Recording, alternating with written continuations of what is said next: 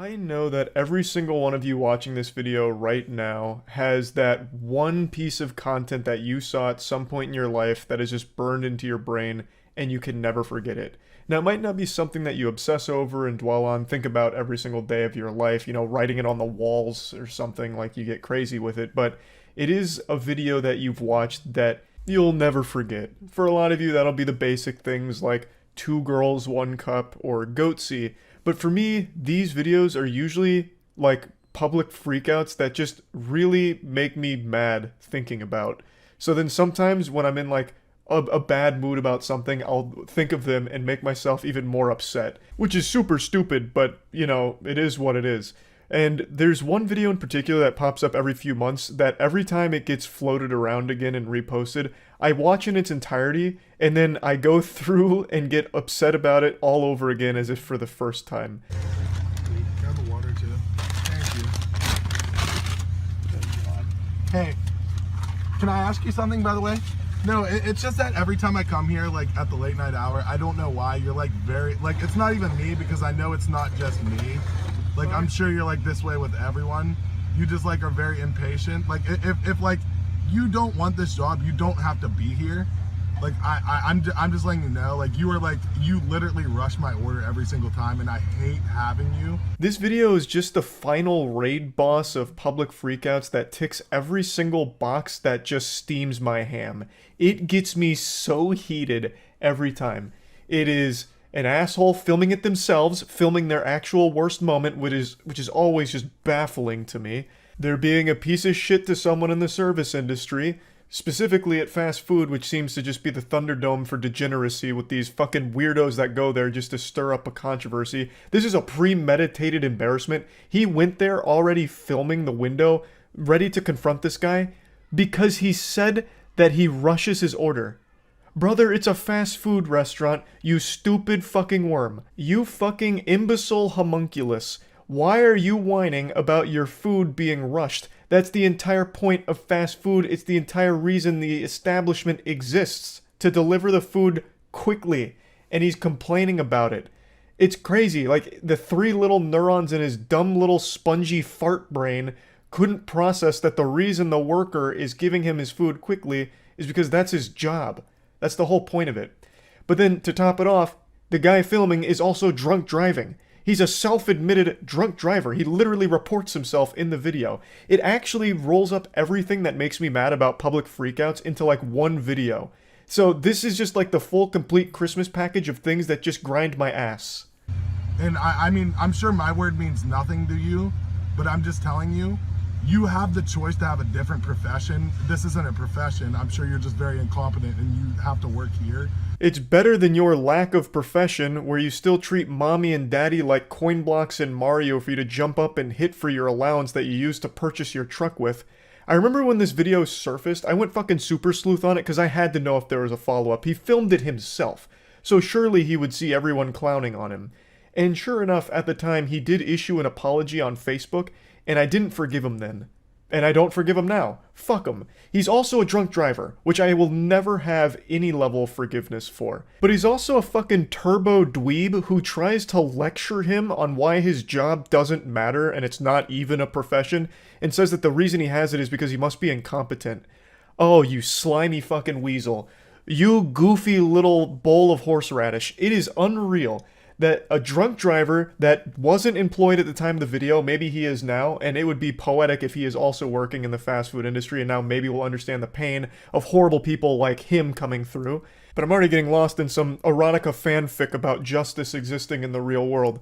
Point is, this absolute unhinged dork then takes time out of his night to try and shit on this guy who's just doing his job and doing it well. That is just downright despicable behavior. It's so fucking embarrassing, and he filmed it himself too, so he's also a delusional, stupid asshole too.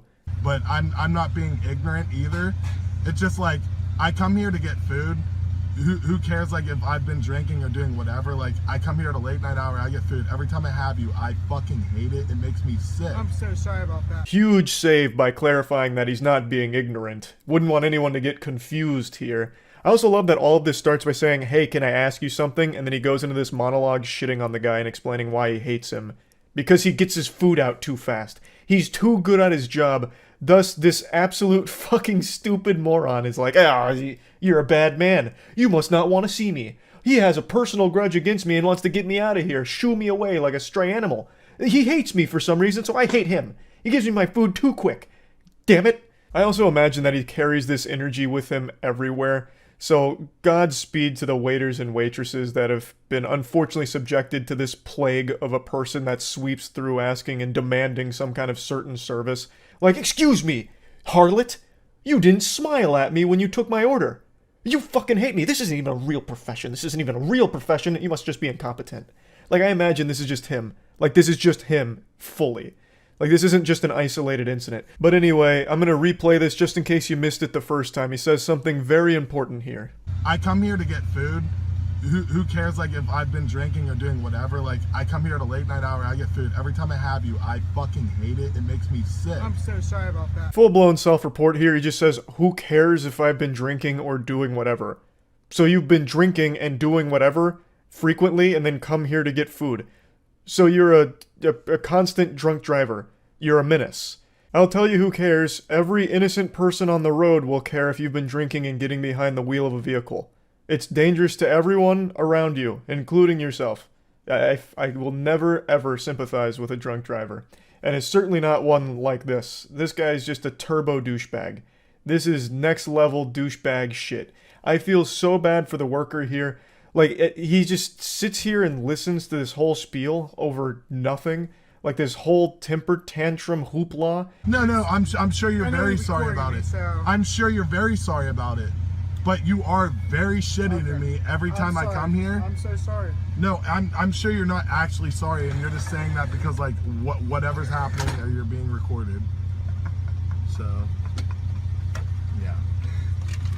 This warrior is a patient saint because that window should have closed far earlier, but he let this guy continue to vomit out a bunch of fucking nonsense, upset over nothing.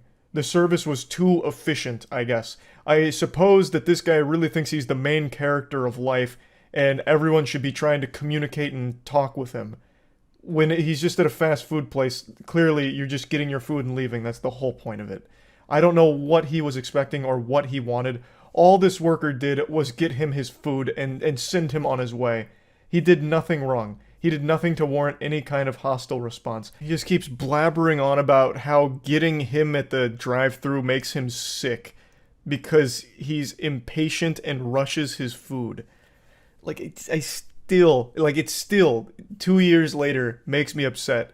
And it popped up again this week, so I wanted to talk about it. Like I said, it gets reposted like once every few months, and every time it does, I get angry all over again.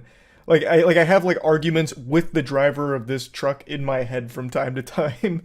Like I don't know how someone ends up that much of a monstrous asshole. I don't know how you end up so entitled and shitty. I don't. Like, it doesn't make sense to me. But anyway, I just wanted to talk about it a little bit. That's it. So yeah. Alright, fine, you caught me red-handed. There's no use in trying to hide it and keep it a secret.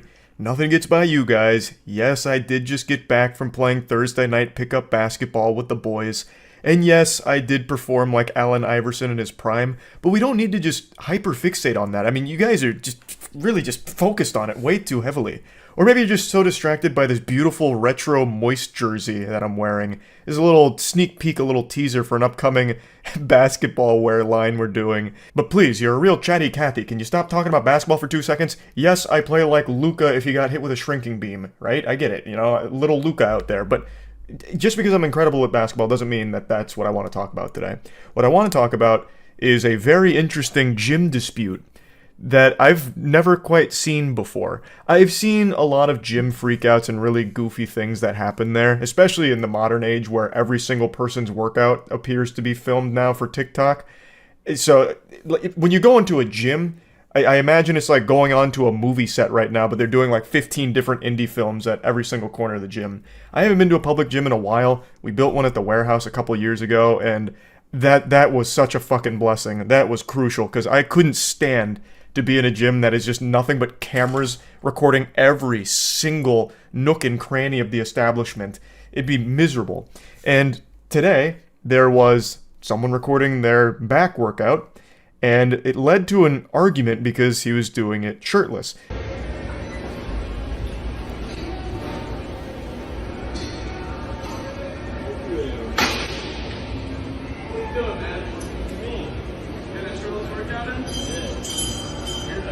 Now listen here, sports fans, I'm gonna give you the brass tacks. You don't get pythons like these puppies unless you're praying at the Iron Temple actively. And for me, I've spent about 10 years in gyms. And also, I'm gonna go ahead and just get ahead of this here before some of you in the comments attack me like mosquitoes swarming a Hershey's bar that was left out in the rain.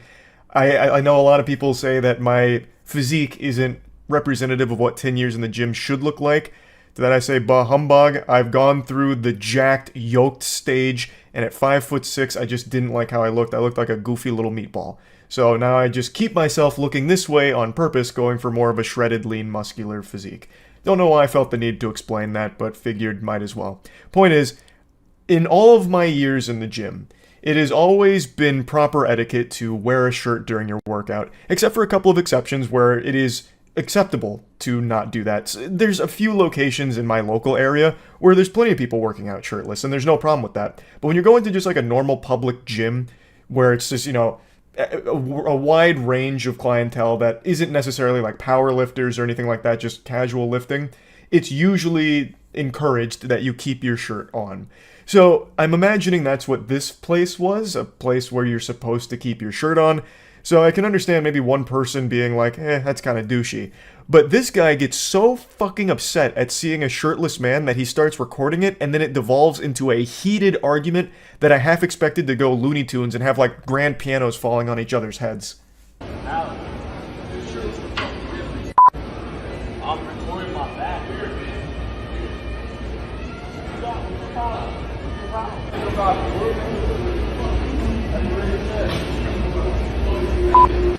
He is more mad about seeing this guy shirtless than he would be if he found out his girlfriend was cheating on him. He is fuming.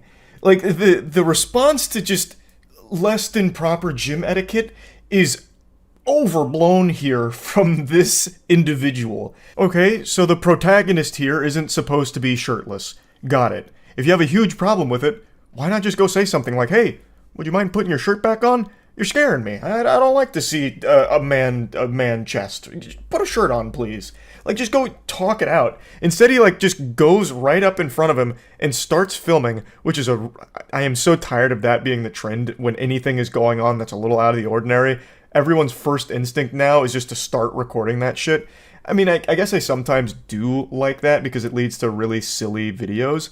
But, man, it is just out of control. It has completely replaced normal human instincts and common sense on how you'd respond to something you don't like, where you'd usually just ignore it, or maybe just roll your eyes and walk away. Now you put yourself in the position you don't like for as long as possible so you can keep recording and continuously just escalate your own inner anger. It's a baffling concept to me. But that's exactly what happens here. He just stands there, he records. Eventually, the guy who's being recorded is now like, hey, why are you doing that? And then he's like, it's weird because you're not wearing a shirt. And then he just starts dropping slurs. Like, he is so upset, he is throwing around slurs at this stranger here. So I don't even know this dude, and I am confused as hell of what's going on, because I don't understand why he's cursing me out and stuff. So, but he continues to stare at me and flip me off and mouth things to me. So I just had to say something. Man, this NPC here just hit a water bottle slam in response to this, and then started rolling up on the guy like it was something out of a horror video game. He's just marching his way up there to give him a piece of his mind. Which, again, probably should have been the first thing he did instead of start escalating this shit by recording it and then calling him slurs. You could have just walked up and said, hey, do you mind putting your shirt back on? You know, finish your set, put your shirt back on, it's not that big of a deal.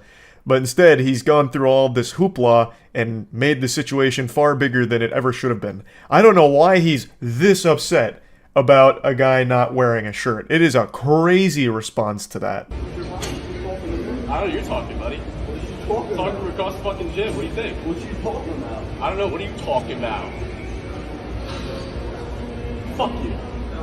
Yeah, I'll fuck you up, pussy. Yeah. Fuck you. What an interesting exchange there. That was some shit straight out of Skyrim. He just comes up with the wackiest dialogue tree after slamming his water bottle. Fuck! Ah, shirtless man, damn you! And then marches over, and then he's just like, what are you talking about? He's trying his best to make it seem like he's not the weird one here, saying that the other guy was talking to him from across the gym, but meanwhile, he was the one that was recording him, and then calling him slurs. It doesn't add up. And he's doing it all with this really confused smile on his face. Like, it's just such a odd set of circumstances.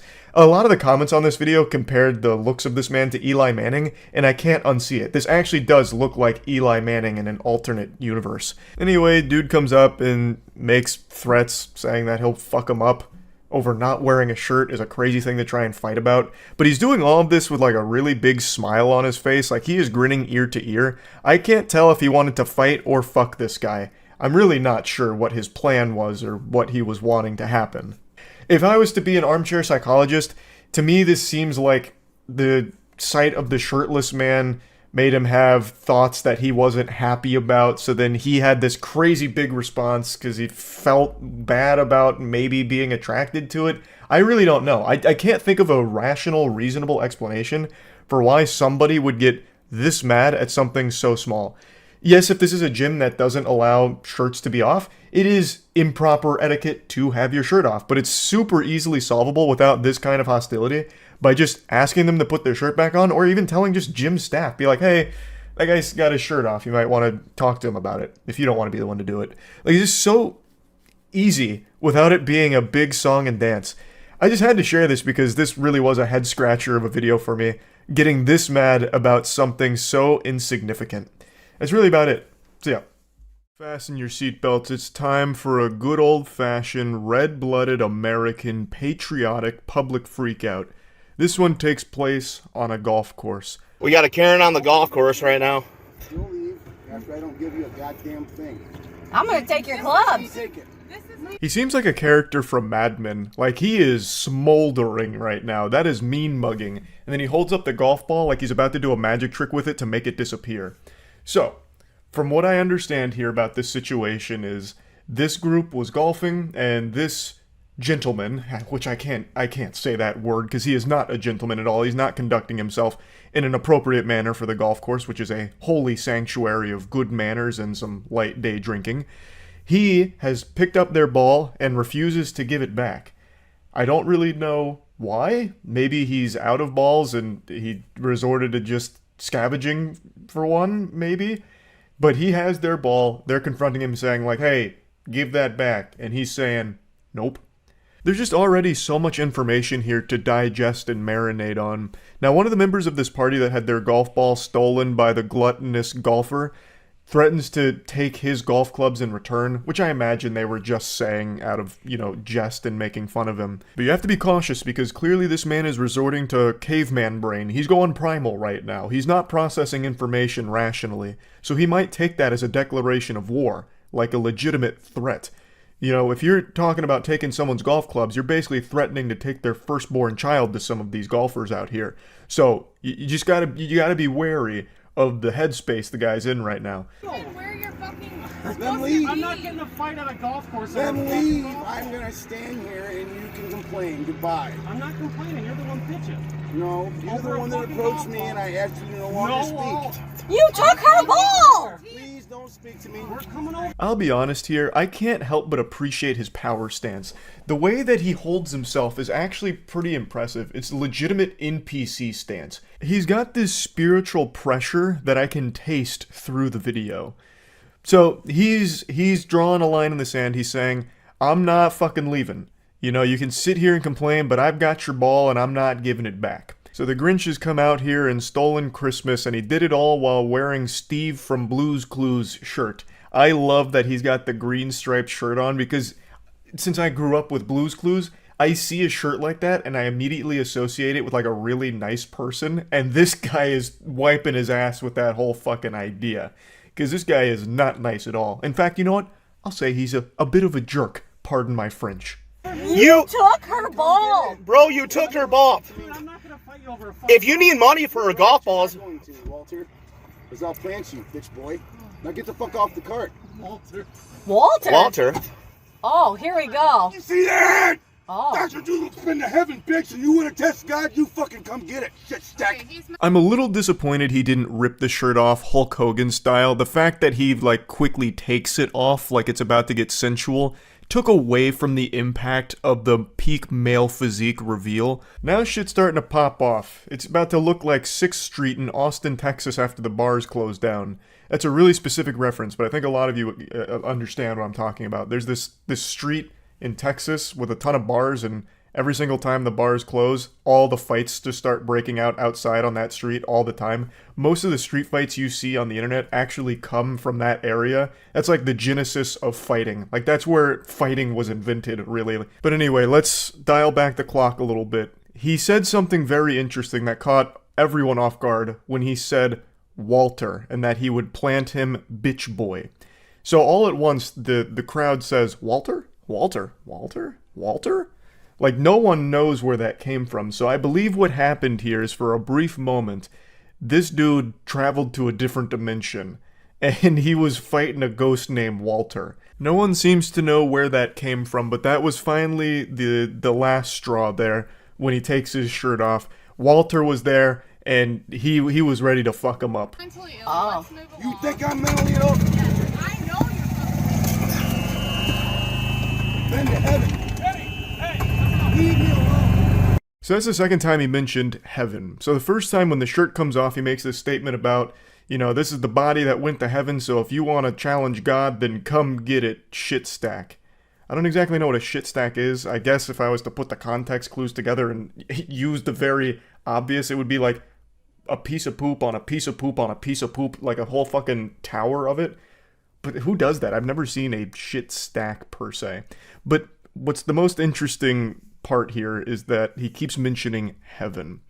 And I don't exactly know what that's about, but it is pretty intimidating. That gives some psychopath energy. It reminds me of Hey Arnold with the don't hit me, I'll hit me. Like, the whole thing being act as crazy as possible to stop a fight from happening. Maybe that was the tactic here, so that way he could have them leave on their own accord and he gets to keep their ball, he gets the treasure. Like, you know, maybe it's possible. But, yeah, either way, I just found this to be really interesting, because it goes 0 to 100 so quick, because for some reason he inexplicably takes their ball and refuses to give it back. And it turned into this big song and dance. It just feels like so many people are on edge all the time, and are willing to die for things that are super small. It just, I don't know, it's just a wild phenomenon that I'm noticing being very common these days. Also, there's another thing I want to point out. When he takes his shirt off initially, he looks down at himself a couple times, and then when he looks up, he looks almost surprised, as if he didn't know what to expect when his shirt came off there. Maybe, like, it wasn't the same view that he has of his body when he looks at himself in the mirror, so it caught him off guard. I don't really know. But yeah, I just wanted to share this, because it's been a little while since we went over just a good old-fashioned public freakout. That's about it. See ya. It's 5:45 a.m. I couldn't sleep, and I figured a lullaby was in order, and what's more relaxing than listening to the screeching and screaming of some wild Karens. Just wonderful voices. The 30 years worth of chain smoking and air duster huffing has left them with these divine pipes that are just a true joy to behold, really soothing on the ears. It's like listening to an angel get hit by a dump truck over and over again. You don't need a mask. This is an American Disability Act because I am hard of hearing. The universe is infinitely expanding every second of every day, and I think the reason why it keeps expanding is because it wants to get as far away from this fucking planet as possible because it's embarrassed by people like this. She says she can't wear a mask due to being hard of hearing. How the fuck does that make any sense? How does being hard of hearing make it so you can't wear a mask? That's like me saying I can't wear a seatbelt because I get hemorrhoids from time to time. And I have a right Robert? to speak my mind, and I have a right to see your lips because you do not, under any circumstances, violate. Y'all should call the police. Either serve me, I paid you, give me my pizza, and we'll go Now, if that's not a motivational speech that'll have you throwing your fists in the air, then I don't know what is. Her speech right there is up there with the greats, like the JFK choose to go to the moon speech. This is one that history will remember. It sounds like a middle schooler giving a class presentation on a topic they didn't research, so they're just up there winging it. This is a violation of my pizza. Please? You need to back the fuck away from me, lady. You know what? What, Karen? What, Karen? I don't give a fuck because I have a right to my pizza. Oh yeah, that's right, that's right. I almost forgot about this one in the Constitution. One of the most powerful amendments. Thou shalt not be declined a slice of pizza. It sounds more like one of the 10 Commandments, actually. It probably is. Moses just forgot to carry the 11th commandment down the mountain, so he just left that tablet up there, but it was one of the most important ones. God was like, hey, this is a big one. Everyone's entitled to some pizza, alright? You fucking understand? I have a right to get my order, and I have a right. If you get any closer to me, you're gonna have a right on that floor. And if you don't, sir, if you have the right to refuse service to any person for any reason whatsoever, yes, we do. No, you don't. We do. No, you don't. Lady, I like how this woman's just tossing out 1,000 different rights all willy-nilly. I have the right to a pizza. I have the right to make an order. I have the right to an attorney. I have the right to stick a vibrator up my asshole while reading 50 Shades of Grey. And then when the business says, well, we have rights too, she's like, wait a minute, that's illegal. No, you can't do that. No, you don't have any rights. I'm the only one that gets to choose who has rights. The only rights that exist are the ones that I think exist. Everyone's so goddamn entitled. Everyone likes to think that they're so special, that Santa Claus visits them and only them once a year because they're just so good, that their own personal beliefs and their own personal rights overwrite those of others. It's just the selfishness is sickening. I'll tell you what. If you continue with what you're telling me, I will. No, you do not. Because I have a medical disability. And I don't care. Unfortunately, she got cut off, but you already know she was going to threaten to sue them. She got the finger out. When you bring the finger out, this says one of two things.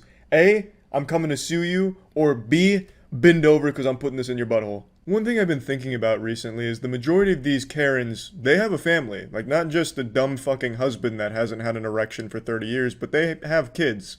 How do those kids feel, I wonder? You know, to be the son or daughter of someone like this. Do you think that they're like that as well? I don't know. It's something that keeps me awake at night. Like, is their stupidity rubbing off on their kids? Or are the kids rising above the challenge? Like a phoenix rising from the ashes of Karens. It's just something that I think about quite a bit. And I guarantee she has like 9 kids, 10 kids. People this fucking dumb always do. I don't give a shit what's on my sword. You know what? Do you know the law and on nipple? Do you know the law on nipple? Do you? I paid for it. What is your name? What do you mean you don't need to release your name? If you paid for the pizza online, you absolutely should tell them your name. Otherwise, anyone could just walk in and take your pizza. I mean, they would have hell to pay if they took this woman's pizza. There would be an unholy storm. 7 plagues would fall upon that person that stole this goblin's pizza. But let's not even go down that fantasy, because that just wouldn't happen. People would know better. They'd know it's her pizza. They'd fucking feel that spiritual pressure, like, on the pizza. But, I mean, why is she so afraid to just say, hey, this is my name, I ordered that pizza, and it'd probably just get taken care of right then and there. She waits in her car, they just bring that shit out. Like, it's pretty simple. But they like to make this big song and dance out of it, and make them, like, this whole big spectacle about how great and right they are, and how everyone else is wrong. And I'm so tired of these people talking about laws. It's not a law, it's not a law, it's not a law. As if that fucking matters. Incest is against the law, but it doesn't stop them. These people are the product of 10 generations worth of inbreeding. So it's not like even if it was a law, they'd all of a sudden respect it and start wearing a mask. They still just wouldn't do it.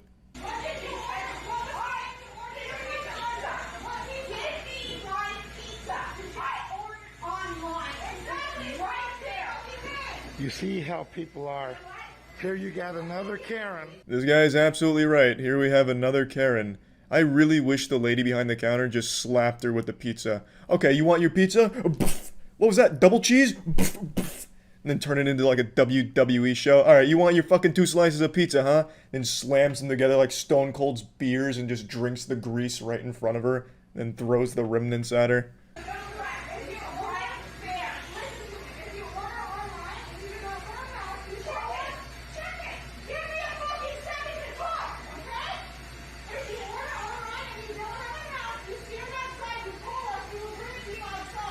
That sounds reasonable. If you don't have a mask and you order pizza online, wait in your car and we'll bring it to you.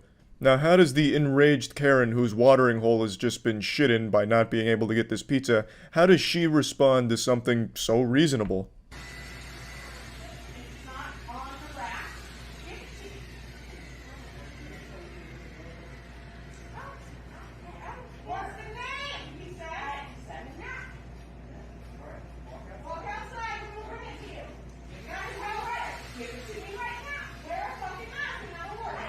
You can see for one brief second, in this Karen's rotted mind, she was like, wow, that just made a lot of sense.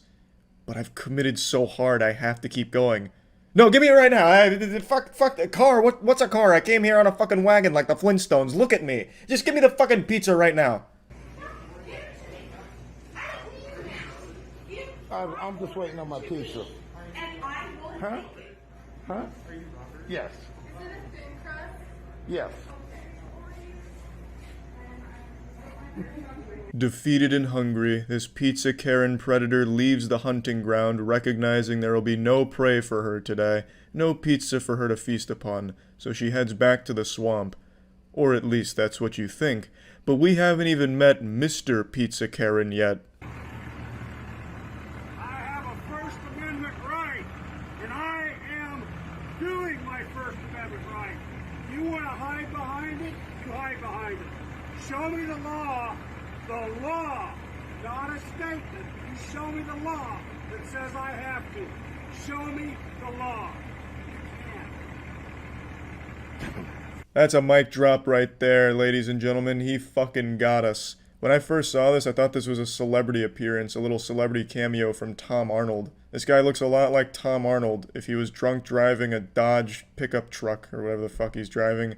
I don't think it's Tom Arnold. The guy, I mean, I guess it could be, but it's probably not.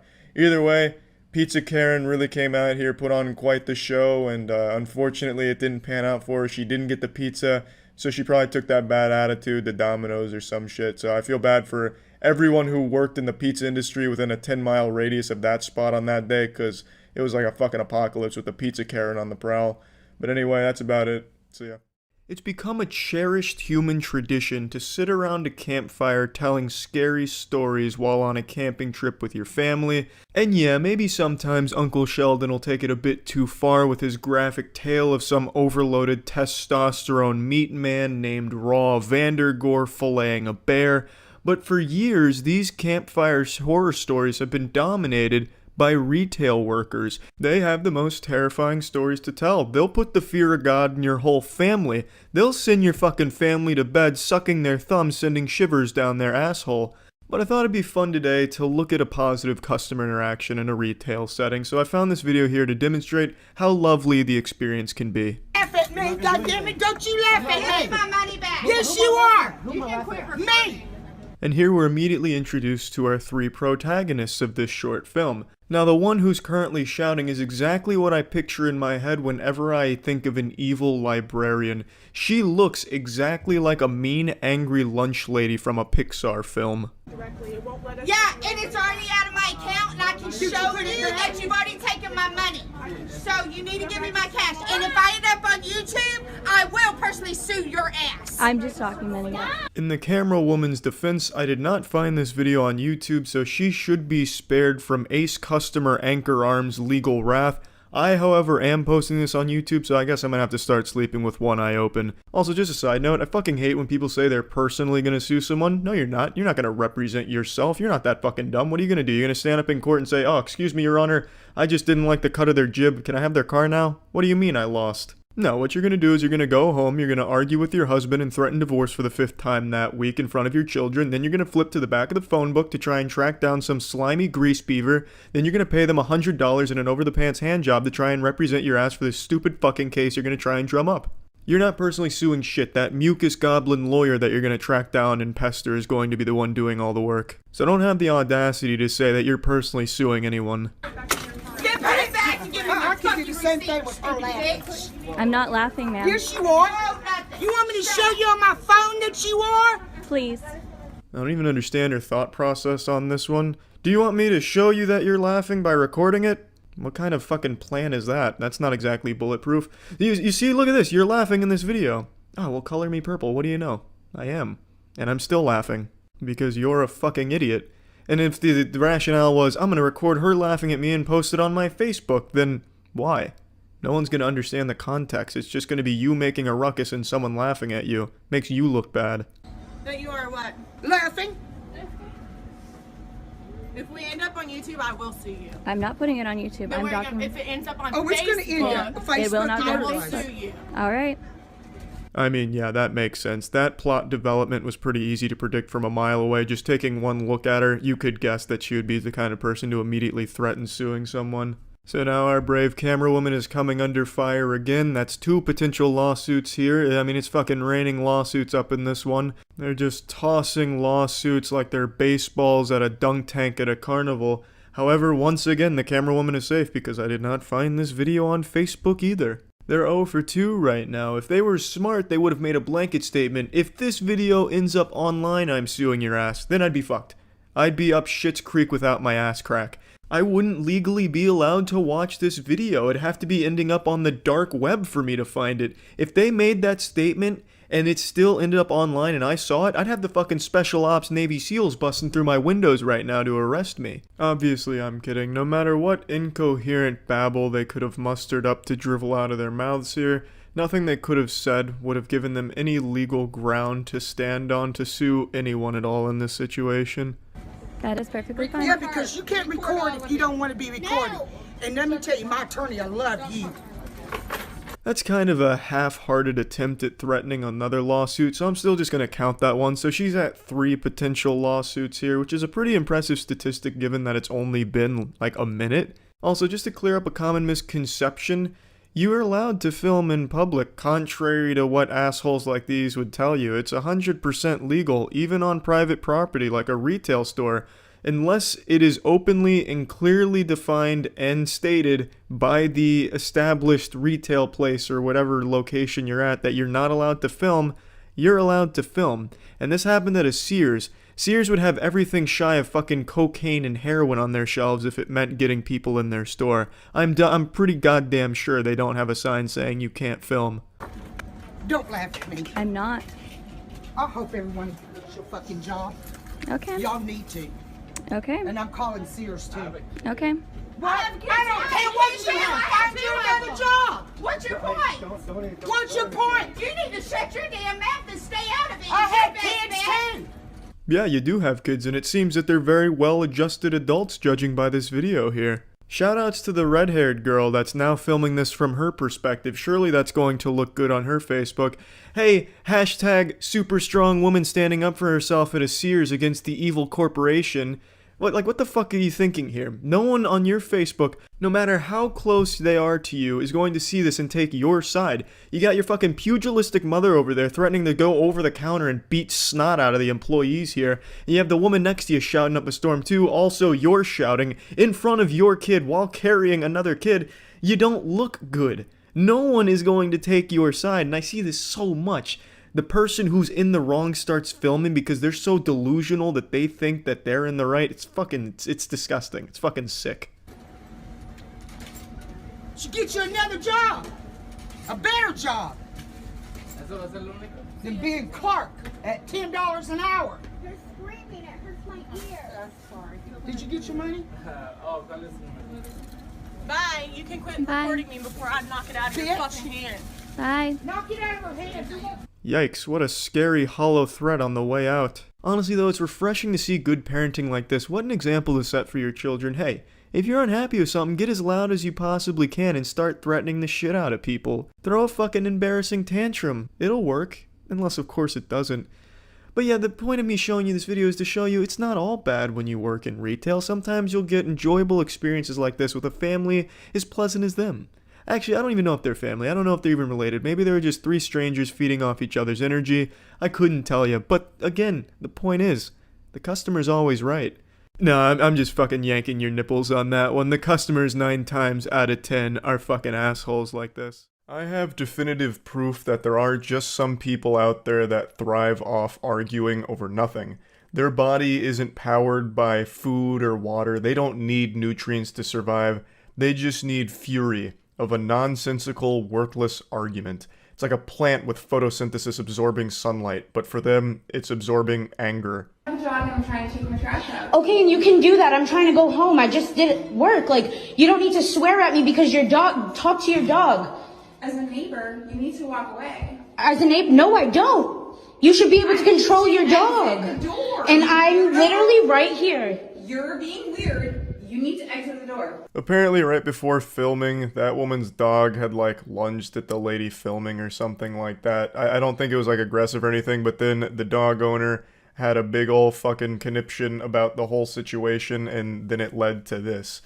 You can go now. I have a lot going on here. You need to be normal. You need to be normal. You literally just told me to back the fuck up. I'm going to my home. I have a dog. Okay, and that's not how you speak to people. You could literally have said... talking me. No. I'm gonna gonna send this to the office because this is ridiculous. I live here. I am literally trying to go. You can go. Is he attacking you in any way? Did I say he was? You acted like he was gonna attack me. I said hi to him. He ran up on I me. have 2 hands, buddy. I love that she tried to play the I'm a woman card on a woman who's filming her. I don't know what the thought process was there. It's probably just one of her default tactics here, one of her ace in the hole type of maneuvers or anime finishing move with the I'm a woman, and it just clearly doesn't work in this situation. I can't fully even grasp what the fuck the problem is. The woman filming is doing nothing to impede the other lady's movement here. It's not like she's posted up like a bouncer to Lacrosse House asking who she knows and forbidding her from getting off the elevator or anything. She is inviting her to get off the elevator and go handle what she's gotta handle, take the trash out, do some whippets behind the dumpster of the apartment complex, whatever.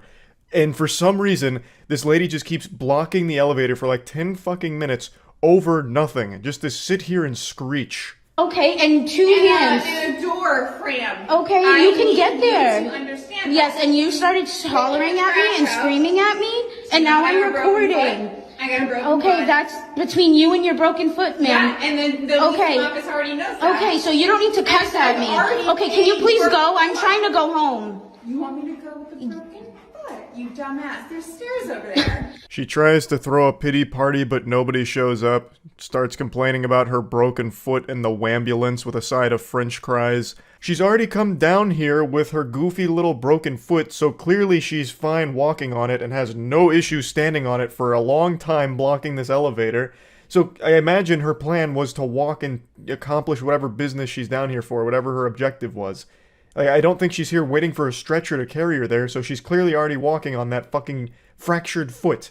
Even though I guarantee that's a lie. I know her foot's not broken. She's just making shit up. I'm surprised she didn't go a little harder, though, and say some shit like her kids have been kidnapped and now the lady filming is going to be responsible for their death because she can't get the ransom money to the kidnapper or something.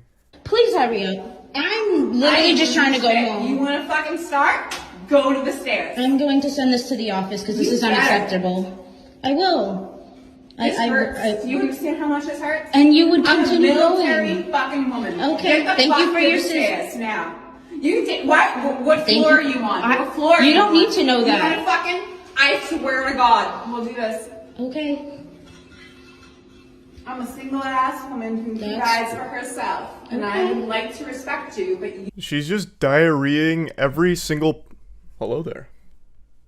You upset about that woman as well? I know. She's just vomiting out all of these useless platitudes. I'm a single-ass woman who provides for herself. What does that have to do with you blocking the elevator? Nothing. And I can't believe you're single. I don't understand what went awry there.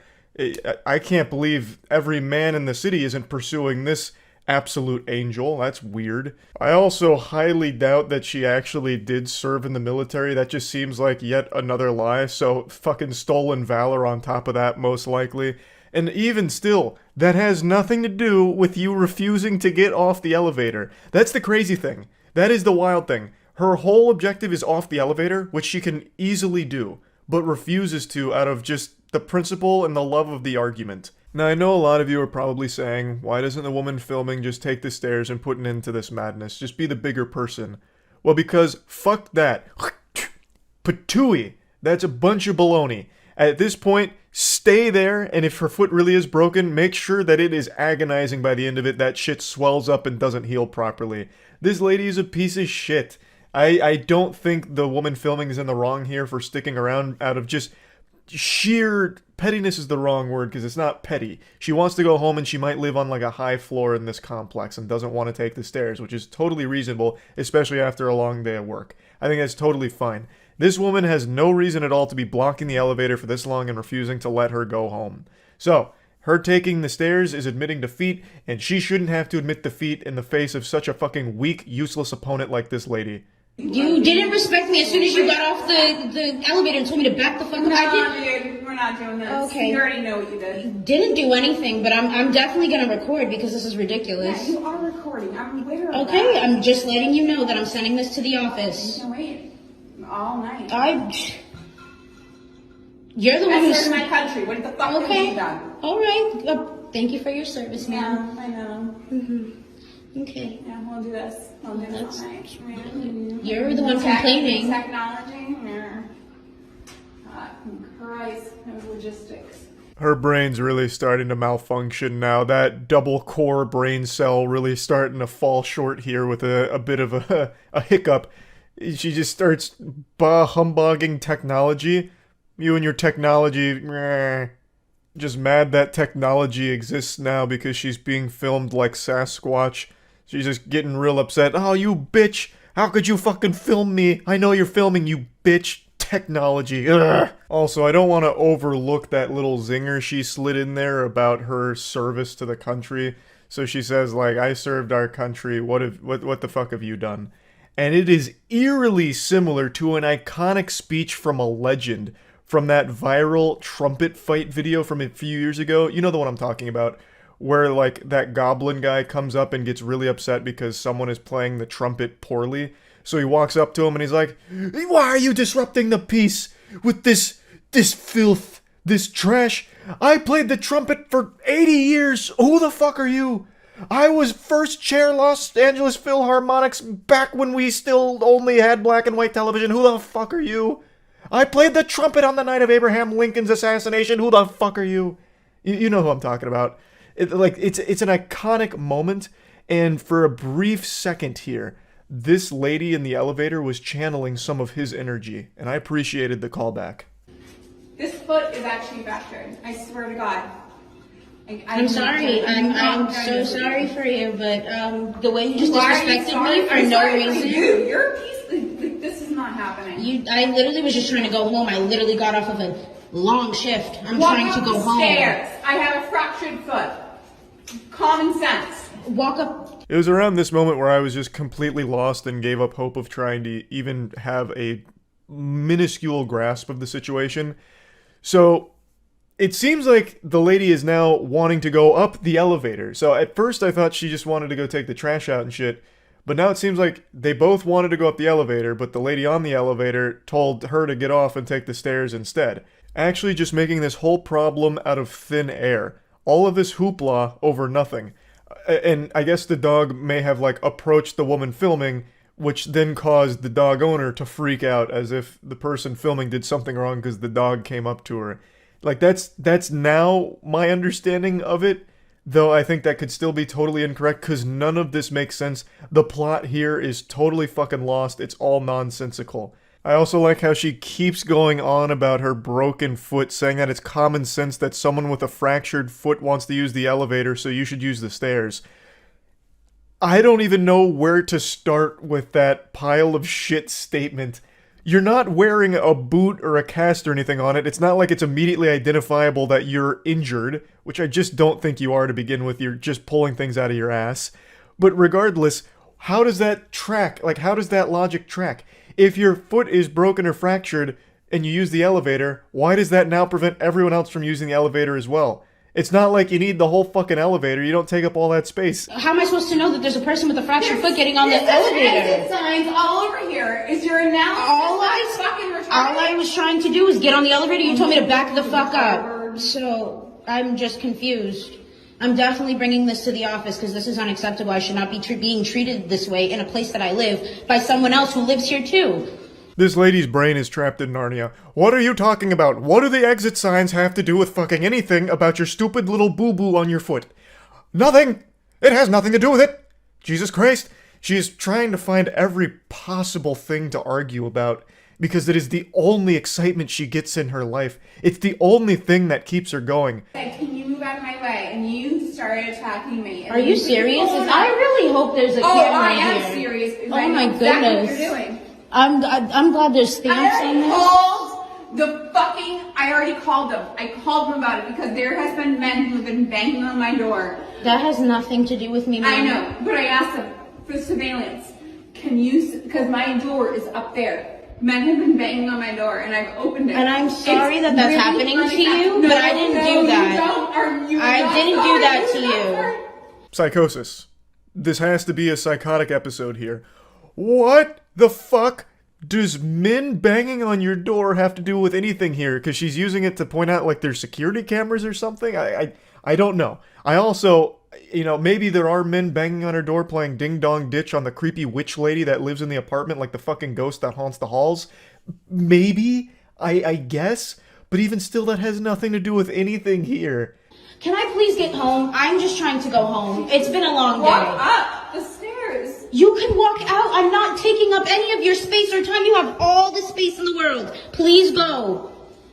I'm a government agent. That's okay. Walk up the stairs now. No, I don't need to. You do. Now the narrative shifts again where it's her wanting to get out but refusing to get out because this lady wants to get in. And once again, the camera lady mentions she has all the space in the world to just get the fuck off the elevator. She could just go. Take literally 3 steps and be done with this whole thing. But now she tries like, I'm a government agent card and you need to go up the stairs. You're under arrest. Give me your badge and your gun. You're off the case. Get up the stairs now. Jesus Christ. It's so weird that people like her exist. I don't. You need to get off the medication that you're on. Can you please go? I'm on 0 medication right now. Okay, then put down the drink, please. Zero Can you go?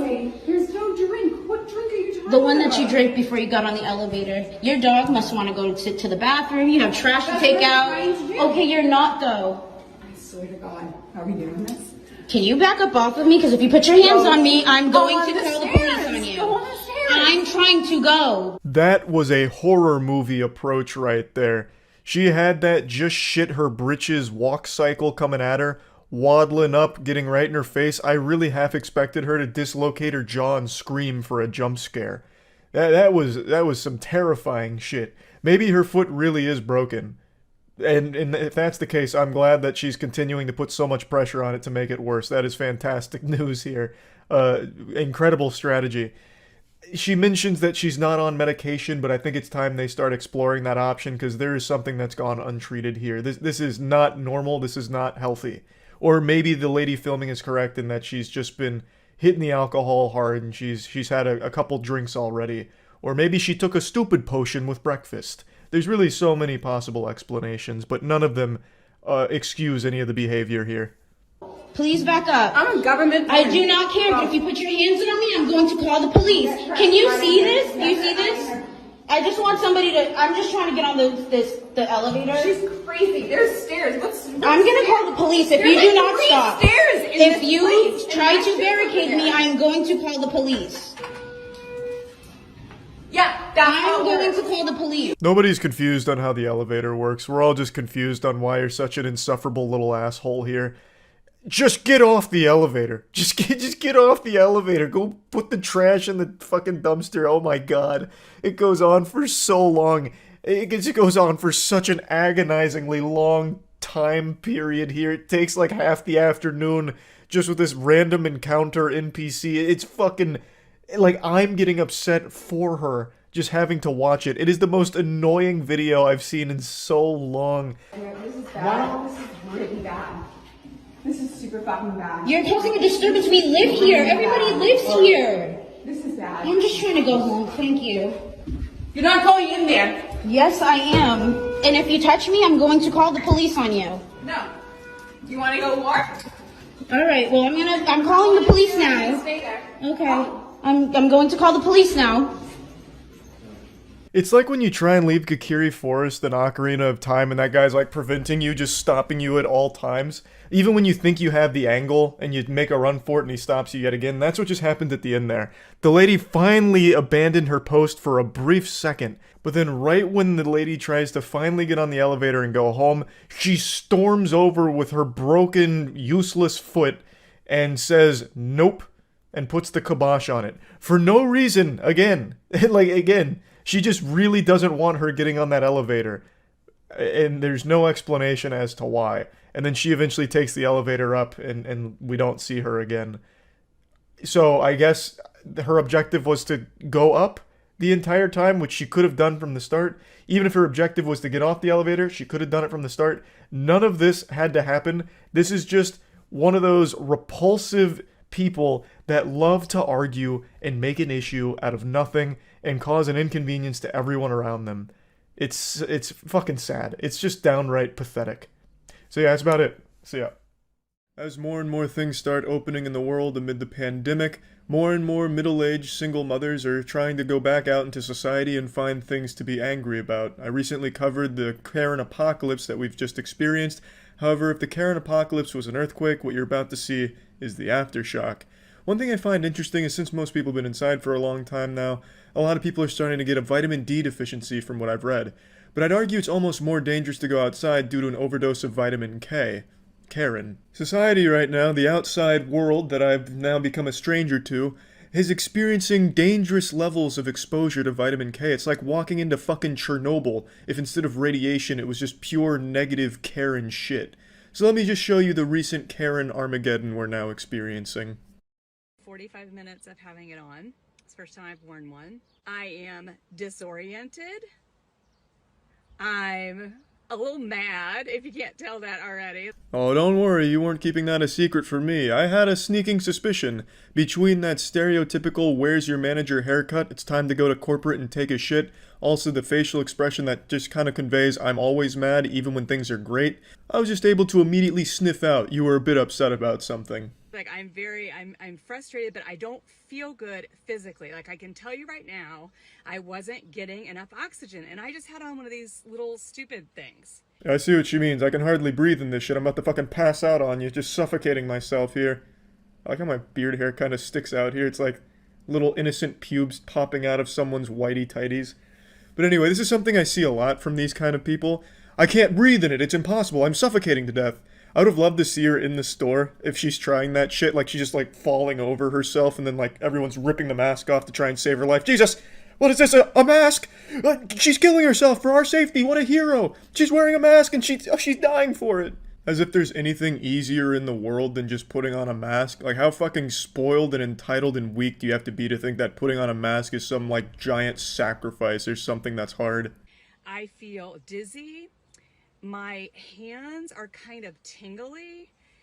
My heart is beating fast. So some of it's an emotional reaction, but some of it's a physical reaction. Now, I'm no doctor, so please take this diagnosis with a grain of salt, but I think what you're experiencing is hyper-screeching withdrawals. The symptoms seem about in line with that. You see, for 2 months, you haven't been able to go out in public and yell and scream at retail workers, so your body's just been a little bit confused, and now that you're out in public again, it's getting tingles, it's getting anxious, it's just its way of responding. I understand the virus is real.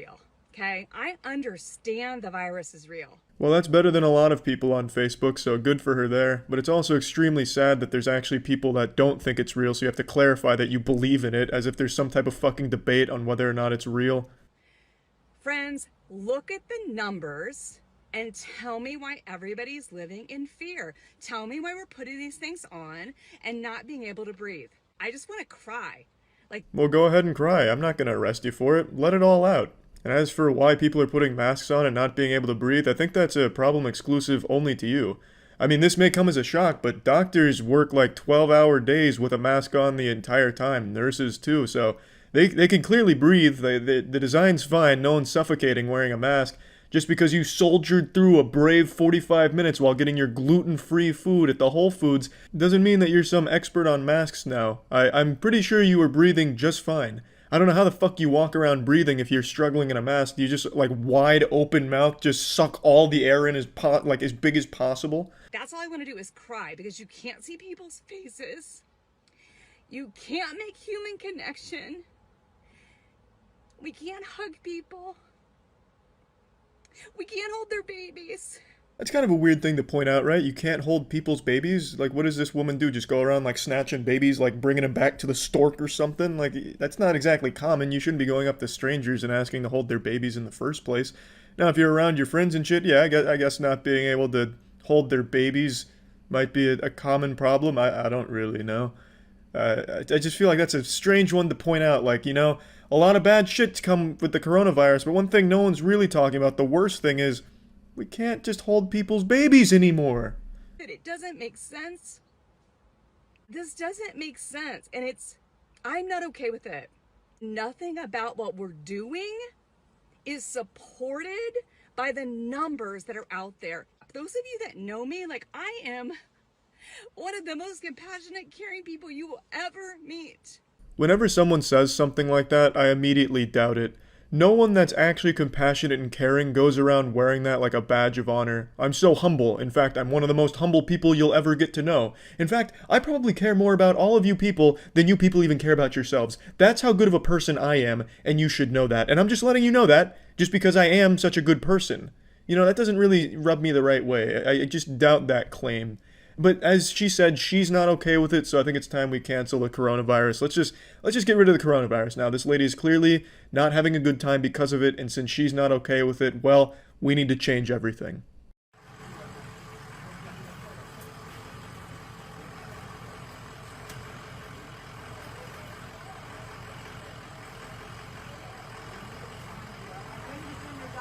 I like this one because the lady in it walks around like a video game NPC. It's like she's playing Animal Crossing with the shovel, trying to get the right slot. But instead of a shovel, she's using her phone to record for her Facebook anti-vax group, so...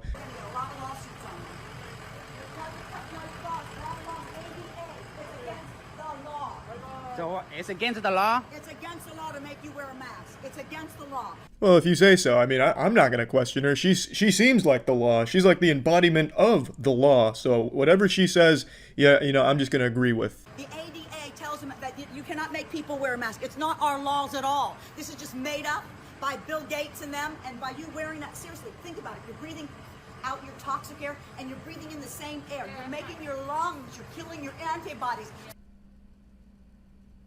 It's always just impressive how people can get to this point and be like this. To blame Bill Gates, of all people you could have chosen. You could have done something a little cooler, like going after Elon Musk, since he's doing some like weird shit on Twitter. Why not target him? But to go after Bill Gates just seems, I don't know, underwhelming. To make him like this giant Thanos behind the coronavirus. I would have preferred if they chose a different path for their supervillain, but it is what it is. For some reason they've chosen him. And I think the most impressive thing about this one in particular is the lady filming. She was filming because she so firmly believes that she's in the right and doesn't look crazy. And I always think that's just the wildest part. How people can be so disconnected from reality that they think that they're right and justified with their behavior that they'll go so far as to film it for their friends in their little Facebook echo chambers. I just think that's just sad and pretty wild. If there's a cold that comes around in November, you're getting sick. You're making yourself sick. You're making... Breathe. Yeah, you're spitting out too. No, baby, that's not what's going to make you sick. You're alive. Go look on the package, and it will tell you. It will not protect you from COVID-19. You are hurting yourself. Don't stop being lied to. They want to kill all the Mexicans. Do you believe in the COVID? They want to kill all the black people. They want to kill everybody. Watch out what you're being told. You're being lied to. It's actually really hard to keep up with the exposition here. I really don't understand at all what she's talking about or where she's going. But god damn it, she's confident in it and really fucking obnoxious. Do you believe in it? Do I believe with the COVID? I technically there's a virus, but it's not what they say. It's like any other virus. They have 99% cure. 99% cure. So what kind of a virus is that? We all had viruses. We all get colds. You're being lied to. Please do your due diligence. Read, do your research. Don't let the government fool you. That's something I hear a lot from this community. Do your research. It's like flat earthers. Do real research, not like, you know, real research. Do our research. Please read our sources. Please stay on Facebook and read our bullshit. But these people are so ingrained in their beliefs that no matter what, they're never changing. Like in that Flat Earth documentary, there's multiple groups of flat earthers that prove themselves wrong multiple times and still just brush it off like, oh, we must have just done something wrong. Now, the world can't be round because we think it's flat. So all this, everything that proves it's round that we just did ourselves, well, it's wrong. We must have messed up because it's flat.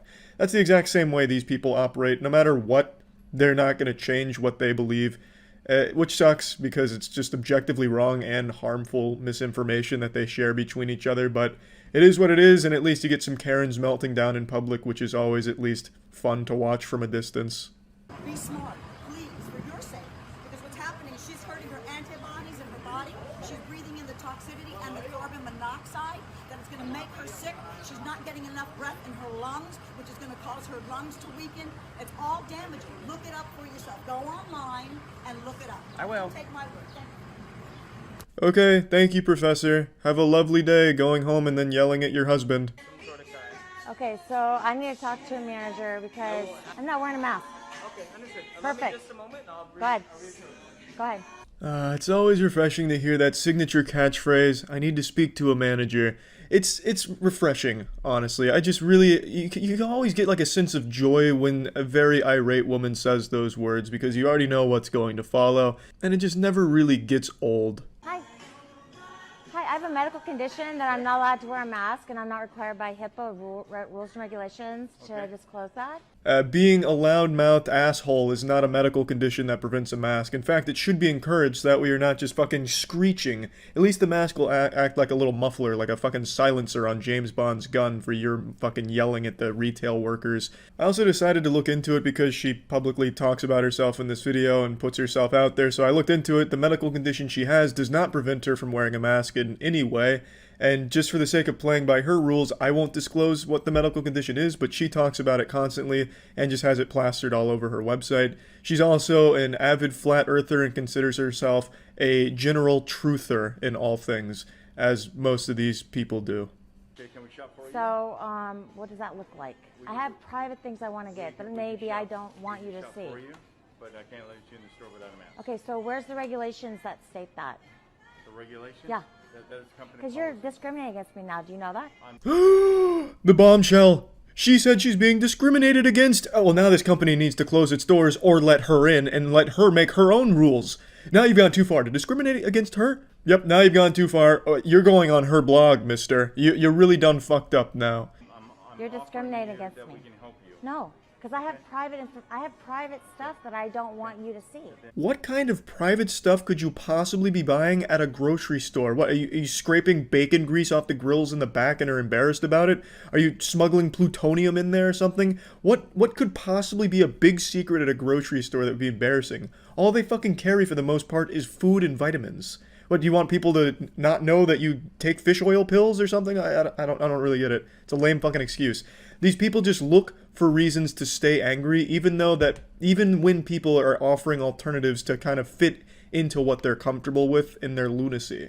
This man's going above and beyond, saying, we can shop for you, we can do this for you, do that for you, and she just comes up with the most outlandish excuses to not use that and stay angry. It's wild to me. You can call corporate office, but I can't help you. Okay, well, you guys can get a lawsuit. Because you can't discriminate. I'm trying to help you, but I'm No, not you can't. How's that helping when you're going to do shopping for me? I'm going to give you my bank information. How do I... Huge kudos to this guy for staying so calm during a Category 5 Karen hurricane, because this shit is so fucking annoying. I don't know how he was able to maintain his cool. Miss, call corporate office. I'm sorry. Okay, I need a card. Do you have a card for them? I sure can. That'd be great. If anybody wants to shop here, you have to have a mask, and here is the policies. I edited out the part where she talks about who she is and also where she is, just for the sake of not having people go harass her. But she talks about the policies, which a company is absolutely entitled to have, and pretty much everywhere requires you to wear a mask. But for some reason, these whiny children just can't put a mask on, which takes literally less than a second. It's genuinely one of the easiest things a human being can possibly do. It takes no effort, it takes no time, and it's not that big of a fucking deal. Just some fucking misbehaving children. You can't tell me what to do. I don't want to do this. I'm gonna throw a fucking temper tantrum and I'm gonna throw my Legos on that side of the room and you can't stop me. Fuck you. I'm putting this on Facebook.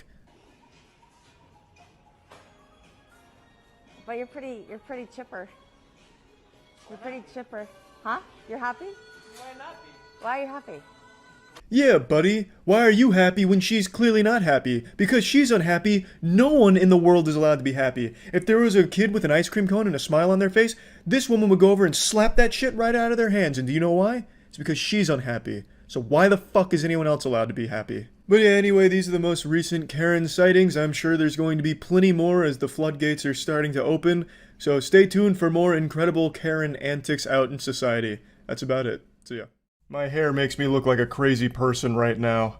And allow me to explain, because I have been engaging in only the purest, most concentrated form of lunacy.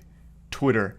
I've been connecting dots that weren't meant to be connected. I've stumbled upon a web woven in lies, manipulation, and demonology. This is the kind of rabbit hole that will have you condemned to Arkham Asylum, and I'm gonna share it with you now. And it all has to do with that big plane freakout video from about 2 days ago now.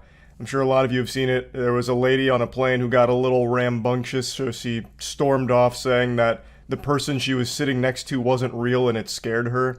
Ordinarily, like 5 or 6 years ago, this would have been viewed as just like a goofy haha moment from silly lady. But now, in the current climate of our world, people accept even the most outrageous shit as legitimate. So they're using this as evidence that the government is putting fake people on our flights or that reptilians exist. And apparently now you're asinine if you write off a situation like this as just a drunk lady being rambunctious. I've also been keeping up with this. I'm sure all of you have seen this video already. I'll just in case you haven't here. This was the other day. I'm telling you, I'm getting the fuck off, and there's a reason why I'm getting the fuck off, and everyone can either believe it or they cannot believe it. I don't give two fucks, but I am telling you right now, that motherfucker back there is not real. And you can sit on this plane and you can fucking die with them or not. I'm not going to. So that blew up yesterday, and I have been glued to it ever since. So we live in a really awesome time period of our species where everything is deep. So this isn't just an isolated incident of a crazy lady having an unhinged episode. So I read like a 20K updated post on Twitter about how she's trying to let us know that there's a demonic presence on the plane by doing a 2 up, 2 down hand signal, which I'd never fucking heard of before. I had to look into this absolute lunacy. So I saw people debating on how she's trying to tip the public off that there was some kind of reptilian Satanist or something back there, which is what she's referring to as that motherfucker's not real. And they were being completely, like, genuine. They were being 100% genuine. I have been glued to it. People find symbolism in everything. Actually everything, and it's amazing. This has taken hold in a big way. Everything somehow ties into some kind of big Illuminati, deep state plan, reptilian, hollow earth theory. And I have just been absolutely enamored with it all day. I must have spent like close to an hour just doom scrolling all the people hyper-analyzing this frame of her freakout. It's a jutsu. Yeah, the psychosis jutsu. Or maybe she's trapped in a genjutsu, which is why she thought that guy wasn't real. So then where was it? Oh, it's a different video, I think. Is it going to be here? Apparently Carrot Top was on the plane. Don't really care about that, though. Where's the, There's a video posted showing green hoodie guy. Apparently who she was referring to was a guy in a green hoodie. And there's a video that's showing him, and it's like, this is the proof. This guy is actually not real. And then they're coming up with theories on what it is. Because he's just sitting there. Like doing nothing. He was literally just sitting still, and that's it. And then someone, take with a grain of salt because it's TikTok. So the guy himself is probably less than human, just a fucking clout zombie. But a guy was claiming that he sat next to her and that the guy in the green hoodie was ignoring her. And like it was really awkward and weird and that he was starting to believe that the guy wasn't real too or something. It's such a rabbit hole of nonsense I can't help but enjoy. Unsurprisingly, there's been a flood of people claiming not only to be on the plane, but also to be the green hoodie guy. There was a very popular TikTok video that's come out now from a guy claiming to be the green hoodie guy. And it's all baloney. As far as I've been able to find, the woman in the video hasn't come forward with any additional information, nor anyone actually associated with her or around her on the flight or anything like that. All these videos popping up of people pretending that they were a passenger on the plane and giving their insight into the situation, or the people claiming to be the subject that she's speaking on, are all just lying for the sake of some internet updoots. Those are the fake people. Those are like actually fake people. They're not real motherfuckers at all. They are just clout-obsessed, attention-fucking desperate people that are just trying to capitalize off the viral sensation of this story. I'd love to hear more from her, though. I'm surprised that she hasn't given, like, an interview or something to explain her position. Because she had the whole crowd, the whole plane as a captivated audience here. The entire crowd turned around to look. Like, this is straight out of a movie. It's not real. And you can... Everyone fucking turns around to see who she's pointing at. This man's standing up here like, what, me? I'm catching a stray back here? It's just like a perfect disaster. Oh, everyone, yeah, I don't blame him. I'd turn around too. Everyone did. For good reason. You telling me someone's not real on this plane? I want to check it out. I'm expecting to turn around and see a fucking android or something. Some kind of mannequin. Or like that guy from Men in Black, the cockroach guy. Need sugar water. People in the comments were saying she was drunk and meant the flight attendant wasn't a real flight attendant, accusing him of stealing her AirPods. I saw that, but I mean, there's no evidence to back that up, and that doesn't make me laugh nearly as hard as all the people talking about how she's going on about, like, some kind of demon on the plane.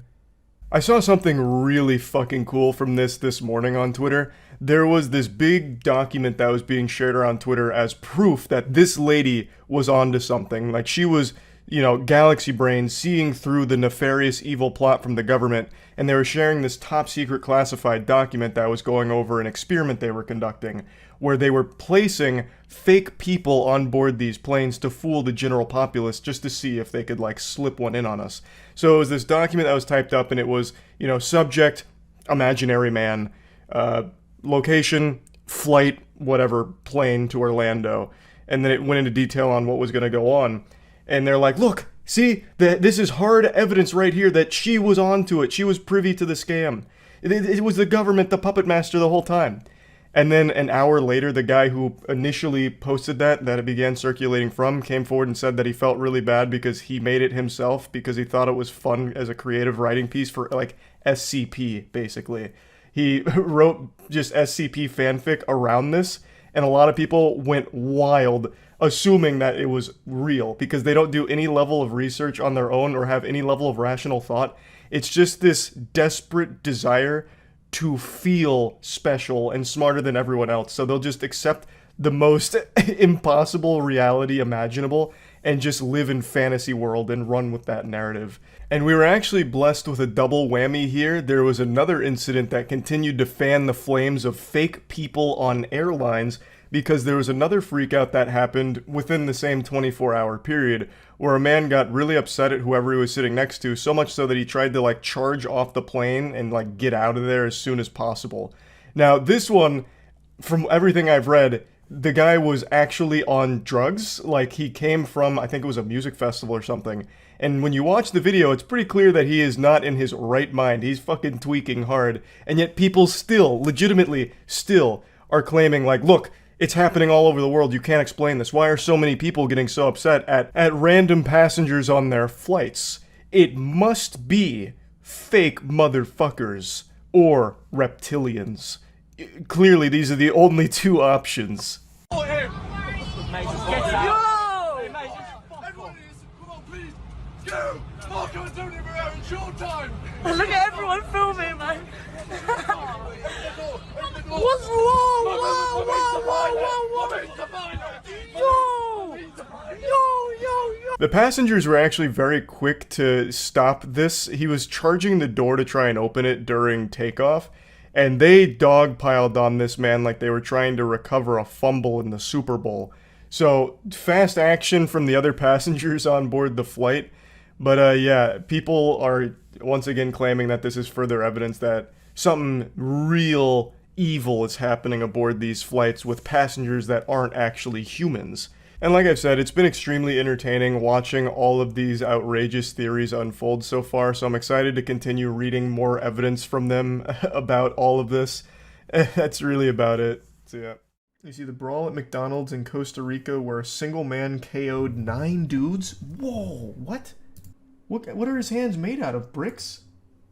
So here's the Dexerto article on it.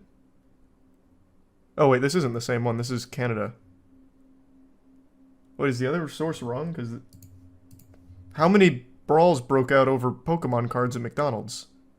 McDonald's Canada shouldn't treat customers like this. He says he has no books or Pokemon cards left in stock from the whole rack of them. He gave me a donkey 2 times in a row. McDonald's, I want to press charges on McDonald's. Wait. What is he pressing charges for? This is discrimination. You're discriminating against Redditors here by not giving me these Pokemon cards. What is the charge?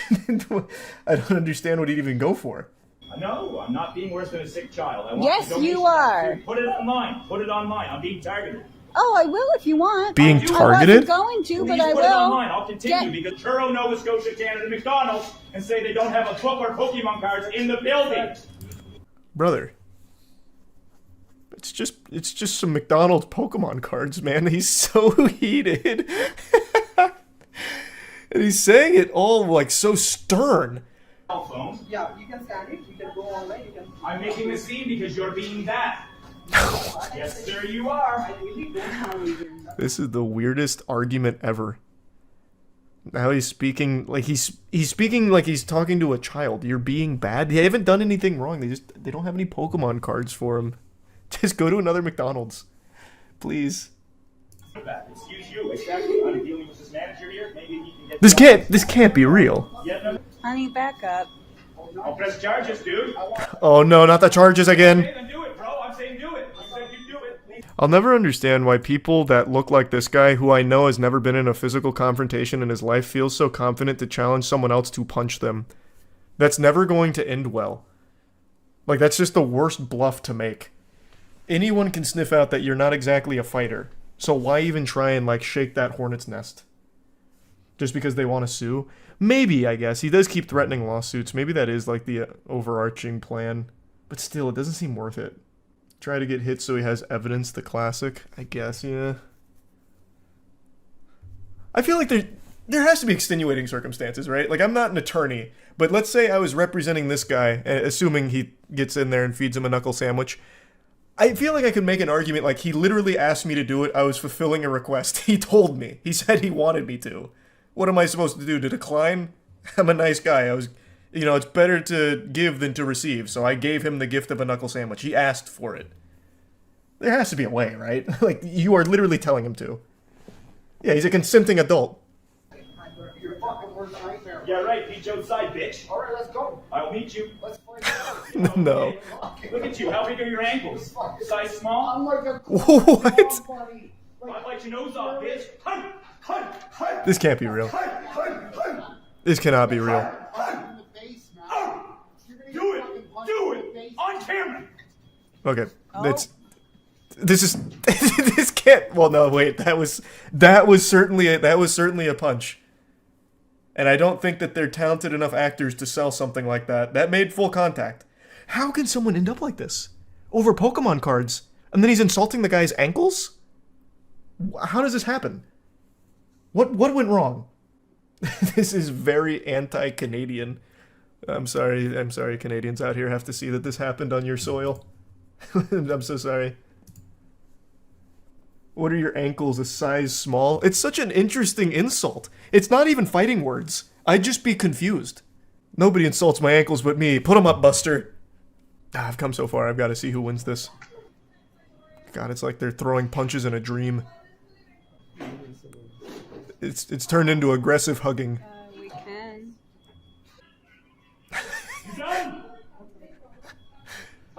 You had enough yet? Huh? Say uncle. I got the squeeze on you now.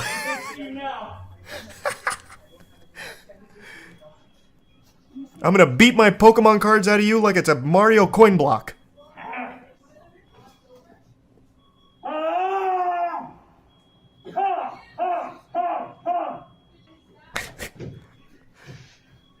The fight. Oh no! He threw the hat. Come on, have some respect.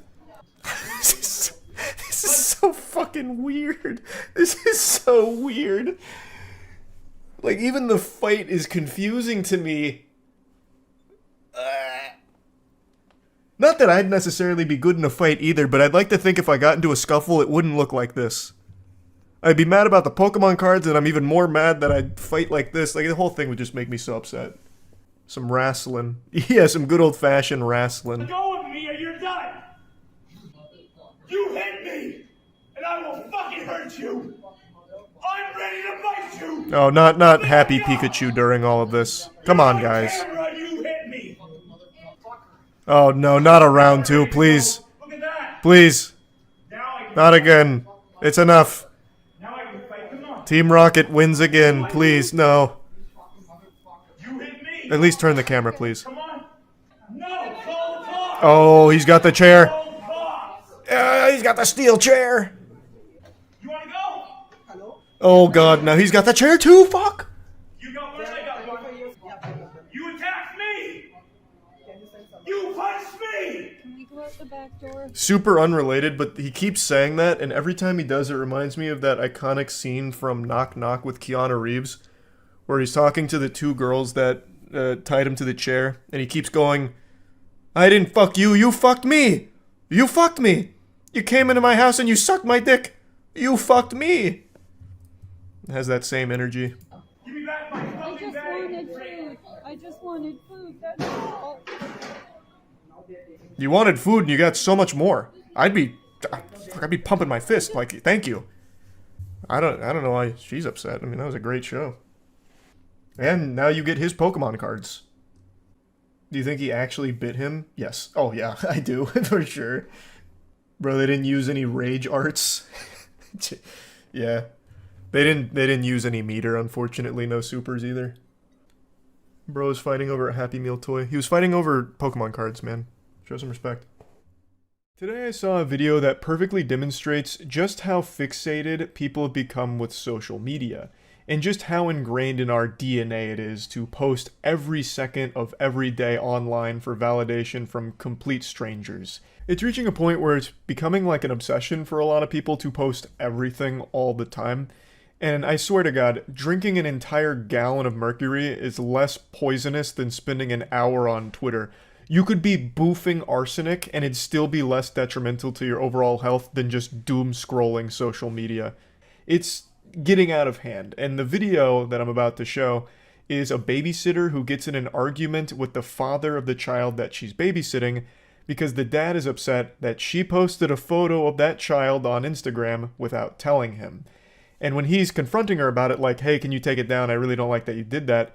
She's fucking flabbergasted. She's dumbstruck. Her whole universe collapsed. It was like she had just seen a ghost. Like aliens had just fucking invaded and blew her mind. The whole concept that this father didn't want pictures of their child posted online for strangers to look at blew her away. And she got extremely aggressive about it, even calling him a pedophile because he saw that she posted that. Shouldn't be posting photographs of my children on Instagram. She looks really cute in it. She does look really cute, but why are you putting it on public? Anyone could be looking at her.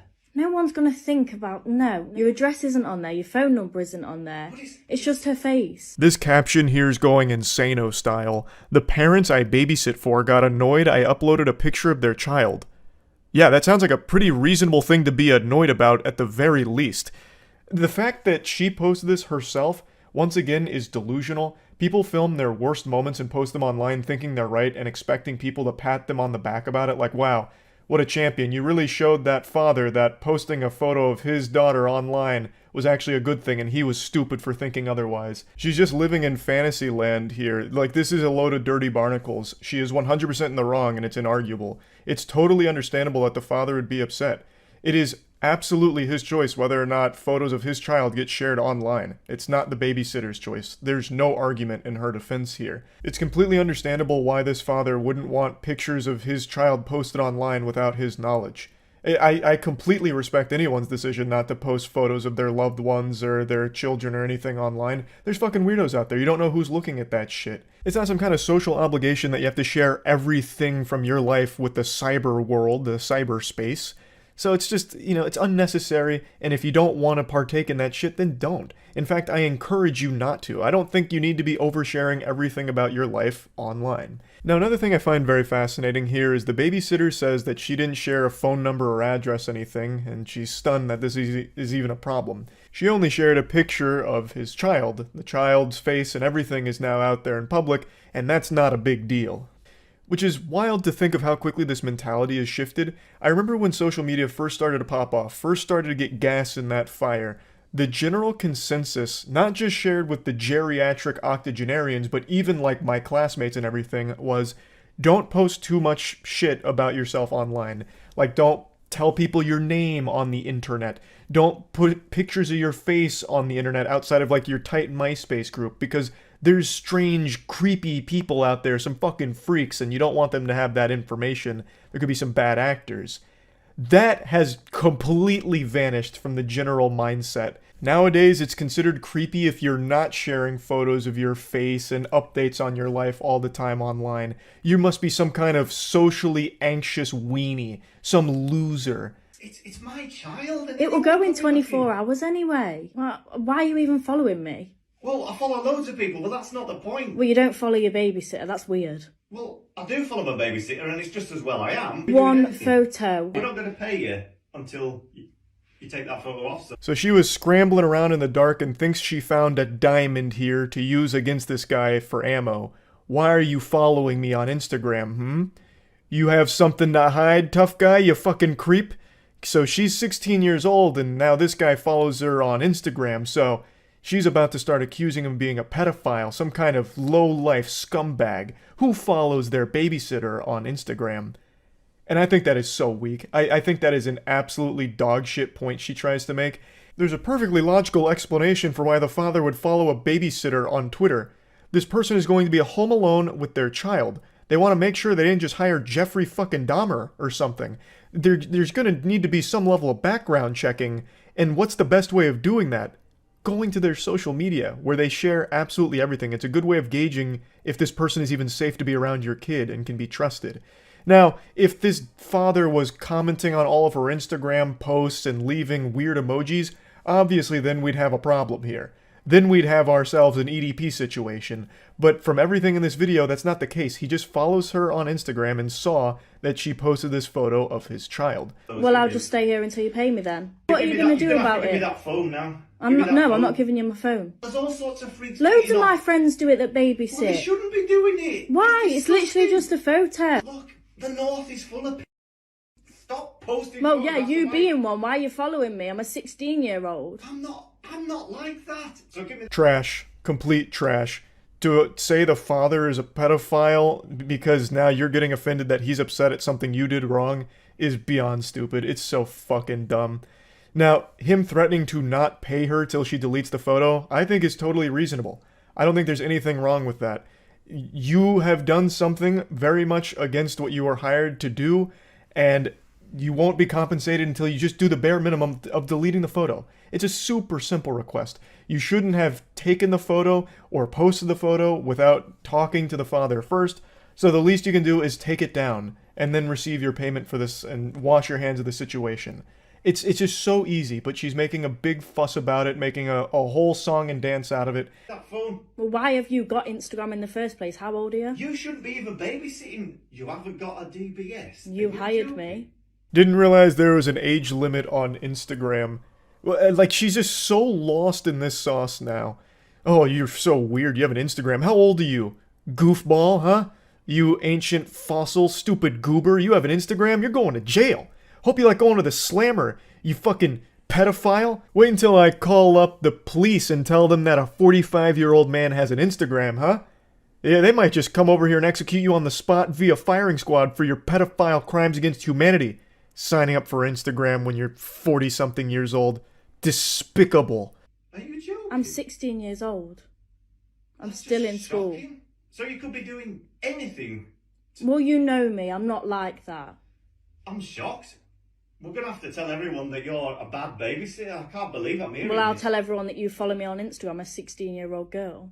How's that going to work out for you? Threatening to just call this guy a pedophile to society because he's refusing to pay you for something you did wrong. He's just very simply asking you to remove the photo. He's not even being, like, over-the-top aggressive or mean about the situation. Like, his only threat so far is, we're gonna have to call you a bad babysitter. Like, that's something you say to your dog when you're disciplining them after they pee on the floor, like, bad dog, please don't do that again. I don't like cleaning up pee, please. You know, just don't do it again. It's easy. You know, like, he's not even being like an asshole here. He's 100% in the right. He is completely justified in being annoyed and frustrated with her, and yet he's still going to pay her, assuming, of course, that she just takes down the photo, which is super easy. It's super simple. Like, everything she's doing is so over the top and downright criminal. To falsely accuse this guy of being a pedophile. I don't know what to say. I'm shocked for words. All I want to do is, will you please just take that photograph off Instagram and we can move on from this. You could get your money. You could go home. Isabel can be safe. Is that it then? Just take the photo down and that's it? You give me my money and I go? Yeah. I mean, I don't know what else to say. Well, yeah, that's fine then. Finally, a happy ending, a great, satisfying conclusion here. She gets paid for the babysitting job and they both go their separate ways. End of story. Until she posted it all online. For TikTok clout, I guess. She should have been feeling overwhelming embarrassment from this whole situation, and yet she felt pride that she'd be getting a lot of internet likes for it because she stood her ground against an unreasonable father or something, I guess. I don't even know what angle she was trying to go with here. She just looks really fucking awful here. She looks downright evil. To just blatantly, like, go on this tangent about how this guy's a pedophile because he followed her on Instagram is so crazy to me. The whole thing is just so wild. And I'm about to make a really obscure reference that I feel like a lot of people aren't going to pick up on or appreciate, but the father in this video really sounds like the Duck brothers from Courage the Cowardly Dog. They were only in like 1 or 2 episodes, but they're the ones that are like, stop laying eggs, we're Duck brothers. Those guys. He sounds just like them. So I don't know if he's done voice acting in his past, but he is like extremely close to their voices. Has nothing to do with anything, I just wanted to get that out there before I forgot to mention it. But yeah, I think this is just a perfect demonstration for how distorted people's perception of reality has become. There is nothing wrong with not wanting your child's picture online, or your picture online, or anyone's picture online, or information about themselves. Privacy is still a good thing. Privacy is still a great thing. I don't know why privacy has been vilified all of a sudden. I think it's great. Keep things to yourself. You don't have to post shit online. So yeah, I just wanted to talk about that a little bit. That's it. See ya. There's no shortage of awful entitled influencers, but today I've got a real special goofball to show with all of you. His name is Icy Wyatt, and he was recently arrested for pistol whipping some guy during an incident of road rage, and now the body camera footage has just been released of the arrest, and he seems to be one of the most insufferable people I've ever seen in the content creator sphere. He's a TikTok star, a word used very loosely here. He has about 1 million followers there, but I'm pretty sure like half of that's gotta be bots or legitimate lobotomy victims because he gets no engagement and people just make fun of him there. So I don't know how that number even got so high to begin with. I assume it's just people that like shooting spitballs at him and giving him wedgies online because that's all he seems to be used for, just this little punching bag on TikTok for them to make fun of. And he's so proud of that. This guy got out of his car and pistol with me with a gun. The calls continued to filter in. Yeah, there's a guy driving around in a pink Mercedes. He almost just hit a lady with pushing a little stroller with some kids in the shopping center. This fairy tale unfolds in the beautiful land of dreams that's near and dear to my heart, Florida.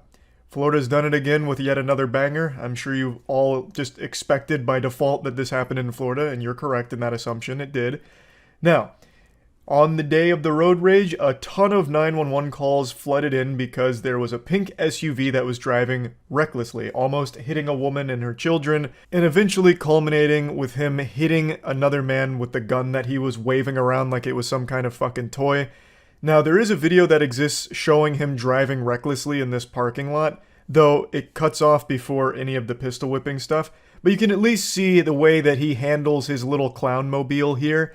He drives like he's in GTA Online, but is also lagging. He is a shit driver. He almost wrecks, and he does almost hit someone in this video. A video. This was after he After he hit him? Yes.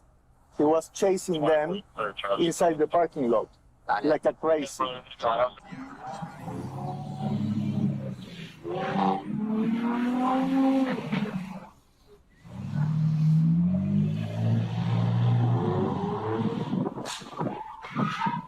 Good shit, Icy Wyatt. You just graduate from doofus school as valedictorian, you fucking idiot. Absolute piece of shit. Apparently, him and that truck had recently got into a bit of a tiff on the road where Icy Wyatt was accusing him of brake checking him because he recognized Icy Wyatt's car and wanted his attention. This guy is so fucking delusional that he thinks everyone in the world knows who he is because he's like the second coming of Christ. So he thought he got cut off and brake checked by that truck because it was a fan trying to get his attention. And eventually it ended up with this situation you just saw, and then it led further into Icy Wyatt pulling out a gun, threatening him, and then eventually just hitting him with the gun. Hey, put the car in park. Put the car in park. Let's go, put it in park. All right, put both your hands out the window. Put your hands out the window. Put both of your hands out the window, kid. We're not fucking with you. I don't know who I am. Nope. It's almost impressive how unlikable Wyatt is. He chose the one sentence that'll immediately make everyone in the world hate you. The cops are confronting him and he's like, you guys don't know who I am? I have 1 million followers on TikTok. That means I'm above the law. Put the guns down, guys. It's not a big deal. I can pistol whip whoever I want. I'm a TikTok superstar. You guys, oh, you must want autographs. Okay, I get it. Sorry. Wyatt is clearly suffering from terminal clout hunger. There is no cure. He's become delusional. He's in the final stages of it. He can no longer separate reality from fiction.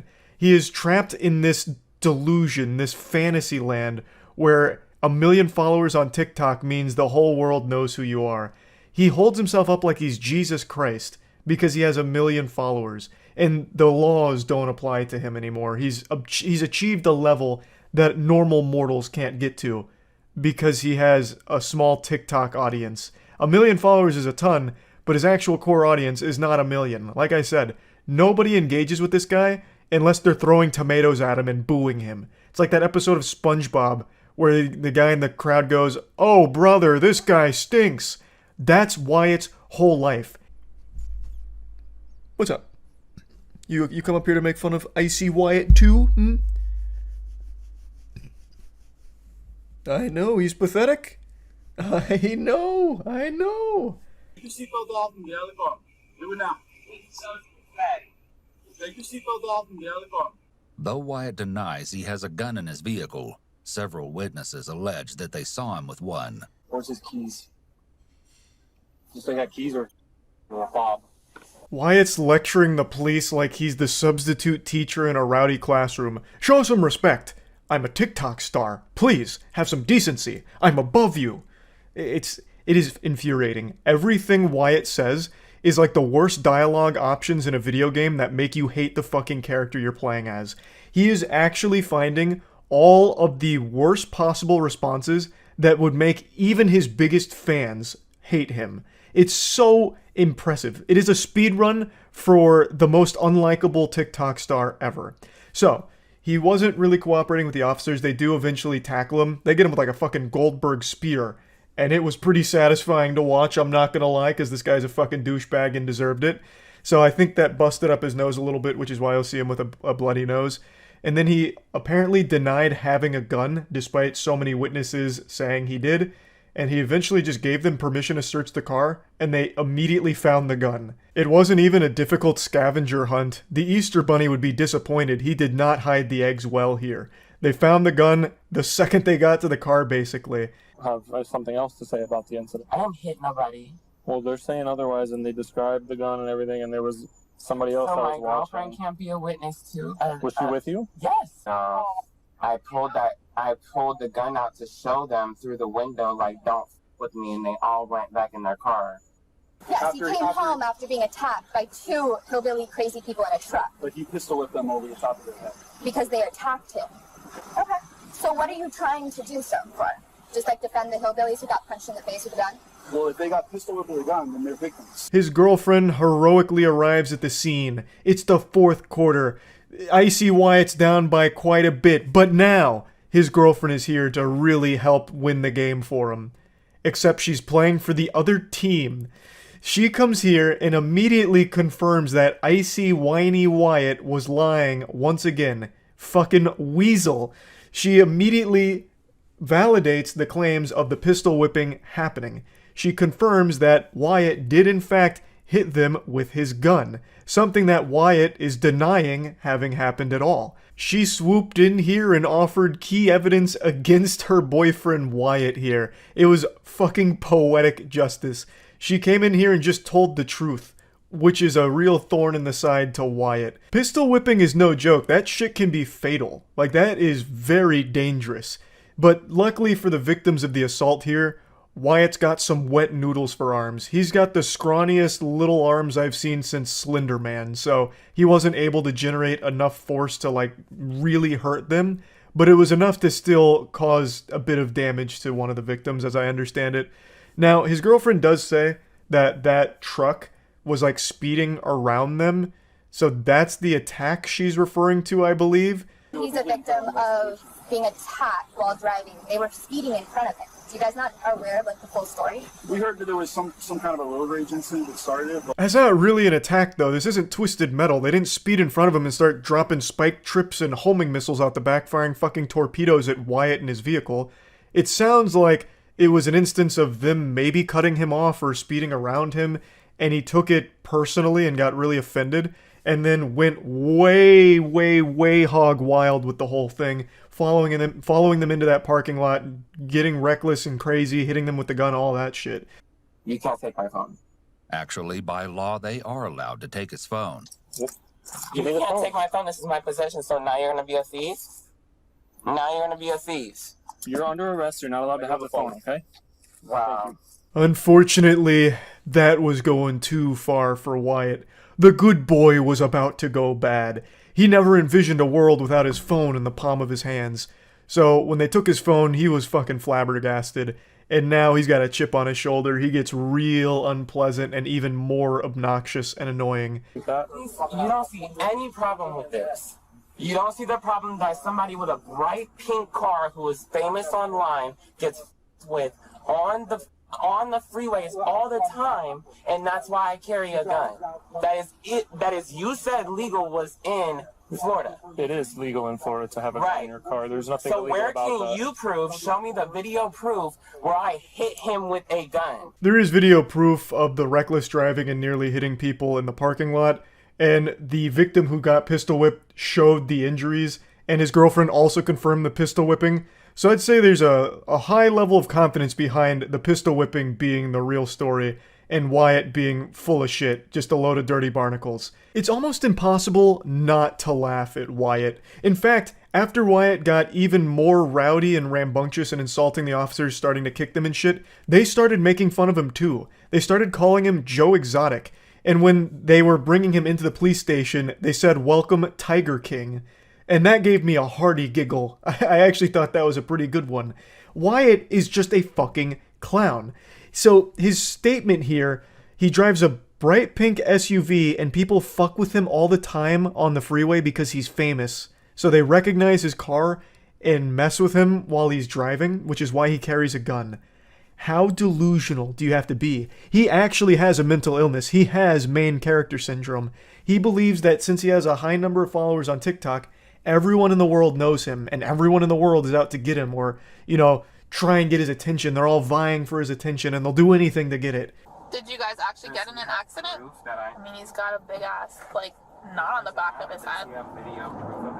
No, but there are independent witnesses. So, I mean, not everybody knows who you are. It doesn't matter. I have 58 million followers, baby girl. Everybody who's been on TikTok or Instagram has seen who I am. This is where I think his delusion is actually kind of dangerous and scary. So he obviously can't tell the truth under any circumstances, I guess. Fucking Wonder Woman's lasso of truth would be useless against this guy. I don't know if he's ever been honest about anything ever. Like, all he does is lie. He's full-blown Pinocchio here. He doesn't have 58 million followers. You absolute goober. You have 1 million followers on TikTok, which is your only platform, really. Very odd thing to lie about, but then it gets into what I consider a very scary territory where he's talking about how people make shit up about him all the time because he's so famous. Everyone on TikTok and Instagram has seen his face before. The dude must be trapped in like a perpetual genjutsu, straight out of Naruto. He is in a paranoid delusion. Not everyone in the world knows who he is, and not everyone is out to get him. Holy shit. I said you don't know that this guy knows who you are. Oh, he so did. Oh, did he say something? When somebody swerving into my lane, brake checking me, wanting me to stop, wanting me to race my car, coming out the car, I know that's a fan. One other thing that he's done multiple times throughout the conversation, and does many more throughout the conversations going forward, is he calls her baby girl. It's like making my skin crawl. It's so fucking cringe. He'll call her baby girl sometimes. It's really creepy. But I mean, clearly he is mentally unwell. Someone swerving into your lane is not a fan trying to get your attention. Holy shit.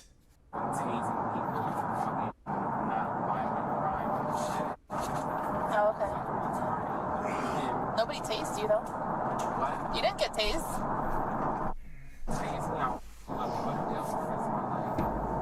Okay, I'm not gonna tase you. I'm just saying you didn't get tased. Because you just said so.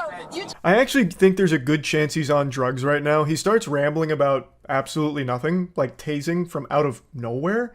And then she's like, well, you didn't get tased and we're not gonna tase you. And then he took that like as a threat. So then he makes a threat back saying that if she tased him, he'd fuck her up and go to jail for the rest of his life.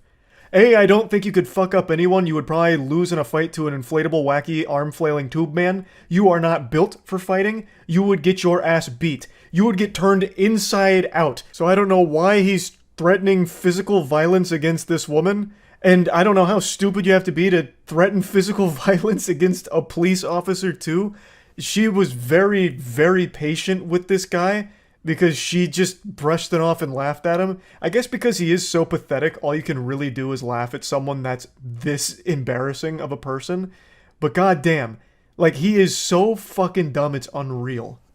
You're dumb, girl. Am I? You're real dumb. You might want to try modeling. That definitely can't be that. You definitely might want to try modeling. So you just...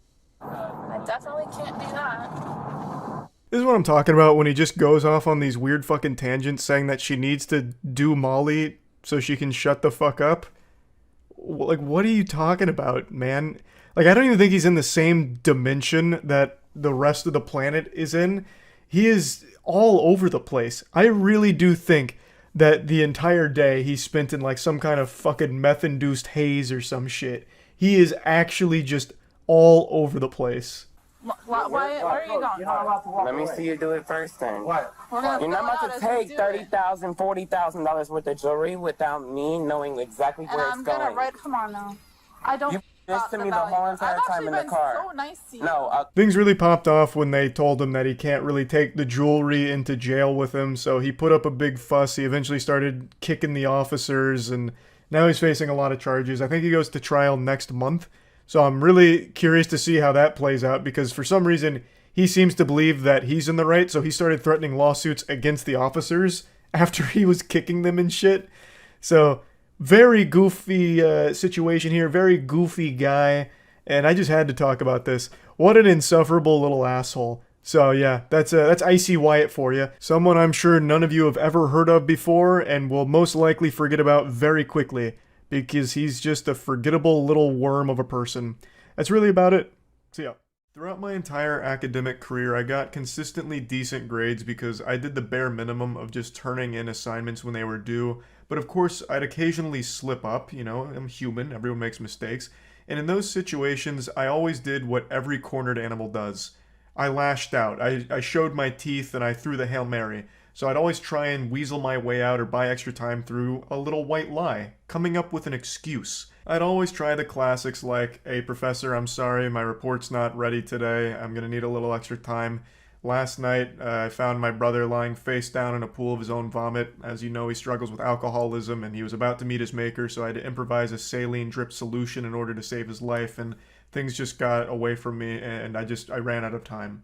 You know, I just try it because, why not? There's no reason not to at least try and come up with an excuse to get a little extra time out of the assignment. But you know what there's never an excuse for? Drunk driving. Yeah, you bet your sweet bippy, all of that was to say, I have no fucking respect for drunk drivers at all. I think it's inexcusable, I think it's unforgivable. Like, there's just never any justification for driving drunk. Especially not in today's world, where there's like Uber, Lyft, there's like 1,000 ways of just getting a ride home. Like, Jesus Christ, you could probably find someone on Craigslist that's giving piggyback rides out for $10. Like, there's just always a better way that doesn't involve driving drunk. And the reason I'm talking about that today is because a TikTok star named Amanda Caravala just lost her whole influencer career because a very embarrassing video has now hit the internet of her DUI that she received last year. It's fucking rough. I just saw a lot of people talking about it. I don't know the TikTok star, but it's apparently a pretty goofy video. So I wanted to at least see a little bit about it. It's nothing crazy. Okay, I'm still gonna give it a chance. This intro is going so hard for no reason. Makes me feel like I'm watching Miami Vice.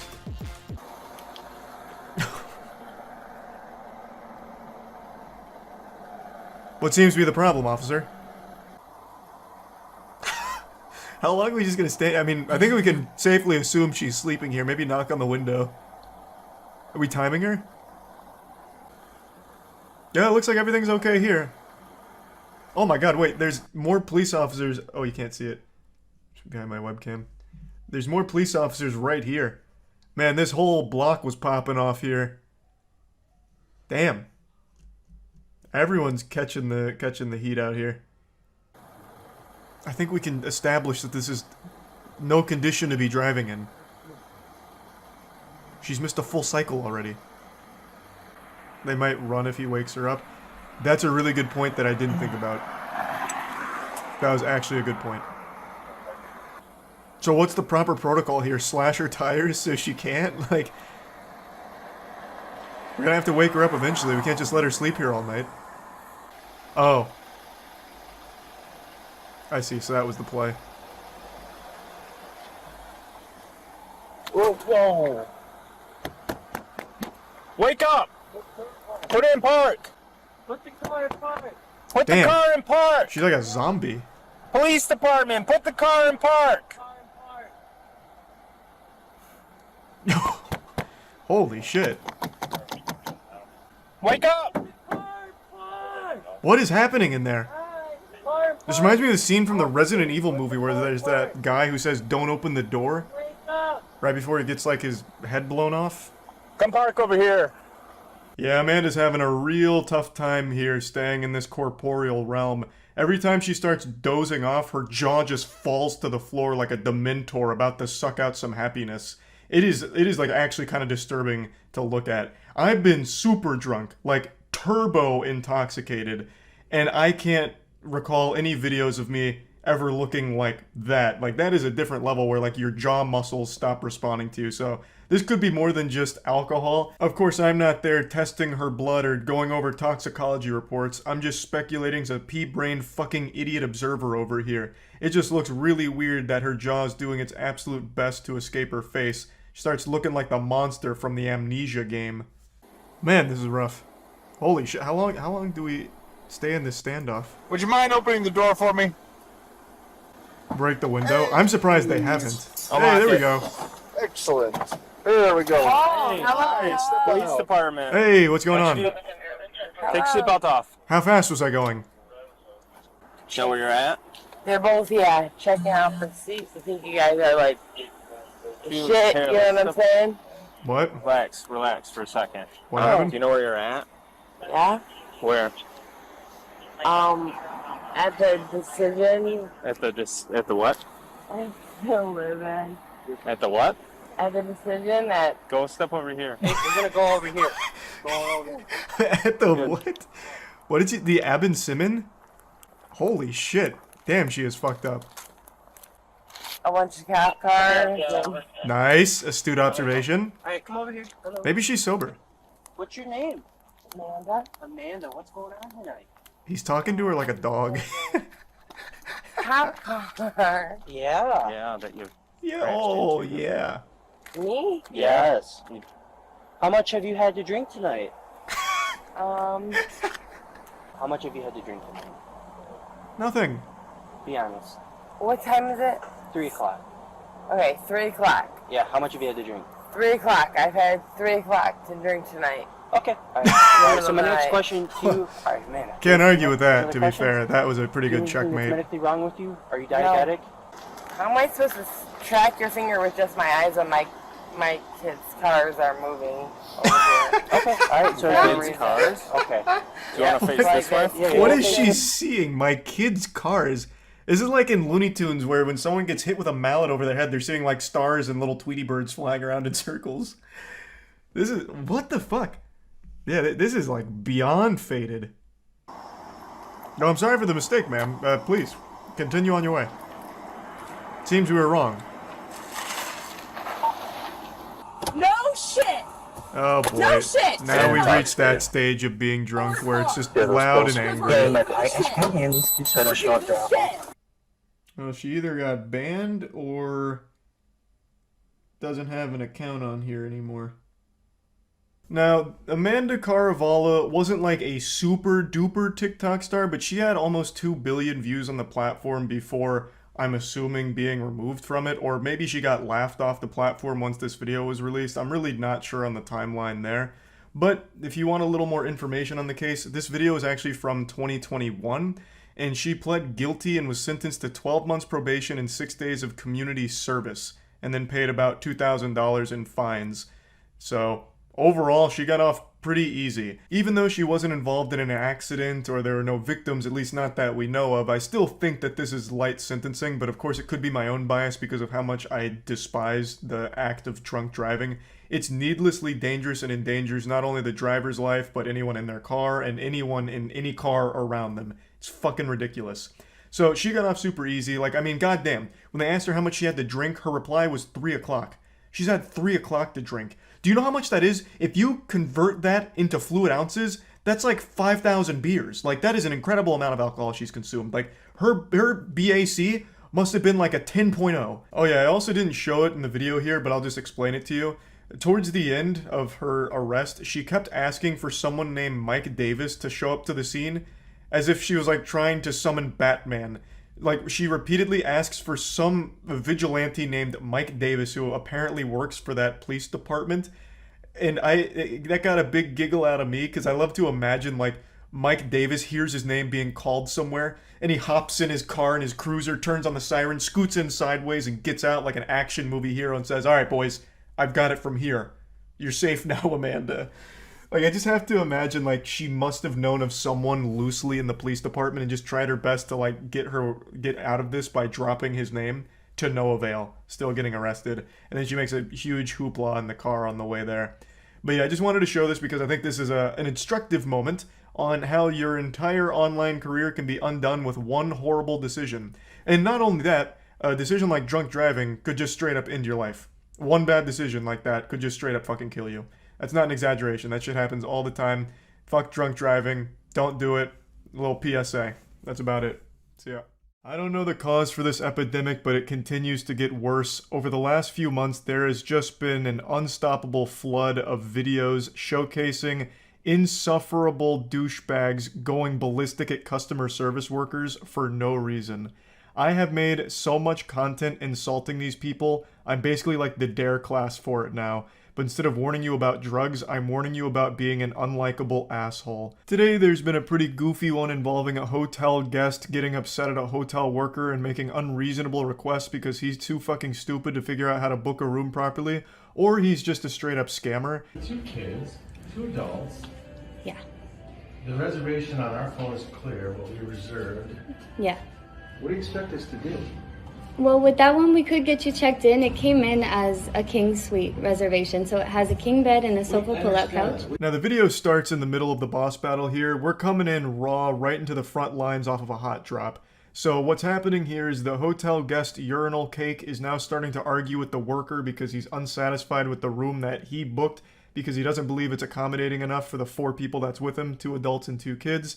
Now, it is missing a little bit of context what led up to this, but luckily the hotel worker did make a TikTok to explain it, and it sounds like this guy was just trying to scam. So what happened was he basically reserved a 2 queen bed suite that had the 2 queen beds and the sofa pull-out couch.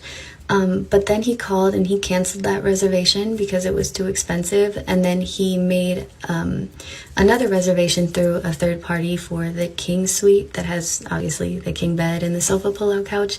But he was fighting to get like the 2 queen bed suite, but we were sold out. Yeah, this sounds really shady. This sounds like a really dog shit hustle that Ed and Eddie would have done to save a couple extra quarters to spend on jawbreakers. According to this story, he booked the larger suite with 2 queen beds and then canceled it, went to a third party to book the king suite, and then made this wonderful idea, this genius plan to throw a temper tantrum, kick his little feet, shake his fist, squeeze his nipples, and complain to the worker until they upgraded him to the queen suite, which he had just canceled.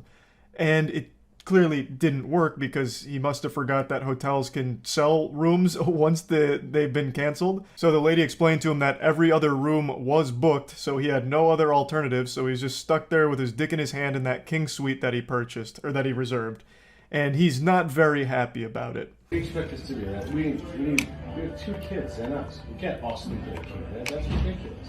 Yeah, I understand. It's the way that Booking.com sent us the reservation, so all that we have is that, and we're sold out for tonight. Okay, I get that. So what do you expect us to do? That's my question. What do you mean, what does she expect you to do? She expects you to go fuck yourself. Who cares? She's not your mom. It's not her responsibility to coddle you. She's given you the cold hard truth, and you're refusing to accept it, and there's nothing she can do. There's no wiggle room to somehow just snap her fingers and all of a sudden all of the hotel rooms are available for you to take your pick of.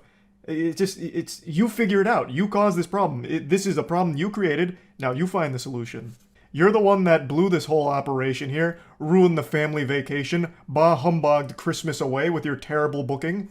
You know, that's on you, buddy. Like, I don't understand why he's trying to put the onus on her to solve the problem he created. And again, this is assuming this wasn't a scam from the get-go, which to me it does sound like it. Like he's going through this sob story of, we have 2 kids.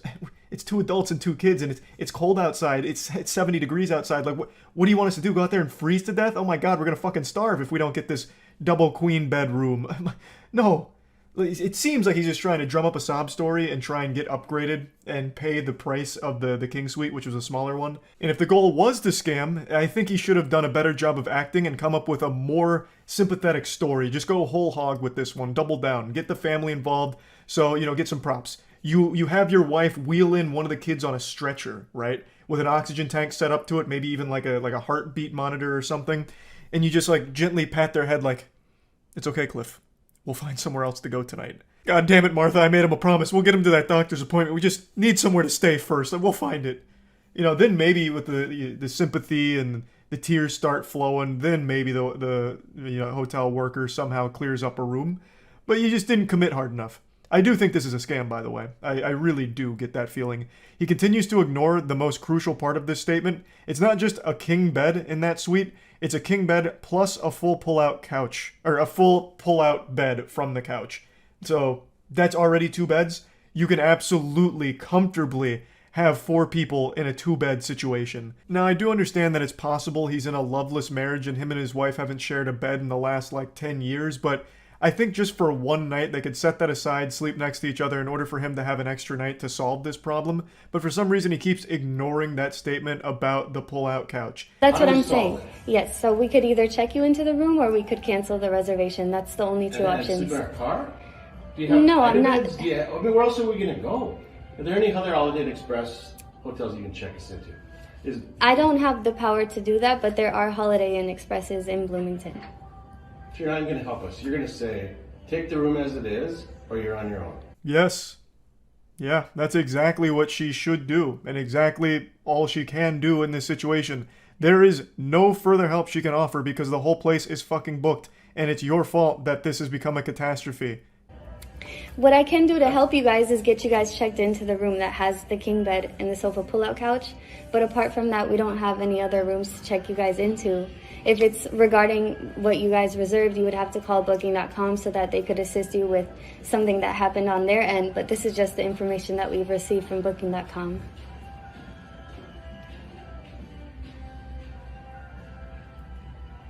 Who hasn't checked in? What else is available worth more beds? We don't have any other rooms available. Who hasn't checked in yet? Another brilliant plan from the chess master. So now he's wondering if he can just take a room from someone who hasn't currently checked in. I'm sure that's totally legal and won't lead to a huge problem for the hotel worker to do that. Man, this guy really does think he's the main character. I have no doubt he's gone through his entire life with people just absolutely giving him everything he's ever wanted on a silver platter. He just comes across as that kind of entitled douchebag. What an absolutely outrageous ask. Who hasn't checked in yet, and can I have their room? What do you mean no? These rooms are reserved. I can't take them from somebody that's already reserved a room. You gave somebody our room, right? The way it was supposed to be reserved? No, because we held the room that we had the information for, which is the king suite. That's what booking.com sent over to us, so we kept that room for you guys. You can hear this guy's brain start to melt down as it sloshes against his skull here and hurting itself as it's trying to process everything. So he believes that they've given away the room that he rightfully earned after canceling it. I believe he's referring to the room with 2 queen beds. And so he's for some reason upset about that and trying to guilt trip them like, oh, but this is what we really wanted, even though he had canceled it. So just a big blunder here. How did you think 4 people would fit in that room? I mean, when you see it come in, don't you go, this doesn't make sense? No, because booking.com sends us the information, so that's the reservation, and we hold it as it is. You didn't thoroughly investigate this man's family after he had reserved a room through booking.com? You didn't go to his Facebook page and look at the height and weight of each member of his family in order to deduce whether or not they would comfortably fit into a king suite? Are you even doing your job? Unbelievable. I mean, now I see the guy has a point. Just what a fucking stupid asshole. Holy shit. And again, he keeps ignoring the most important part. It's not just one king bed in that room. There's also a full mattress on that sofa. It's a pull-out couch. So he can absolutely fit his whole family there. 4 people can stay in 2 beds. It's been done plenty of times before. I've also been in the situations like that where it's no problem at all. It's pretty easy. So you think 4 of us can sleep in that room? That's your suggestion? I'm not too sure how you guys were going to, do the setup in there. We just have the reservation as it was sent in to us.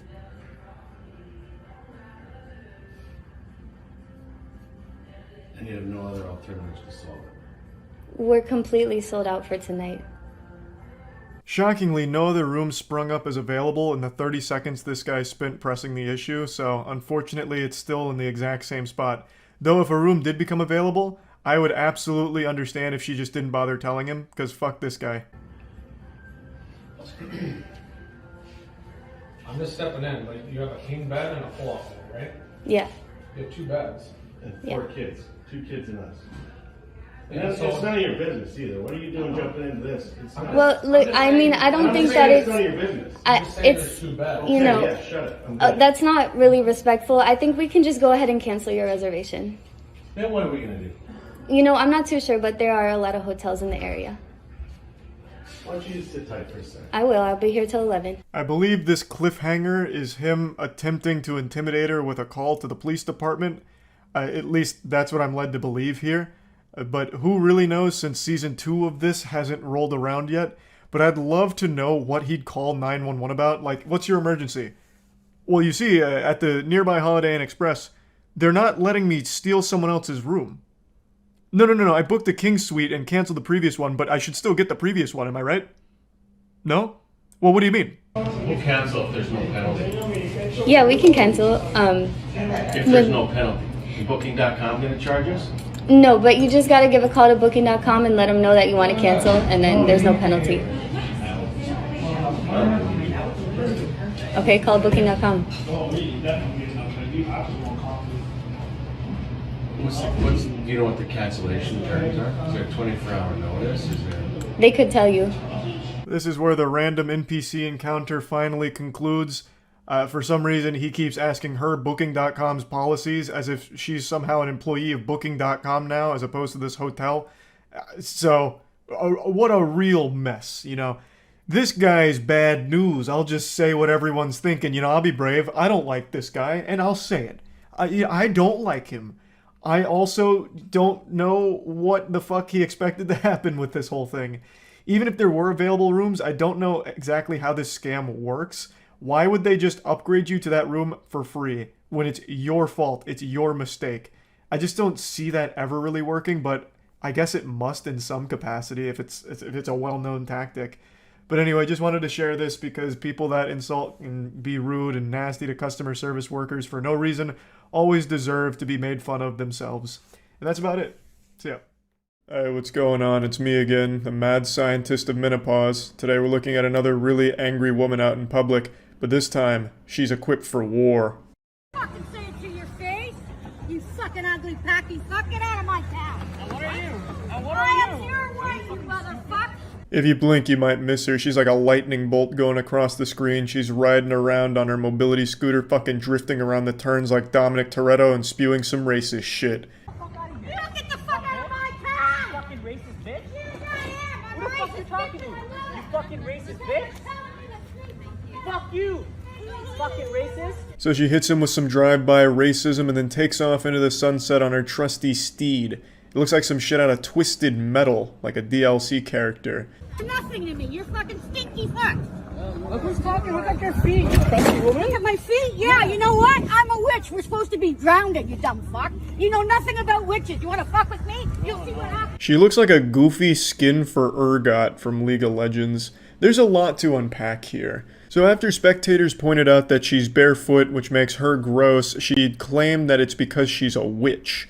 Now, I'm no expert on the occult or witchcraft, but I have to imagine there's no reason for witches to be barefoot.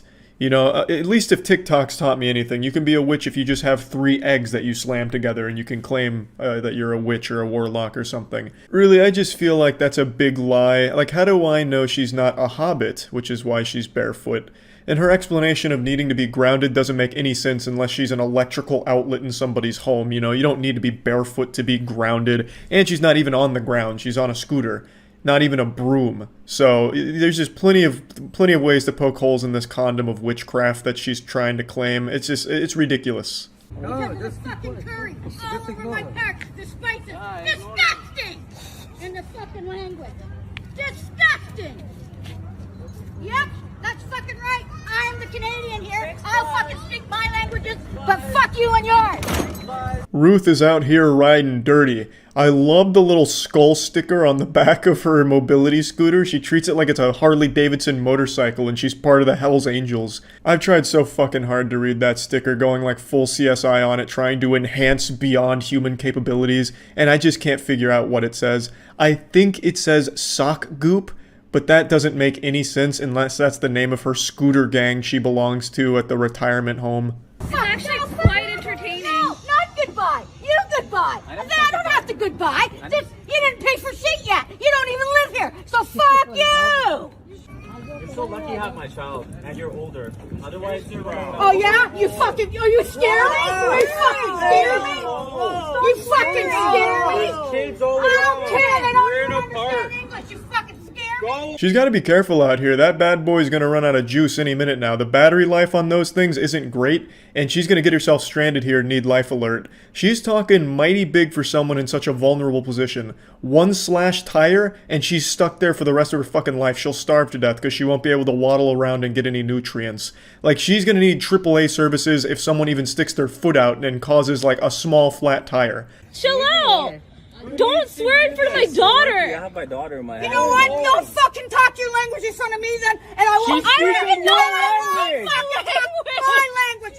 Otherwise, fuck you. Those fingers are rated E for everyone. She's been tossing these out left and right, giving them away like candy on Halloween to trick-or-treaters. Why are you freaking out? You're in a public place right now. You know how embarrassing you are? Exactly. You're embarrassing yourself. Are you fucking serious? Or seriously fuck? Go.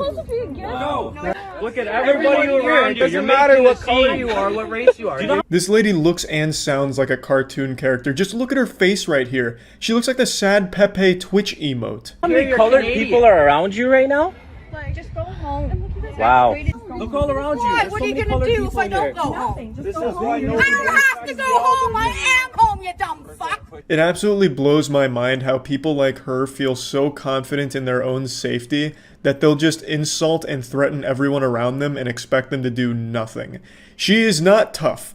I wouldn't exactly picture her when I think of the word strength and combat ability. Unless there's some hidden Gatling guns turrets strapped to that mobility scooter, I just don't see her winning a fight against anyone or anything. Like, even like a small squirrel would be enough to take her out. And yet she's so confident that she's inviting people to fight her. What are you going to do about it? Those are fighting words. And she's very lucky nobody lifted even a finger to challenge her. That's not nice! Everybody who knows you. Get off of me, you fucking... Get off of me! Then go. Get off of me! You're not supposed to touch me! No, Did I say nobody challenged her? I fucking lied to you. Whoops. Old Grandpappy had enough of sitting in the front row witnessing this nonsense, this tomfoolery. So he steps up to the plate and he's just gonna he was trying to push the accelerator to just like blast her out of there, which she thwarted the attempt of, but she made a crucial miscalculation that nearly cost her her life. She struck this man. This guy looks like he's been through 15 wars. It looks like Ric Flair out here. And he reacted instinctually. He brought up a fist. He threw up a set. You know, he brought up the grandpa fist, and then he stopped himself. He's like, oh my god, I can't do this. You know, he stopped himself. He had self-control. But for a brief moment, I bet that put the fear of God in that lady. And then she resorted right back to being the cowardly pussy that all of these people are. She starts threatening to call the cops, even though she's the one that's been causing this whole disturbance, encouraging fighting and violence. And then the second somebody actually kind of challenges her, it's the police, you're going too far, oh my god, oh Jesus, good lord, Jiminy Cricket, get the fuck away, I'm calling the cops. Yeah, don't make any risk. I do too. I am go home, ma'am. You are not. Why are you causing a scene? Example, you are. Go home. This is a total embarrassment.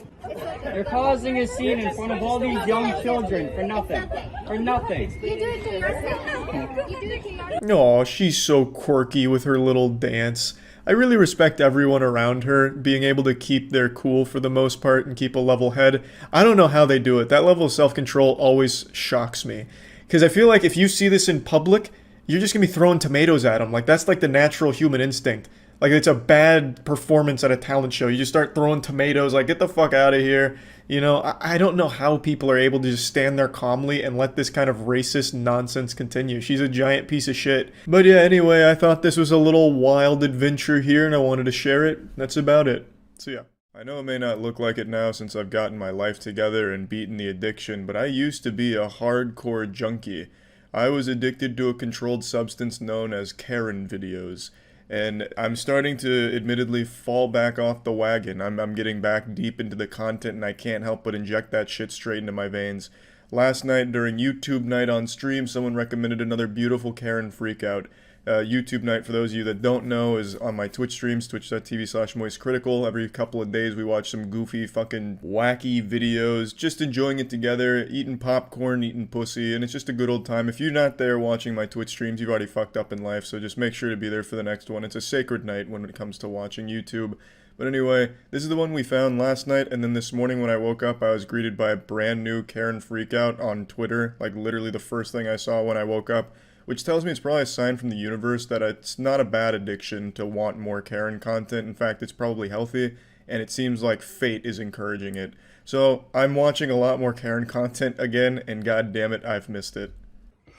It's kind of quiet. Open the door so I can hear better. Give me the fucking Wi-Fi before you get arrested and your mom. Because Call her bluff. She can't get in without the Wi-Fi password. She'll never pass the retina scanners. I need the Wi-Fi. Well, is this sign language? It's been a long time since I took a sign language course. Dead. Oh, thank you. You're not gonna fuck with me, dude. Because when you're outside by yourself one day, you're gonna be Please resub, Teddy. Those eyebrows desperately want to become one unit, but she is just not letting them. Just embrace the unibrow, goddammit. Make them whole again. Is this... I feel like I'm being pranked. Is this CGI? Like a cutscene or something? She looks animated. Like one of those Pixar villains. Your mom, she lost a case in eviction class in court. So guess what, bitch? Oh, I see what it is. It's having the Godzilla effect. Her mouth doesn't match the words. Bit desynced. Your dog or your Wi-Fi? Wi-Fi. Take the dog. Pussy. Wow, you had to think about that? You harpy. I would have said my dog. Not your fault your mom's a bitch in court. Not your fault. My mom was the same way to me. Hence why I'm a cut now. Oh, well, I mean, at least there's a little level of self-awareness. Talk shit or have a nasty attitude. This is like a therapy session. I don't care about your mom. Not allowing it. But you're being a little bitch. What do you expect for me to fucking do? True. If you want to have like a little bitch, It is your fault, after all. chaos in my life, Give her the Wi-Fi password, damn it. guess what, bitch? You know you're getting charged with a felony for falsely reporting over PTS cases, right? For what? False... What was that? Charged with a felony for falsely imprisoning over U.S. airspace? What did she say? Falsely reporting over PTS cases, right? What? You know you're getting charged with a felony for falsely reporting over PTS cases, right? What is that, like a curse or something? Was that even English? By law, you Was that a spell? should do your research. I live here. You forgot that I live here? Mm-hmm. Hey now, who's there? Oh, just you again. You pranked me. You have a bitch sister-in-law? But when you killed yourself, I was there. Self, what? Right, you little ungrateful little bitch? Damn, this is taking all kinds of twists. What is it? She's speared or something? I told you that they have to call ops on them. I have psychology class. Unlike you, I go to school every fucking day. What? Okay. It has been 8 months. Surely she's made a statement, a press release? I think in cases like these, like if a video goes viral like this, they should just arrest this woman just to talk to her. Just charge her with like a public nuisance or something, just so that we could have her like on record, documented. Kind of like a rare animal. You know, how they like, tag their ears, so that way you know when you've seen them before. Pretty solid, not the most eventful, you know, not the most action-packed, but there's also nothing wrong with a more passive encounter with a Karen. I just really enjoy them in all shapes and sizes. I think they're all beautiful. And then today I saw this one, which is just another wonderful adventure. This happened at the glorious hotspot of Burger King. Probably the first time 2 people have been at Burger King since 2001. Every Burger King I've seen in the last couple decades has been completely abandoned, with maybe only a couple workers' cars nearby and no customers. But maybe that's just my area. Maybe Burger King really is like the cool spot where everyone goes after school or something somewhere else in the world, but it's just not here. So seeing like any kind of confrontation at Burger King was shocking to me. Get out of the goddamn way. This lady right here. She cut me off to get to the takeout for the Are you drunk? Burger King. Because you can't even get your words together. And almost hit me when I was trying to get in. I almost hit you. And cut in front of me. I don't usually get upset, but this is... Y'all, look how close I am. This is almost hitting them. This is almost hitting them. I am not the one to play with. A Karen and her cell phone, the most dangerous combination since bleach and ammonia. A Karen with her cell phone is like King Arthur with his Excalibur. Truly an unstoppable force of annoyance and pettiness.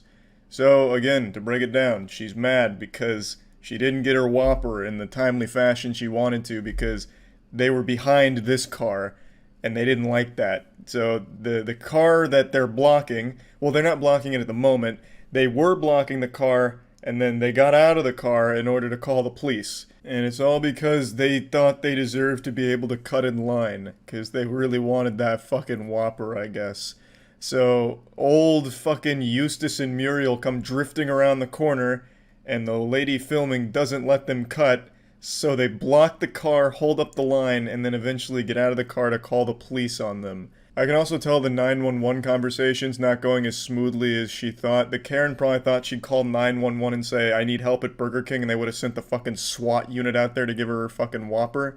But it's clearly not happening that way, so she's starting to really reach, like, she almost hit me, even though the car is, like, fucking 50 miles away from her. Unless this Karen has some kind of, like, crazy disjointed hitbox like Super Smash Bros. Melee, she was in no danger of being hit here. But she's trying everything just to get a police officer out there. This is a Karen and a Ken. A Karen and a Ken. Yes, please. Come on, cops. Come on down here, please. I'll be honest, I feel bad for her husband here. You can tell that he's so fucking embarrassed. He can't even look this lady in the eyes. He can't take his eyes off of the pavement here, just looking down. This is absolutely not the first time his wife has embarrassed him like this. He reminds me of, like, a sad puppy who has shit owners but is still loyal to them just because they have a good heart. I actually do feel bad for this guy. I don't think he even says a single word throughout this whole interaction here, at least not while the camera's rolling. I think the police is here.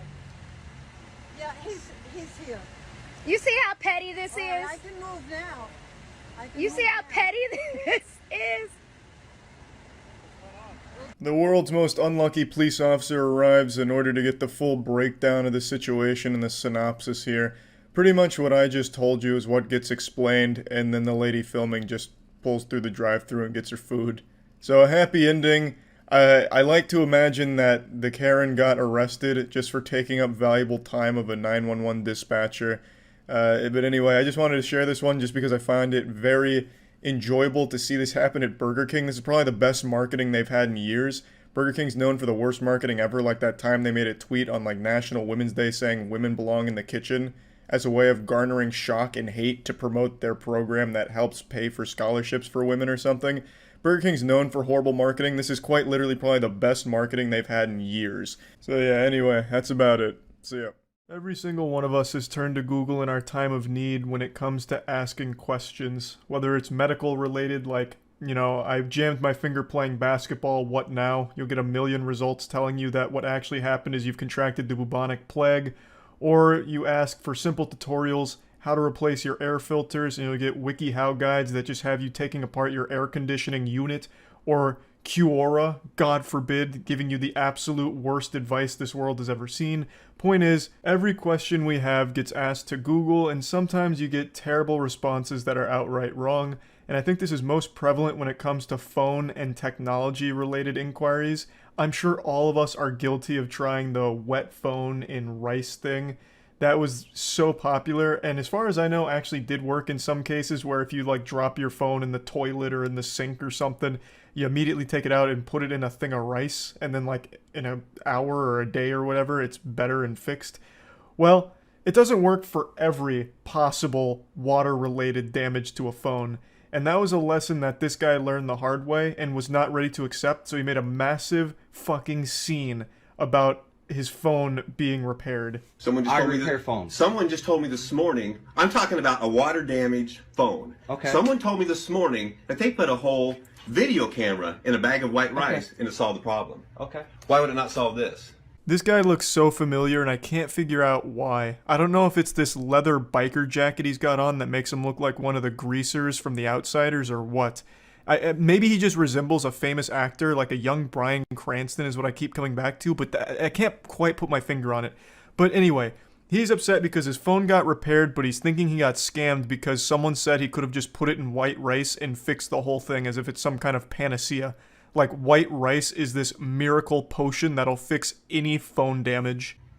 Because white rice does not repair an electrical connection that's damaged. How do you know what was wrong in there? I went through You didn't need to. I went through it and looked, and I found the problem. I asked you if white rice would repair it. You said no. So you're saying the difference between brown rice, which you tried, I didn't try brown rice. I really wish we had the beginning of this, because it seems like they got into an argument of white rice versus brown rice and what's better at repairing damaged phones. Like, I feel like we've just gone back to the Middle Ages, as if I took a phone back to, you know, the Shire, and I have to consult the local hobbit shaman when my iPhone's damaged. Like, hey, how do I fix this? I dropped it in the pond over there washing my clothes. And he's like, oh, well, Charles, have you tried white rice?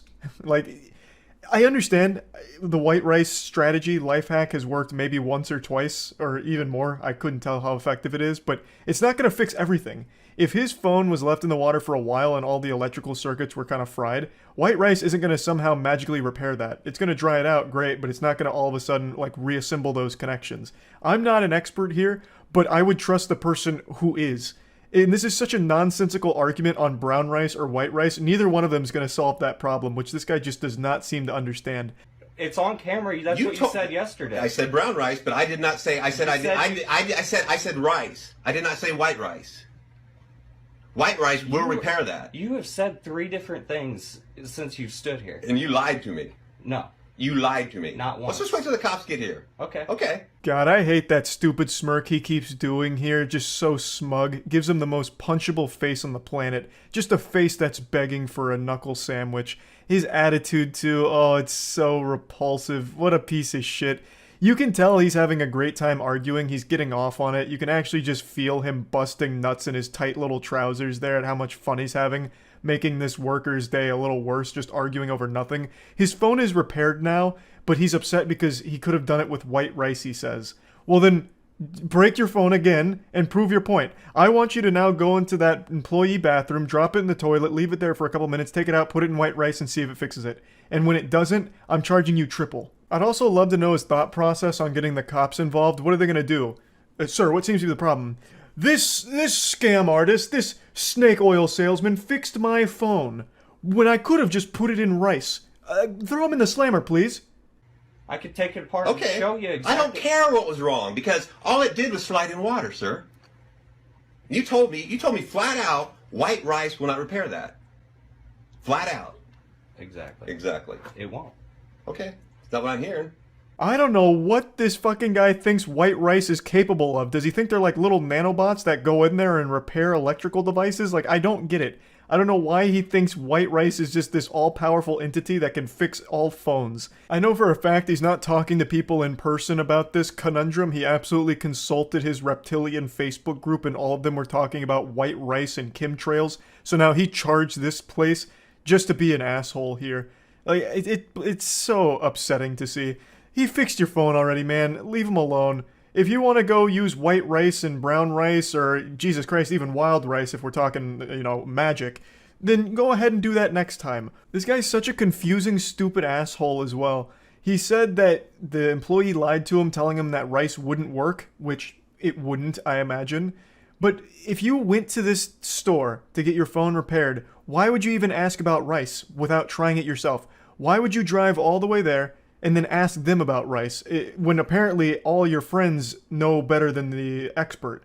Why not just try the rice first and see if it worked? And when that didn't work, go to this guy. Why do this first and then come back complaining about, you know, rice was an option? Well, what you hear and what I actually did are 2 different things. I don't care what you did.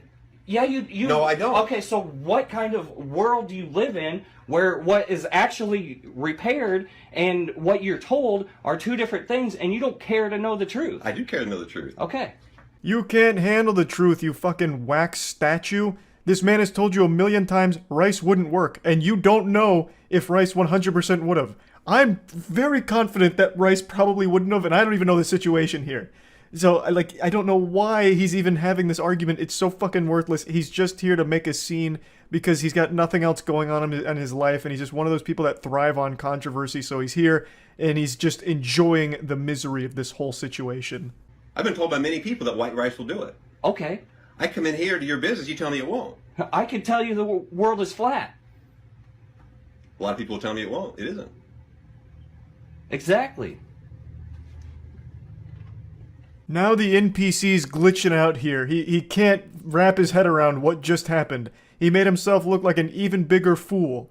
He's such a stupid douchebag. This again just highlights my point that there is no winning when it comes to customer service.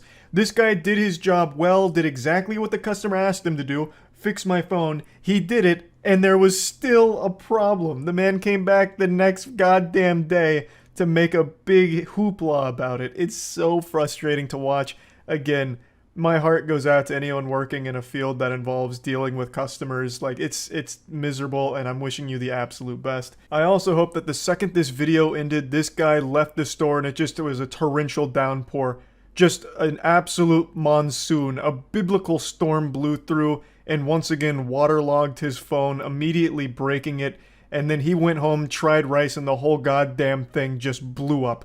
And now he's gonna have to get a new phone. That's if there's any justice in the world, that's how that played out in my fanfic. Anyway, that's really about it. So yeah. Being a fast food worker has to be one of the most dangerous jobs in America, second only to a firefighter maybe. Over the last 3 or 4 months, I'd say, things have been reaching this crescendo of madness in the fast food industry. Pretty much every day I'll hop on Twitter and see 5 new viral clips of public meltdowns or freakouts or fights at fast food restaurants like McDonald's, Dairy Queen, Burger King. God bless any soul that eats at Burger King. May the Lord have mercy on you. You know, just every restaurant having all of these wild over-the-top freakouts, and sometimes it just leads to death. You can Google any fast food restaurant right now and probably find 6 or 7 fatalities that occurred there just this week. It's been getting scary.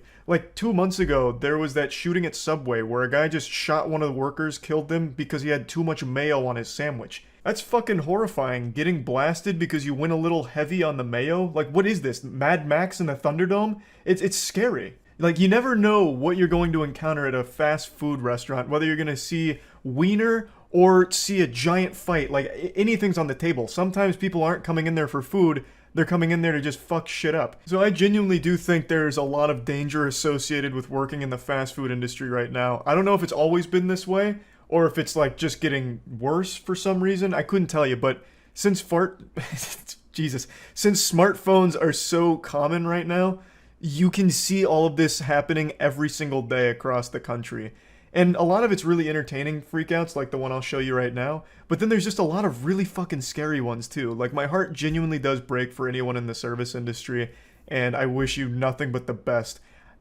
I, again, don't get why it's always fast food restaurants. It's the second people walk through the doors, they just get hit by some kind of frequency that turns their brain into an aggressive fucking primal caveman brain. Like in Kingsman, where Valentine had that chip in the phone that made everyone fight each other in a church. I feel like that's what's happening at fast food restaurants right now. Give me my get out my fucking store! Fuck you! Give me my fucking meal! Where's my... You fucking goof! Where's my fucking... Give me my fucking meal! Unfortunately, we missed the introduction here and what led up to the confrontation. I guess the cameraman was too busy getting the popcorn together instead of filming, but I'll fill you in on the details. So this happened at a Dairy Queen, and the lady in this video here, this angel, she was spending about 20 minutes in the bathroom smoking meth. You know, meth and Dairy Queen go together like peanut butter and jelly. So she took a long time smoking her meth, and in that time, her meal got cold. So she asked for a replacement, demanding she get another meal because hers was cold. They declined because, obviously, it was her fault. She smoked meth for 20 minutes in their shitter. So why is she entitled to a brand new free meal? And in the beginning of this video, you can hear the manager shouting, and he's getting real guttural with it. I got really concerned that he was going to start serving some knuckle sandwiches on the secret food menu here. I thought we were going to see a fight, but he showed tremendous restraint even though the lady did swing on him and started making a real ruckus. But you know it is worth making a ruckus over? G Fuel's buy one get one deal going on right now, where you buy one energy tub and get one free. So why not hop over to G Fuel right now and get some Divine Peach in this special offer? You can click the link in the description below. Oh yeah, we have it. I am not leaving until I get my fucking meal! You can throw whatever you want. Give me my fucking meal! Getting shit. They said they're coming. You fucking goof. They said they're coming. What, you're gonna just fuck me for my fucking meal? I'm sorry you let it sit there for 20 minutes while you're in My the fucking burger goof! Man. Now she's using a pretty high-level strategy for inciting violence. She's using fighting words, calling him a goof. She says multiple times, "You goof." And when she notices that the manager's unaffected by these words, she got a little more violent by like throwing milkshakes and just spilling shit all over the place. Just disrupting it, you know, ruining perfectly good milkshakes in the process. Give me my fucking meal! No. What do you mean no? Because you let it sit there for 20 minutes. That's not our fault. That's not our fault you let it sit. You are a fucking goof. I can fucking... I hope you know that the police, yeah, the police are on their way. I don't really give a fuck. They will. You are a fucking... You want to be a tough guy? You're a scum cunt. Now I'll be the first to admit I didn't know Dairy Queen served full cakes, but there is a really pretty cake sitting on the counter right there that became the victim of this lady's wrath. She banished it to the shadow realm.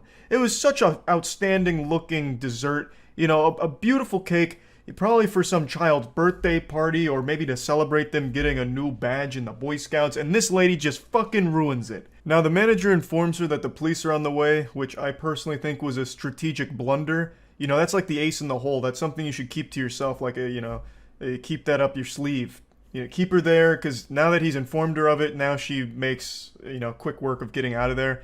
From what I understand, though, when the police do get called by a restaurant, they usually show up like an hour later. They don't take it super seriously. At least in most of the reports I was reading about these kind of situations. They're not super prompt in showing up, and when they do get there, it's already resolved itself and they don't do much for it. So it's usually just something like, if you're gonna call them, maybe let it be a surprise for the person you're calling him on, so that way they might still stick around for an hour. Like, I bet if he didn't tell her, she would have stuck around for another hour smoking meth, maybe like throwing napkins next once she ran out of milkshakes to destroy. He could have kept stalling her, at the very least, and then she'd face some kind of repercussions for this, but the video ends with her just leaving. I did. They heard you yelling. You're such a fucking loser. They heard you yelling. They said they're selling somebody You already heard that immediately. one too, you fucking repeato. I'm sorry that you went and smoked meth in the bathroom for 20 minutes. Leave our store and never come back. A lot of things can be said about this woman, not all of them positive, but I will give her one compliment. She is the queen of uncommon insults. Like, this is shit I would have never expected to hear during a heated argument. She calls him a goof, a loon, which, as I understand it, is like calling him crazy, which is a weird thing to be saying. Like, he's just kind of standing there doing his job. I don't know what he's done that's like crazy. And then she also calls him repeato, because he said the same thing twice. So I mean, she's got some zingers that she's tossing out here, so some real humdingers. So yeah, that one was making the rounds on Twitter today, but I figured I'd give you a little bonus freak out, a little dessert. This one's from 2019, but is going viral again. I think I saw it yesterday or the day before. It's a woman who got extremely upset that the restaurant was out of beef patties, so she went and got a baseball bat and beat the fuck out of their windows. She was just like, you're lying, the beef patties are ready, and why they're not ready, you're lying. Says then she left and came back 5 minutes later, and that's work. Cops say it happened January 15th at the East 169th Street restaurant. The suspect, with a baseball bat, smashed the store glass. This really made me want to try those beef patties if they're worth this much effort. She stayed mad for like a whole 5 or 10 minutes because the beef patties weren't instantly ready. Like, it's not even like they were out of beef patties, they just weren't immediately ready to serve. So they must be so delectable, so exquisite, that if they're not immediately in your mouth when you're thinking about them, it'll make you this upset. This almost worked like an ad campaign. Our patties slap so fucking hard, they're worth going to jail over. They said it cost like $2,000 to repair the glass, and it was a big hassle, obviously. But yeah, I just wanted to share a couple of fast food freakouts again because it's all over the place. It's happening all the time now. Granted, this second instance here was from a couple years back, But for some reason, all of these freakouts are being shared now like they're happening in real time, so I'm constantly exposed to it. And regardless, I still think it's a pretty dangerous job. You never know exactly what's going to be happening at a fast food spot, I suppose. But anyway, that's about it. See ya. See ya. You guys know me. I love a good freakout where someone completely fails to control their emotions and makes an absolute fool out of themselves in public. But you know what I love more than that? A good story. But what happens when a good story meets a good public meltdown? You get a piece of art. Something that not even Leonardo da Vinci could paint. He couldn't portray such beauty. And today I'm happy to say we were blessed with this perfect storm. We got an absolutely wonderful apocalyptic explosion in public over nothing, and an incredible narrative to accompany it. Do you have a vagina? I don't know. That's kind of my business. Do you? Do you have a vagina? I couldn't imagine a stronger intro- Oh my god. Oh my god. That was my dog. She just scared me. She must have been having a dream and kicked my chair. I thought for sure an earthquake had just hit Florida. Wow. Alright, now that my heart rate's come down after that jump scare, what I was saying is this is one of the finest beginnings to any fairy tale I've ever heard. Like, imagine if Harry Potter had started with a question like this: do you have a vagina? It immediately sets the tone for the rest of this video here. Yeah, that's a weird thing to ask. You're the one asking me what gender I am. I didn't ever ask you that. You're asking my pronouns.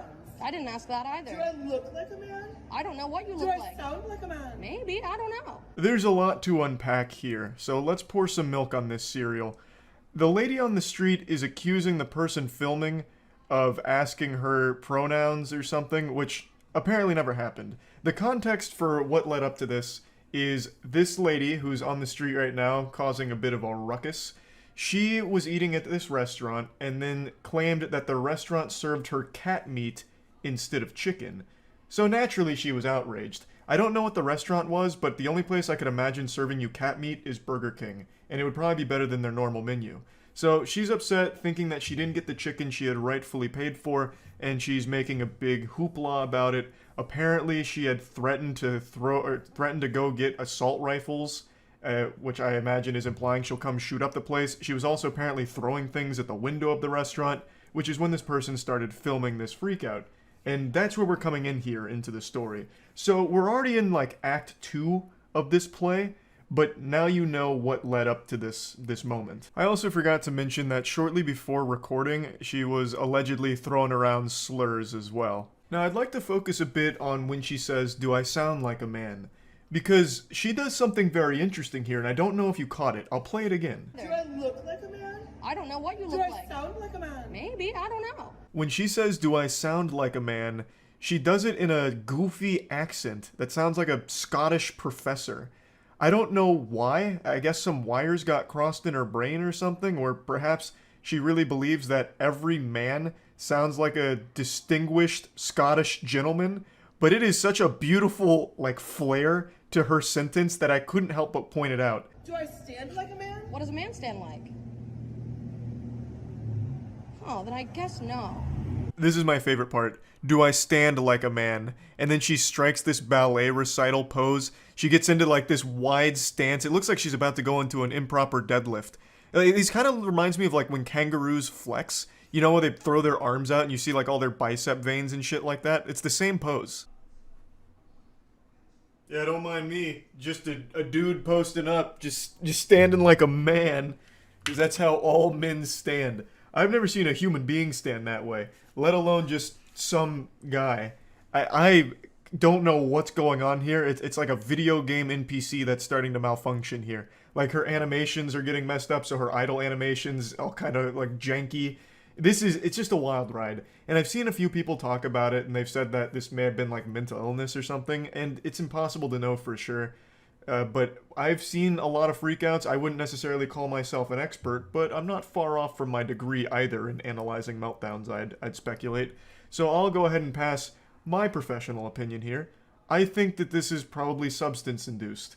I've seen a lot of these kind of things, and they all have one thing in common. Typically, some sort of substance leads to an outburst like this. So that's my little armchair analysis here. But again, I don't know for sure, and if it is mental illness related, hopefully she gets the help she needs. But threatening to bring assault rifles to shoot up the place is not acceptable under any circumstance, nor is throwing rocks at the place and throwing around a lot of slurs. Yeah, record me. Are you recording? You sneaky bitch. Are you fucking recording me right now? I'm holding my phone. Okay, good. Call 911. They're already on the way. Perfect. Can't wait to talk to the officer. Ah! Stop! Oh, stop! Stop! Fuck you! Fuck you guys! You've gotta love a happy ending. I want to give massive props to the person filming this. They did an amazing job. The conversation that they engaged on, like that back and forth, seemed like something out of a cartoon. It was so well done. They were able to respond to the lady's wild questions so quickly. Do I stand like a man? Strikes the pose. Well, no, I guess not in that case. You know, just really impressive stuff, and I love this cut from can't wait for the cops to get here to being arrested. Like, you couldn't draw it up any better than that. So, to give a little context what happened here, after the initial, you know, back and forth and the do I stand like a man and her fucking going hog wild on that pose, she left and then came back, but this time was a little more combative. The cops were called, cops arrived, and she was arrested. I don't know exactly what led to the arrest, because typically what would happen in a case like this is the cops just tell her to get out of here, scram, you know, skedaddle. I'm assuming she got very combative with the officers as well. So, pretty rough set of circumstances, but I don't think the person filming did anything wrong. Threatening to shoot up the restaurant and throwing rocks at it, you know, that's definitely grounds to at least, you know, getting the authorities there to say, hey, no, please leave. You know, at the very least. Now, this is where the story wraps up. There's still a few plot holes here that I don't have the answer to. Whether or not the restaurant was actually serving cat meat remains to be seen. I'm sure there will be a thorough investigation after she files her claim on it. I would venture a guess saying that probably not. I think it'd be a lot harder to get cat meat than it would be just to get chicken in the first place. Like, you can find chicken everywhere now. You can fucking find chicken in a dumpster outside. I could throw a rock right now and probably hit a giant chicken breast. It's just so readily available. Whereas cat meat, it seems a little bit harder to source. So, you know, I wasn't there. I didn't taste it. And even if I did, I don't know if I'd be able to identify the taste of cat over chicken. My palate's not that fine-tuned. So we don't know for sure whether or not it was cat or chicken. I'm going to go ahead and throw my hat in here and say it was probably chicken. Thus, I don't think there was any reason for this giant meltdown in the first place. There's so few instances of a justified public freakout where I'm actually rooting for the person going ballistic. Most of the time, it's just a minor inconvenience that gets blown way out of proportion by somebody. But the ones where I do root for the person going wild are the ones where it's like in court, and the person who murdered a family member or did something heinous to a family member gets beat up by that family, or somebody like goes after them and gets a few rogue punches in before the cops separate them. I'm always pumping my fist saying, you know what, great. But aside from those extreme cases, it's never worth embarrassing yourself like this in public at all. Anyway, I just wanted to share this one with you because I found it to be an entertaining, short little freak out, and that's really about it. So yeah. When you think of a hero, the first thing that pops in your head is probably like Spider-Man or Iron Man or something. But for me, when I think of a hero, I think of anyone who has to work in retail, food service, reservations, any job where you have to interact with a customer. Those are the real heroes. I have always said and always will say that any job that requires you to interact with customers is an absolute nightmare. Hell on earth. You're constantly experiencing the worst humanity has to offer every single day. Swallowing rusty nails would be less painful. And I think that's something that everyone on this planet can agree on, that rude customers are the lowest of the low. I have more respect for cockroaches than I do some douchebag that's melting down in public, yelling at an employee over something they had no control over in the first place. It is one of my biggest pet peeves. In fact, I'd say it's probably my biggest pet peeve. I hate that shit. And today there was a video that was going pretty viral on TikTok about a guy who posted his own meltdown at GameStop, and it is so embarrassing I couldn't help but just talk about it a little bit today. Let me show you it. Hey, what's going on, man? How you doing? Listen, I'm recording you just because I've had the hardest time returning this. So if you tell me no, I'm gonna go ahead and sue GameStop. I see this shit all the time. If you don't help me fix this problem that is my fault, I'm going to sue the entire company. Well, like, what do you expect them to do? Start groveling like, oh no, please, don't sue the company. Oh no, oh goodness gracious, oh please, anything but that, shaking their fist. I'll do anything to fix it. Oh god, just let me rectify this situation. Like, why do you expect the employee to give a fuck if you sue the company? Why is this GameStop employee all of a sudden gonna try and defend the company, the corporation, like, oh no, you will not. I will not allow you to besmirch the good name of GameStop like this. I will fix your problem immediately, now that you've threatened legal action. Like, they have no say-so in the corporation. You know, this guy isn't John GameStop here. Like, he doesn't care. Who the fuck cares? I just can't wrap my head around this, like, 4-year-old thought process here. If I go after the company, surely the employee is now going to be able to magically fix my issue.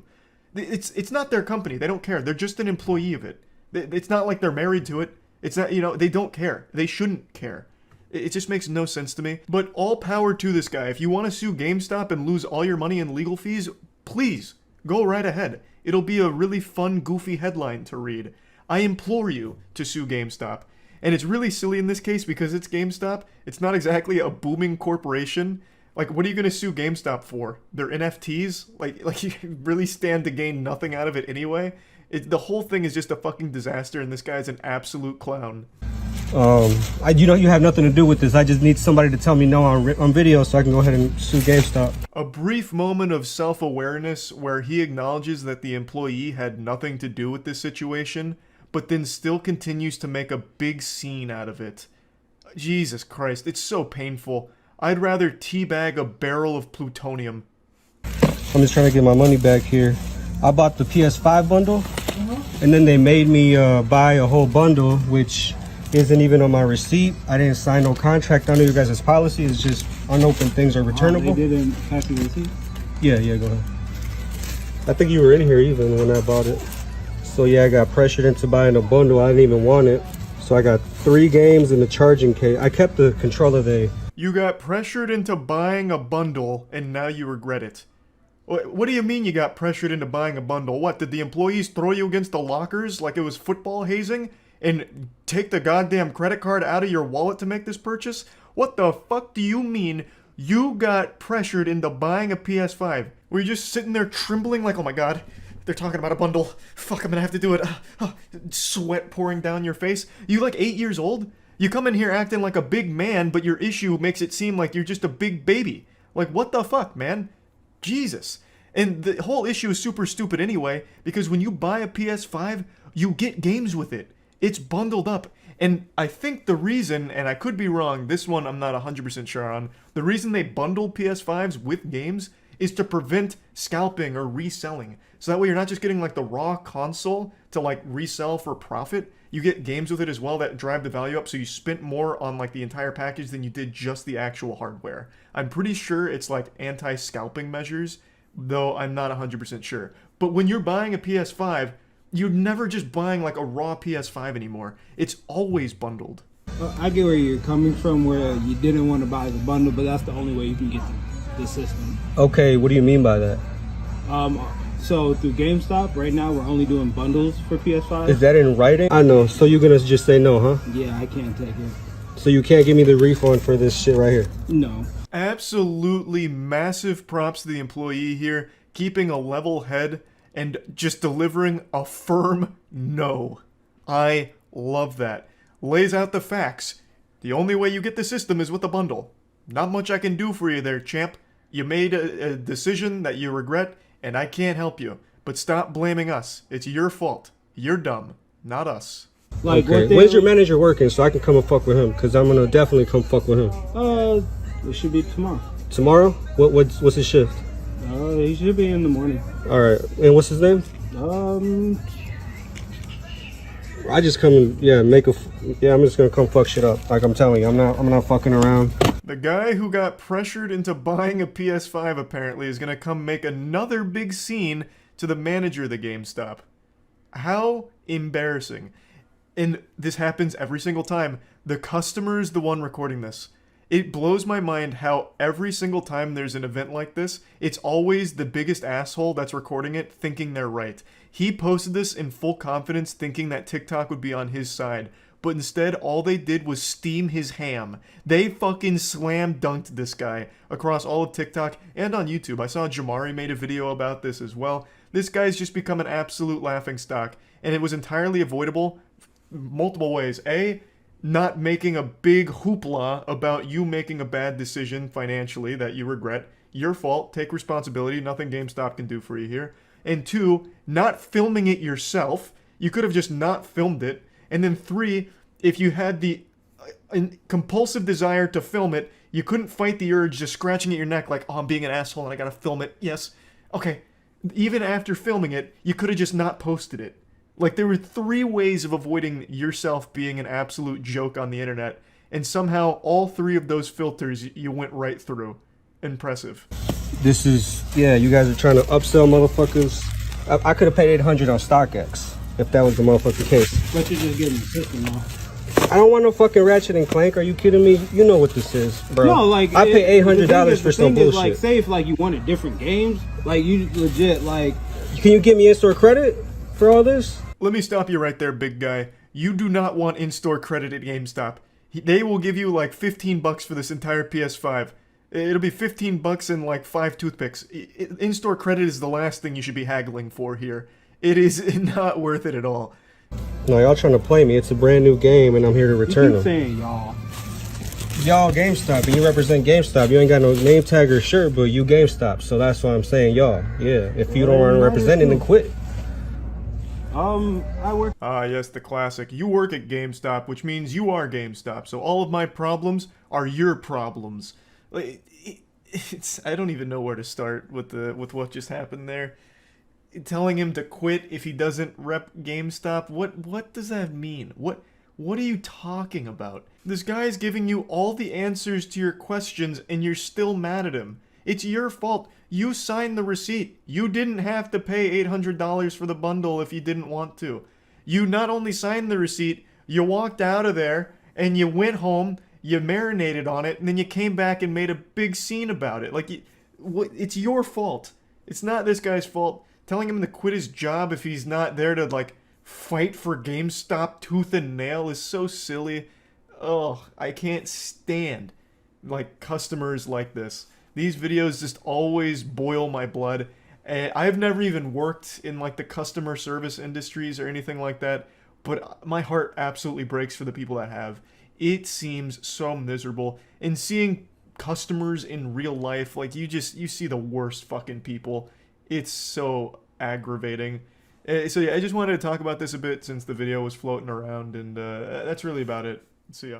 Last year I made a lot of videos about Karens, those wild and wacky women that would go out in public and cause a big ruckus over nothing.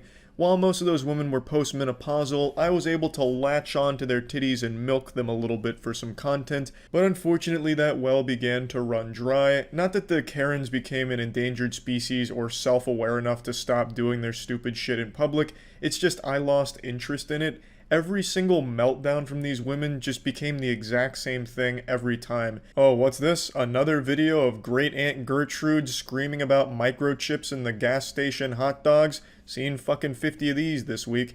It just became the same thing. Like, they were all saying and doing the same shit. It reminds me of like in a Madden video game where if you look into the stands, you just see the same fucking NPC spectators looking on and cheering. That's what it felt like watching Karen videos. Just a whole bunch of clones doing the same shit. It was weird. So I stopped doing Karen content, but I'm happy to say a Karen video has surfaced today that is actually pretty interesting and unique. This happened at an airport. He threw me to the ground! My name is Terry M. Booz! I'm running the manager of the fucking airport here! That's not gonna happen. This lady is fuming. She's so mad she just did a full scat man. Just hit him with a skibbity-dee-dee-boo-bada-bop. Like, I don't know what the fuck she was saying. Who's got It's like some gibberish Adam Sandler would have said in SNL back in the 90s as a joke. But she just couldn't get the words out because she's so fucking angry and heated over something that happened off camera. You'll learn about what happened here in a minute, but I also love the way she announces herself like it's a WWE entrance. My name's Terry Ann Woos, and I'm here at SmackDown vs. Raw 25 to let fucking Hulkmania run wild, brother, at this airport. Let's fucking go. Who saw him choke me to the ground? Who saw me? I saw you run through the door when you weren't supposed to. He And I saw him me push to you the out ground. again. You deserve it. I'm pretty sure you're mistaken. And it's wet. Boo-hoo. Boo-hoo. Boo-hoo. You fuck off. Not helping. Not helping. Not Excuse me? I want the manager of the airport here. There really is a lot to unpack here. This is the most stereotypical Karen I think you could possibly envision, from the outfit to the statements she makes. She wants the manager of the airport. What are you expecting? Fucking JJ the jet plane to come in here and troubleshoot for you and, ask what's going on? Who do you think the manager of the airport is? It's not fucking Starbucks, like you're not gonna be able to strong-arm your way to speaking to the airport manager. The delusion of these kind of Karens where they think they're always in the right and no matter what, they'll go from like victim to absolute evil supervillain in a second. She tries to like rally the people behind her. Who saw Hoobagobada? Who saw him push me to the ground? Who saw it? Let's rise up, gamers! Who saw it? And then the crowd's just like, it was your fucking fault. You charged into a restricted area and got tackled for it. You brought this upon you. And then people get mad at her like, you deserve it. Fuck you. Boo-hoo. And then she's like, oh, god damn it. No, fuck all of you. Who saw it? We saw it, and it's your fault. No, shut up, you didn't see anything. It's extremely hard to root for the TSA under any circumstances. I don't think in the entire history of the TSA they've ever been viewed positively by anybody. But in this video, they're the clear good guys here. They did that airport a justice by getting her away. So, fuck yeah, I guess. This isn't a very long video or anything, but I did want to talk about it because it just felt good to be home. I've seen it all from Karens until now. This is something different. This is a little more unique. It's goofy. It's wacky. It has everything you would expect from a Karen adventure. And I hadn't seen something like this before. So it was just nice and refreshing to see that the Karens are still out there and they can still surprise us. So that's why I just wanted to talk about it and bring it to your attention. That's about it. See ya. I have become a huge fan of watching school board meetings now. I treat it like a sport. But I'm not really cheering for anyone, I'm just there to appreciate the players going out there and giving it their best. I love watching this shit. With everything going on with masks and vaccines, school board meetings have become absolutely like a modern gladiatorial arena. It's extremely entertaining. And today I want to share the most recent one with you. This actually happened in my own backyard, the state of Florida. It's everything you'd expect from the state of Florida, just not with any bath salts at this, unfortunately. They said, hey, no drugs. So, unfortunately, we didn't get to see them playing at their optimal efficiency in their normal habitat. They were here sober, to the best of my knowledge, which I think is a bit of a shame. They should definitely change the rules at these school board meetings to allow for performance enhancers like meth, especially in Florida where it's just so common. But anyway, I'm going to show you some of the clips of the people going up there to talk, but I do want to say there was a fist fight there. And I can't show you the video because, unfortunately, I think YouTube would take it down. So I'm just going to do my best to paint a picture with words for you.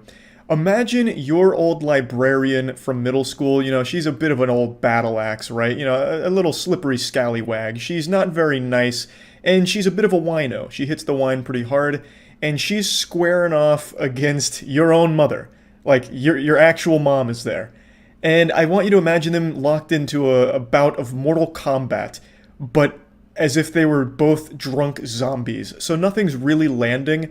And then eventually one of them gets like a titty push in. She goes for like a one-handed titty shove. So she shoves her titty back. And then it gets broken up by a police officer. There were some fists flying, but nothing connecting. They were throwing out some wet noodles. But it's like both of them needed glasses and decided not to wear them that day. So they were just like punching air.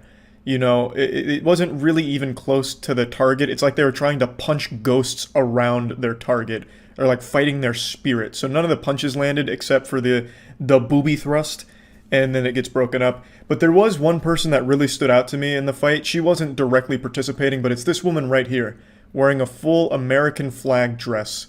So we had a real patriot in attendance that day. Fucking female Duke Nukem over here just loves America, and she's there just trying to show her support for helping kids get sick. I am sorry the quality is a little low on that screenshot. It looks like a picture of Sasquatch. I'm sorry about that. That's the best quality I could find of her attire. But anyway, let me get into showing you the actual school board meeting clips. I'm going to tell you that your time is up. The people of the state and this district are rising up, and you have awakened a sleeping beast. That's right, baby. The beast is up and angry, ready to tear scalp from skull at the upcoming WrestleMania. I bet when she wrote that, she thought it sounded really cool and intimidating, but all I get is like 1990s Attitude Era WWE promotionals in my head. Maybe the reason why we have people in the hospitals all this mask wearing. Did we ever think of that?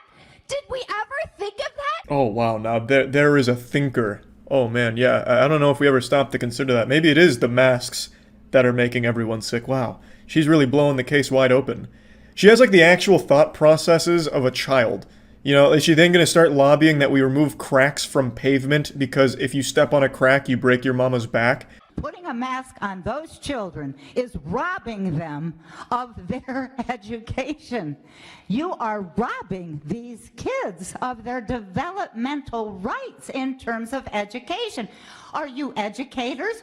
Don't you know that? She is making a good point. Everyone knows that your brain turns off when your mouth is covered. Every time you go to eat something and your mouth gets full, like you just go fucking full brain dead for a split second. Everyone knows that. So she's at least making sense here. You simply cannot learn while wearing a mask, obviously. I mean, how are you expected to do mathematics if there's a mask over your face, right? Like it's simple, it's elementary, really. I wonder if anyone ever told this lady that doctors and surgeons typically wear a mask when performing important operations. But that's probably a lie. I mean, the government probably made that up. I mean, you usually go under when you have like really important surgery, so you're asleep. They're probably not wearing a mask, and you're just being lied to. Since you haven't seen it with your own eyes, they're probably not actually wearing a mask. And if they were, they'd be drooling over themselves because their brain would be off. Like you can't do anything when you have a mask on, obviously, as she's saying. So yeah, no, that's probably a lie. They're probably, when they're doing surgery, they're probably wearing like a leather jacket with like a cigar in their mouth or something, so that way they can really focus. Mrs. Claus here really is onto something. Like, you just can't learn if you're wearing a mask, and that's a really good argument, I think. Like, there's a lot of merit to that statement, if you're the dumbest fucking person on earth. I want to talk about the real pandemic, child sex trafficking. By putting masks on these kids' face, you can't identify any of them. What? Excuse me? Buddy, it's a school board meeting. For a second there, I thought he was going to start, like, complaining as, like a child sex trafficker himself. You know, it's like, I can never tell what their age is anymore, god damn it, and it's making my profession as a human trafficker much more difficult, god damn it, so this needs to go. They don't care about your children. As a matter of fact, they hate them. They hate your kids. They hate my kids. They hate your kids. They hate my kids. Get it? Yeah. Fucking busting out some stinky rhymes there for a second. She was about to go into a full-blown freestyle for him. I'm pretty sure everyone that showed up here to demand that masks be ripped off of kids' faces are the ones that actually hate their own kids. I don't think they even view them as their own children. I think they just view them as like political tools or something to enforce their own beliefs and agenda. So I think they're really kind of the ones that hate the kids. But that goes against the song she was about to bust out there, the little nursery rhyme she was working up. But like, there's just, I'm sure even like a 9-year-old can recognize like there's nothing to be lost by having a mask over your face. It's not like it's harmful. It's not like ruining your life. So what's the point? Even if you don't think it works, it's no different than just having a dress code at school. Like, if you go to a school and they say, hey, you can't have assless chaps, it's not like you're going to make a big hoopla about that. Like, no, I should be able to have my asshole exposed to the world, right? Like, it doesn't matter. If it's just part of the dress code, who cares, right? But to these people, it's more than just that. This is the only thing they have now. This is their whole personality, is just being against the mask and the vaccine. It's a stupid hill to literally die on. We've already seen, what, like 10 different radio hosts that kept preaching no mask, no vaccine, just literally die from it, and then talk about how much they regretted it. So, I mean, it's a cycle that seems to want to continue. And I feel bad for the kids because it's their parents that are trying to hurt them just because they have a stupid belief. They are literally going to Gangnam Style on the corpse of their own kid for it. And I don't think they're going to care either. But I just wanted to say that because I think she's really the one that hates her own kids, and she's just kind of projecting that on the school board that she's whining and complaining to. 99 99.9 live through this flu, especially the kids, and the data proves that too. Science and laws shouldn't be changing so fast. Has Nuremberg taught us nothing of medical tyranny in the past? This guy's face really says it all. She brought up Nuremberg. Good lord. Like, some of these people are just too far gone, to be honest. Like, there's just nothing you can do. They just desperately need something to cling to that they feel makes them unique, or makes them feel smart, and this is what they've chosen.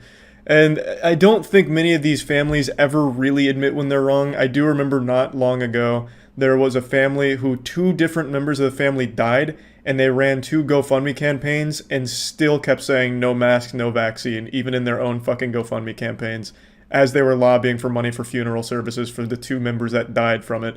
So it's just one of those things, man. I don't know what you do about it except just sit back and laugh at them anymore. Like, there's just nothing you can do. They refuse to believe, like, the most basic understanding of anything, and it sucks, but it's a pretty fucking lit school board meeting, right? Like, the content from the school board meeting's pretty fucking A tier. Of course, I feel super bad for the kids because they didn't choose to have stupid parents. It's just really unlucky.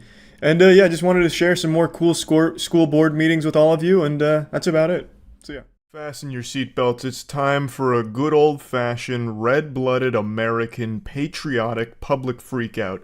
This one takes place on a golf course. We got a Karen on the golf course right now. You'll leave after I don't give you a goddamn thing. I'm gonna take your clubs. Take it. He seems like a character from Mad Men. Like, he is smoldering right now. That is mean mugging. And then he holds up the golf ball like he's about to do a magic trick with it to make it disappear. So, from what I understand here about this situation is, this group was golfing, and this gentleman, which I can't say that word because he is not a gentleman at all. He's not conducting himself in an appropriate manner for the golf course, which is a holy sanctuary of good manners and some light day drinking. He has picked up their ball and refuses to give it back. I don't really know why. Maybe he's out of balls and he resorted to just scavenging for one, maybe. But he has their ball. They're confronting him saying like, hey, give that back. And he's saying, nope. There's just already so much information here to digest and marinate on. Now, one of the members of this party that had their golf ball stolen by the gluttonous golfer threatens to take his golf clubs in return, which I imagine they were just saying out of, jest and making fun of him. But you have to be cautious because clearly this man is resorting to caveman brain. He's going primal right now. He's not processing information rationally. So he might take that as a declaration of war, like a legitimate threat. If you're talking about taking someone's golf clubs, you're basically threatening to take their firstborn child to some of these golfers out here. So you just gotta be wary of the headspace the guy's in right now. Then leave. I'm not getting a fight at a golf course. Then leave. I'm gonna stand here and you can complain. Goodbye. I'm not complaining. You're the one bitching. No, you're the one that approached me and I asked you to no longer speak. You took her ball! Please don't speak to me. We're coming over. I'll be honest here, I can't help but appreciate his power stance. The way that he holds himself is actually pretty impressive. It's a legitimate NPC stance. He's got this spiritual pressure that I can taste through the video. So he's drawing a line in the sand. He's saying, I'm not fucking leaving. You can sit here and complain, but I've got your ball and I'm not giving it back. So the Grinch has come out here and stolen Christmas, and he did it all while wearing Steve from Blue's Clues shirt. I love that he's got the green striped shirt on because since I grew up with Blue's Clues, I see a shirt like that and I immediately associate it with like a really nice person, and this guy is wiping his ass with that whole fucking idea. Because this guy is not nice at all. In fact, you know what? I'll say he's a bit of a jerk. Pardon my French. You took her ball! Bro, you took her ball. I'm not gonna fight you over a If you need money for her golf balls... I'm going to, Walter. Because I'll plant you, bitch boy. Now get the fuck off the cart. Walter. Walter? Oh, here we go. You see that? Oh. That's what you spin to heaven, bitch, and you want to test God? You fucking come get it, shit stack. I'm a little disappointed he didn't rip the shirt off Hulk Hogan style. The fact that he, quickly takes it off like it's about to get sensual took away from the impact of the peak male physique reveal. Now shit's starting to pop off. It's about to look like 6th Street in Austin, Texas after the bars closed down. That's a really specific reference, but I think a lot of you understand what I'm talking about. There's this street in Texas with a ton of bars, and every single time the bars close, all the fights just start breaking out outside on that street all the time. Most of the street fights you see on the internet actually come from that area. That's like the genesis of fighting. Like, that's where fighting was invented, really. But anyway, let's dial back the clock a little bit. He said something very interesting that caught everyone off guard when he said Walter, and that he would plant him bitch boy. So all at once, the crowd says, Walter? Walter? Walter? Walter? Like, no one knows where that came from. So I believe what happened here is, for a brief moment, this dude traveled to a different dimension, and he was fighting a ghost named Walter. No one seems to know where that came from, but that was finally the last straw there. When he takes his shirt off, Walter was there, and he was ready to fuck him up. Oh. You think I'm mentally ill? I know you're Been to heaven. Leave me alone. So that's the second time he mentioned heaven. So the first time when the shirt comes off, he makes this statement about, you know, this is the body that went to heaven, so if you want to challenge God, then come get it, shit stack. I don't exactly know what a shit stack is. I guess if I was to put the context clues together and use the very obvious, it would be like a piece of poop on a piece of poop on a piece of poop, like a whole fucking tower of it. But who does that? I've never seen a shit stack per se. But what's the most interesting part here is that he keeps mentioning heaven. And I don't exactly know what that's about, but it is pretty intimidating. That gives some psychopath energy. It reminds me of Hey Arnold with the don't hit me, I'll hit me. Like, the whole thing being act as crazy as possible to stop a fight from happening. Maybe that was the tactic here, so that way he could have them leave on their own accord and he gets to keep their ball, he gets the treasure. Like, you know, maybe it's possible. But, yeah, either way, I just found this to be really interesting because it goes 0 to 100 so quick. Because for some reason he inexplicably takes their ball and refuses to give it back. And it turned into this big song and dance. It just feels like so many people are on edge all the time and are willing to die for things that are super small. It just, I don't know, it's just a wild phenomenon that I'm noticing being very common these days. Also, there's another thing I want to point out. When he takes his shirt off initially, he looks down at himself a couple times, and then when he looks up, he looks almost surprised, as if he didn't know what to expect when his shirt came off there. Maybe, like, it wasn't the same view that he has of his body when he looks at himself in the mirror, so it caught him off guard. I don't really know. But yeah, I just wanted to share this, because it's been a little while since we went over just a good old-fashioned public freakout. That's about it. So yeah. I think it's time we finally talk about the true victims of the coronavirus lockdown and quarantine, which is of course the middle-aged, short-tempered Karens.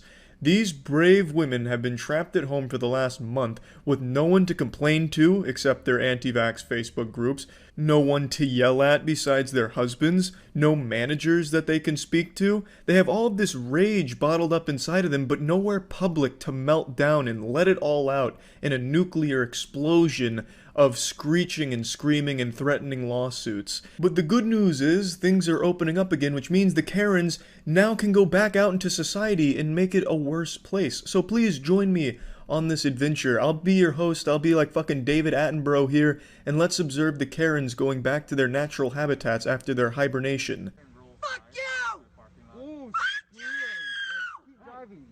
Ah, wonderful. A chain-smoking middle-aged woman with her siren song, such an angelic melody, true mastery over her divine vocal cords, able to deliver this banshee's wail, fuck you. No, it's not enough! Park your car. No! Like, what the hell? You better get the fuck away from me. Fuck you! We have a car. The wild Karen's sharp instincts kick in, hearing the sound of potential danger. She feels as though the essential oils in the backseat of her car are threatened by a potential predator, so she lashes out blindly, hoping that the guttural shouts and puffing of her feathers will be enough to scare away the enemy. Yeah, this is a roadway over here, ma'am. Can you please move? Everyone better stop fucking yelling at me right now. It's I'm not fucking moving. Can you please move your car? Thank you. She didn't mean that thank you, that wasn't sincere at all. I'm starting to get the feeling that she's just not a very pleasant person to be around. I don't listen to you either, Shield. Listen, you short fucking piece of shit. Now you've gone too far, lady, out here looking like the substitute teacher at Hogwarts for the Defense Against the Dark Arts course. Fucking scary looking loud lady. Fucking hanging out in this drive-thru looking straight out of a 1970s newspaper comic strip. Truly rude from this woman here. This woman looks like menopause. She looks like if menopause was a person. Okay? She told me I'm a fucking piece of shit. Grow some fucking balls, baby! Grow some fucking balls! Shut the fuck up and leave. No, I'm not moving. Talk all the fuck you want, all you fucking Hawaiians. The white lady's fucking crazy. You can talk all the fuck that you want, you fucking motherfucker. No, it's not enough! It is not! Unfortunately, that's where the video ends, but I don't think her anger stopped there. As you could hear, she was still screaming, still going in really hard. I half expected her to take a baseball bat to her own car just out of the confusion from the anger, just hurt itself in the confusion. It is truly baffling how someone can get this upset and have so little shame to just do it in public like this. And I think that's what makes Karens so special. They don't have that level of shame or self-awareness, so they keep going out and embarrassing themselves. And since they've been locked up for a month, they have a month's worth of embarrassment to catch up on. So they're really kind of speedrunning that because there's been so many of these things going on. I'll show you a few of them. Let's keep going. People here that's enjoying themselves, okay? This is what we're gonna do. We're gonna do the last part. Now what are you doing? Now what are you doing? Hey, sweetheart, there's kids here. There's kids here. This one was actually one of the saddest ones and most embarrassing in my opinion. This is a Karen that's been heckling a group of street performers that are performing for these people that are just now leaving their house for the first time in a month, just to give them something else to think about and entertain them. And Karen said, well, I can't imagine anyone having fun. I'm pretty miserable. Everyone should be miserable. She's like Dr. Zalost from Courage the Cowardly Dog, very unhappy, so she's shooting her cannonballs of unhappiness at everyone around her. So she just plants herself here. She gives this very incredible Ginyu Force pose here with the double middle fingers. Really bold stuff. There's kids here. There's kids. Oh, you should have some respect, sweetheart. Please. Thank you. Could you please leave?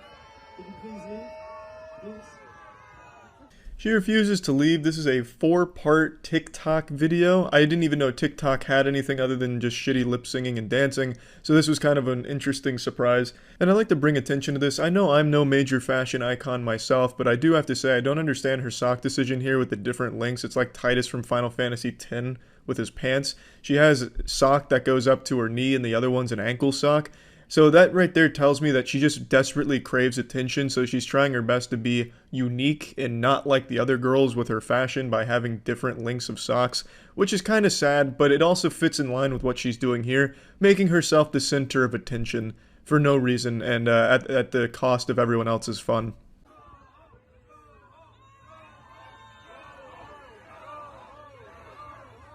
Sweetheart, we're doing flips in here. For format. Can you please move over? You were just standing right there. Why would you come right here in our way? Can you move over? Can you please move over? Can you please move over? Please? Please? Can you please leave? Can you please leave? Spoilers, she doesn't leave. She's made up her decision. She is going to ruin everyone else's day because her day and most of her days are apparently not very good. So she's taking it out on everyone around her. And this persists for a long time. I'm not going to show every part from this very pathetic saga here, but I am going to show a little bit. We'll go to part 2 now. No, you don't have to give her anything, no?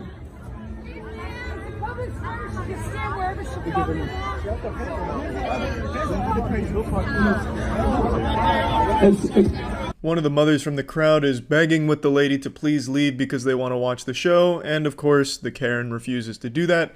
But what I find extremely interesting about this part, as you just heard, some woman in the crowd express support for what she's doing by saying it's a public square, she can stand wherever the fuck she wants. I think that is incredible. I will never understand how people can see behavior like what this woman is doing and be like, you know what? I agree with that. She should be allowed to ruin everyone else's day. It's a free country. If I want to ruin everyone else's day because I'm fucking miserable, I can do it. And fuck all of you. I like that the crowd stood up and said fuck off and told that lady to leave and she immediately left. I just have to wonder how. This is huge. Everyone, no matter what, will always have supporters. No matter how heinous and unlikable you are, there's always going to be people that will support you. I don't know if that's uplifting for some people to hear or not, but I think it's depressing. There should be objectively wrong ways of handling things, and this is one of those from this Karen standing here ruining the day, and yet still someone finds a way to support it. Crazy to me. We're going to wake this place up. Follow me, fellas. Let's wake this place up. Everybody wants the Soul Brothers back. Follow me, fellas.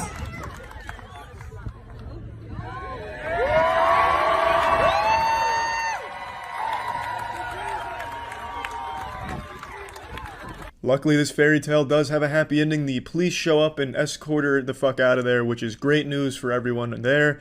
It's pretty wild how long it went on for, though. The police had enough time to walk over there and get her out before she left. That's a long time of just making the atmosphere worse around her. And I know she's going to go home and think that she was in the right. She probably talked about it on Facebook groups about how brave she was. And, you know, everyone clapped when she ruined the performance. Everyone was thrilled with her stand for justice or some shit. So the delusion, I'm sure, is still there. I don't think she had any amount of self-reflection or awareness for what she did or how bad she is as a person for this kind of shit.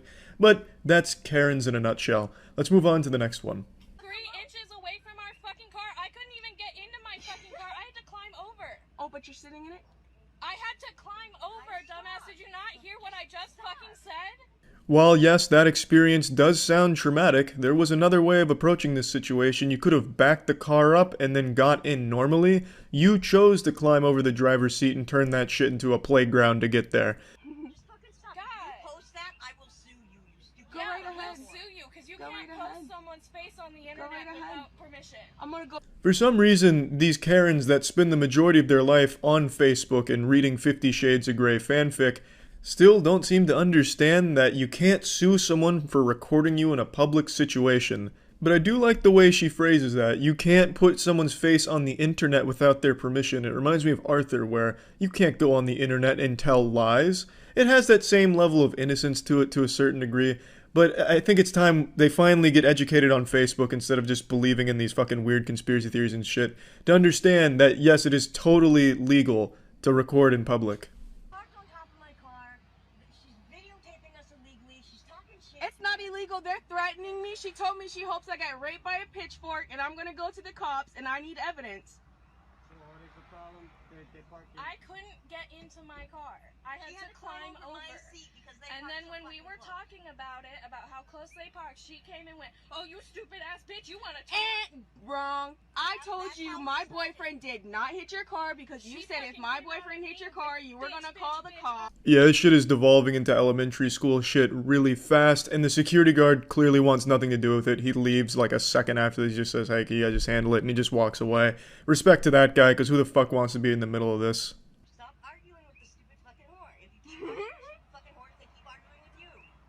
If I find that video online, I'm fucking suing you and I'm calling the cops and they're gonna come get your ass. I do appreciate that threat right there from her. You know, that's some Xbox Live shit. My dad works at Bungie and he'll get you banned if you steal my sniper again. It has that same level of energy, so there is a level of intimidation in there. That's pretty much where the video ends. It's just back and forth of just like baby whining, like baby raging at each other. I don't know. It's not even like insulting anymore. It's just kind of like actual whining. But yeah, all over a parking spot. Let's go ahead and move on to the next one. You're the one with the price thing on your car, you dumbass! Fuck you, man! I think there's something about cars that really tap into the primal rage receptors of the Karens, because a lot of the Karen outbursts happen around vehicles, so it's kind of like this catalyst for explosion among the Karens. It's very interesting. It helps channel their aggression and really bring it to the highest level it can be. You impotent piece of shit! I hope your kids get cancer! What are you looking at?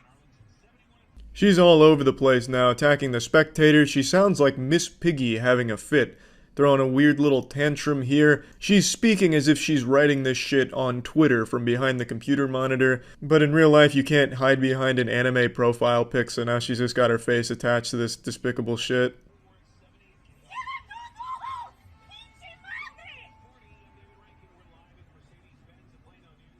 What are you filming me, you sick fuck?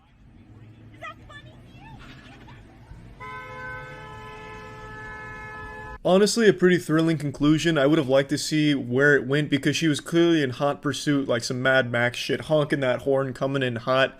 But unfortunately, there's no more to that video. But yeah, there's been a ton of Karen sightings and incidences over the last week or so. I just felt it wasn't necessary to show every single one. I think these kind of represent the general attitude of how it's been getting reacclimated to the, you know, Karen meltdowns out in the world. Now that they've allowed to leave their homes and, you know, they don't have to keep tapping into the wine cellar reserves. So it's getting wild out there again. And yeah, that's about it. So yeah. I learned very early on in life that you can tell a lot about a person based on how they treat workers, whether that be retail workers at a store, waiters and waitresses at a restaurant, fast food workers, anything.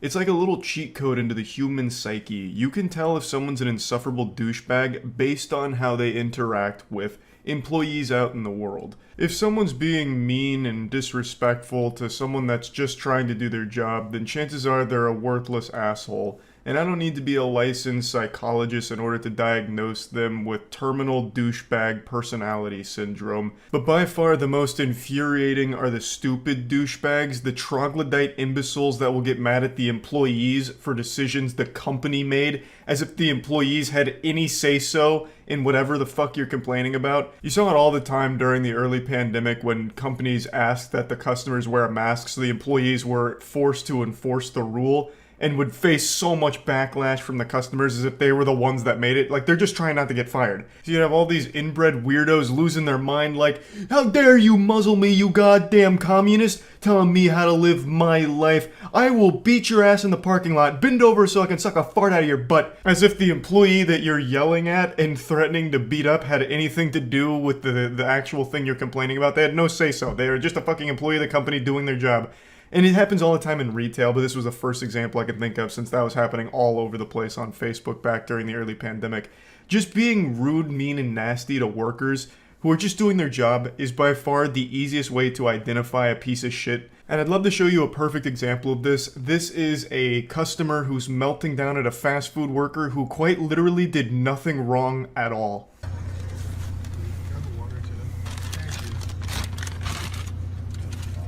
Hey. Can I ask you something, by the way?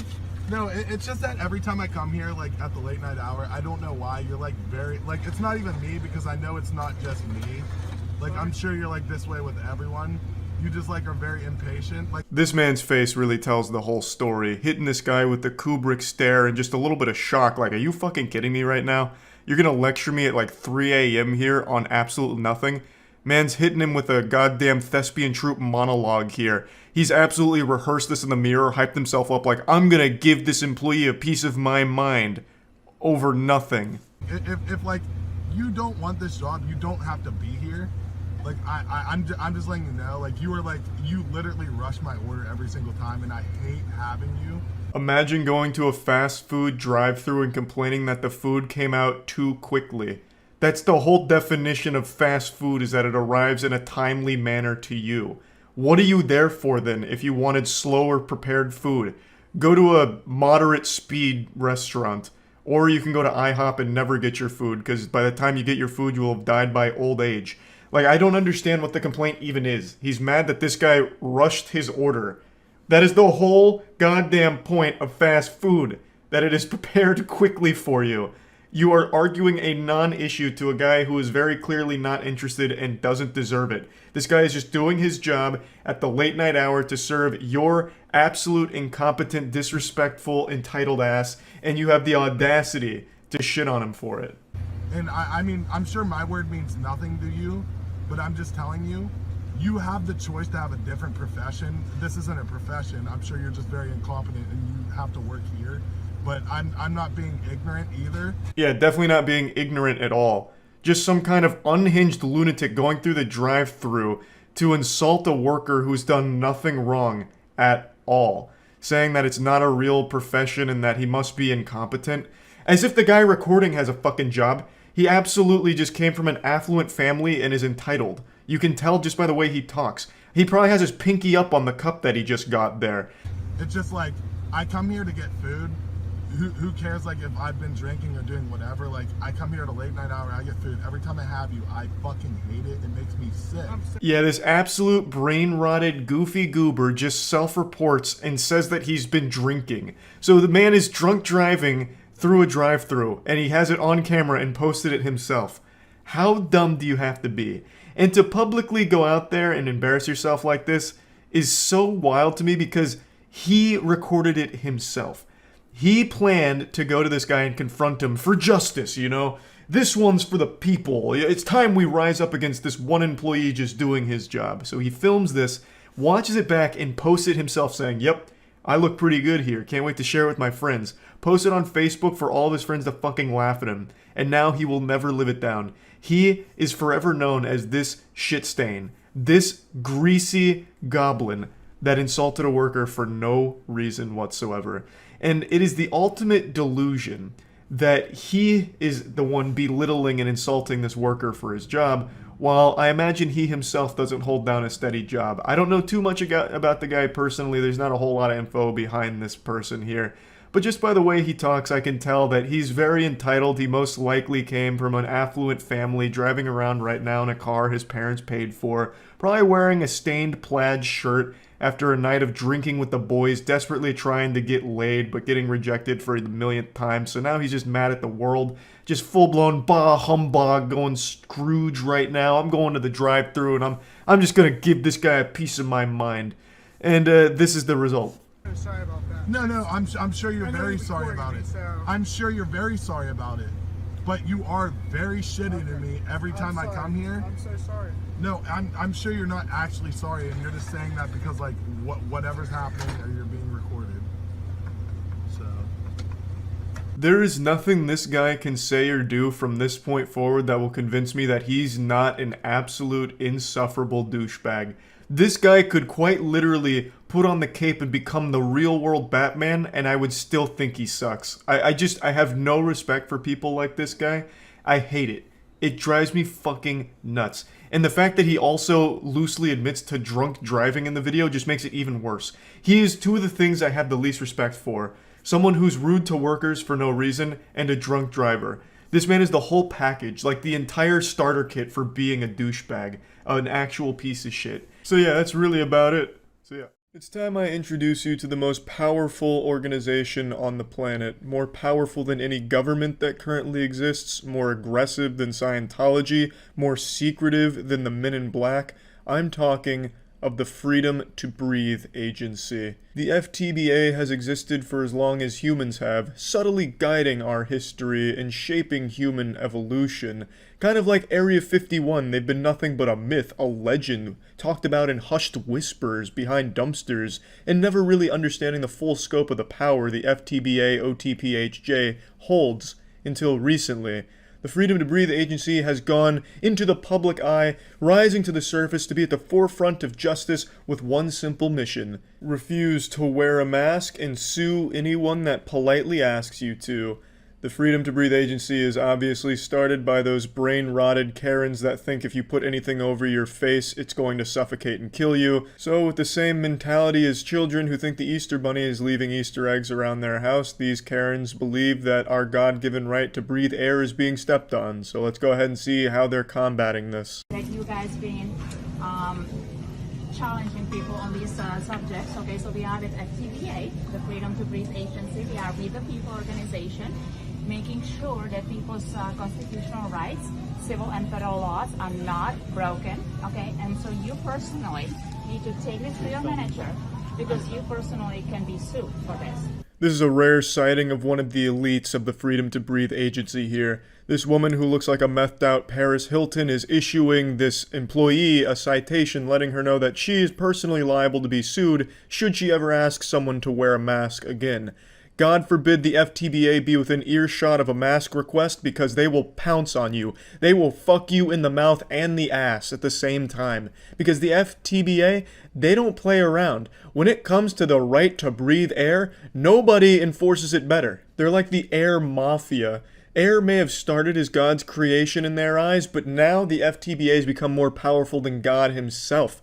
They own the air. It's their monopoly, and they get to choose who's breathing the air and how they're breathing the air. And while they may not be an actual legitimate federal agency, that doesn't stop them from being scary as fuck. I mean, just look at that official badge she's wearing here. whipped up in Microsoft Paint over the course of 15 laborious minutes. Like, come on. You're defenseless against these arbiters of justice. If you see one of these members walking down the street with this badge, turn around and just go the other fucking way, because you're not even worthy of breathing the same air that they are, unless they're trying to serve you a lawsuit, which you will likely deserve because you had the audacity to ask one of these post-menopausal women to put on a fucking mask, you goddamn swine. Okay. I'm just following the store policy. I am trying to. You are probably paid $15 an hour or $12 an hour, okay? But you are putting yourself into a major legal liability. It always just blows me away how these miserable, dusty, crusty old harpies just can't resist the urge to be an asshole at every possible opportunity, throwing this woman's wage in her face for no reason other than to condescend to her, even though this lady's likely never had a job and just mooches off of her husband's successful career, which is why she has so much free time to make shitty badges and bullshit lawsuits out of fucking nowhere, and yet she still feels entitled enough to shit on someone who is working for a living. It is pathetic, truly fucking sad and pathetic, and especially for the FTBA, who's trying to be like an official organization, to go do shit like this. It's fucking silly. I mean, the whole thing is fucking silly. I don't even know why I'm trying to even give them the generosity of saying trying to pursue an official organization, because they're not and they never will be, they never could be. It is actually an organization fronted by miserable old women like this. You can see her friend from the fucking 50 Shades of Grey book club is filming this entire thing, thinking that this is somehow in the right for their Facebook group, in which they do have a private Facebook group. The FTBA is just such cowardly bullshit Karens. They can't have a public Facebook group because they're just so goddamn sensitive. But they do have a website, so hats off to them there. It's a dog shit website, but at least they can almost use the internet to some capacity other than just hiding in garbage Facebook groups. Wow. Okay? They need to get the fuck out of here. Alright. Okay, you guys need to be careful. Look at how proud she is of herself. This is the most she's accomplished since she was on the high school cheer squad 50 years ago. Once again, the supermarket is safe thanks to the FTBA. If there's air, there's justice. I guarantee this woman thinks she's one of the nicest people in the world. They all do for some reason, because these delusional idiots all think that they're doing the world a favor by harassing employees at retail stores and just people in general. They think that they're doing the world a favor by just being these miserable assholes. And they just genuinely think they're in the right no matter what you say to them, no matter what you could possibly prove to them. You'll never convince them that they're anything more than just a miserable piece of shit.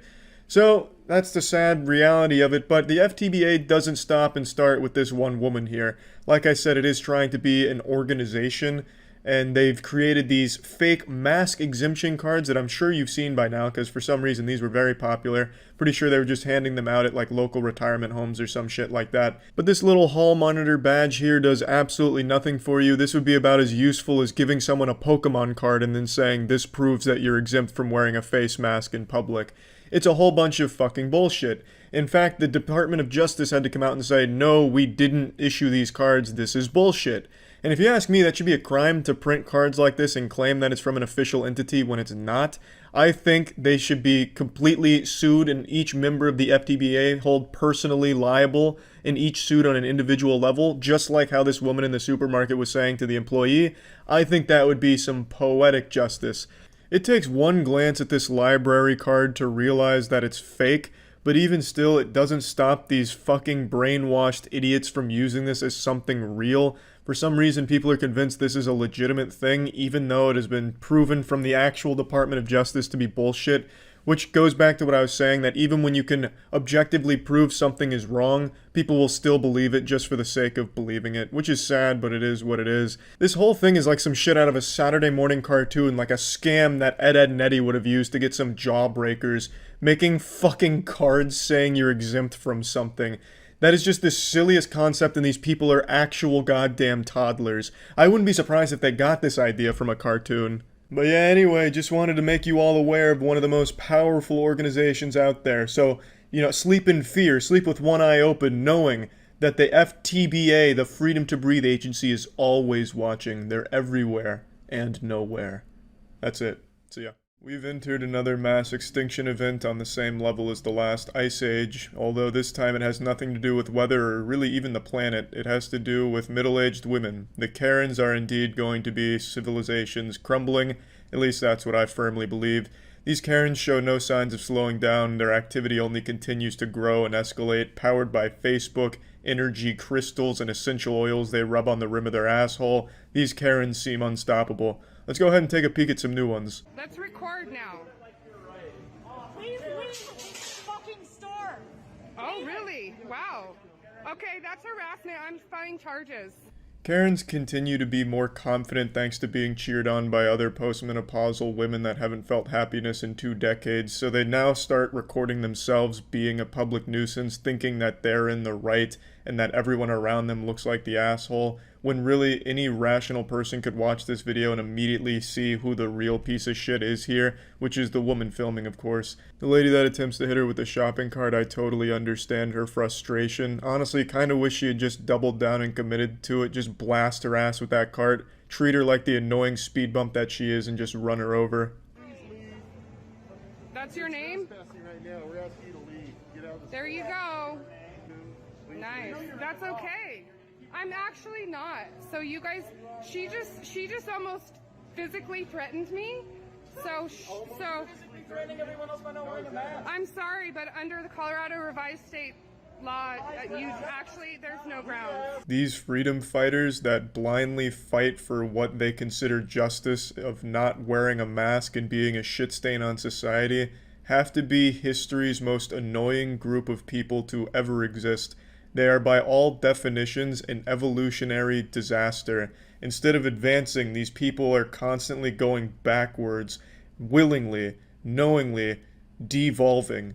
These kind of people can't even accidentally almost get something right. I spent like an hour and a half going through the Colorado revised state laws and statutes to see if maybe this diarrhea-dribbling idiot had some kind of point that was almost accurate, but she's just outright wrong. Unsurprisingly, there is nothing in Colorado's revised laws and statutes that overturn a private business's right to kick out any customer that doesn't follow the business's policy. It is still the business's fucking right to kick out any customer that doesn't follow the fucking policy the business has put in place. Now, maybe I missed something. That's entirely possible. There was a lot of shit I had to go through, a lot of goofy fucking laws that I caught myself up on in Colorado. And maybe I did miss something, but I find that a little unlikely, because what's most probable here is that this troglodyte saw one post on Facebook, uncredited, unsourced, no proof, that said, according to Colorado state laws, businesses have no rights over you. And she just believed it at face value, did no research. That's probably what this is. Because I didn't see anything, and I went through the shit, and I guarantee she hasn't done any research on anything in her entire fucking life. These people are actual zombies, incapable of doing any amount of even the bare minimum work to think for themselves. They can't even fucking come up with their own original thoughts anymore. This lady is just a drone. She is an actual Facebook drone. No.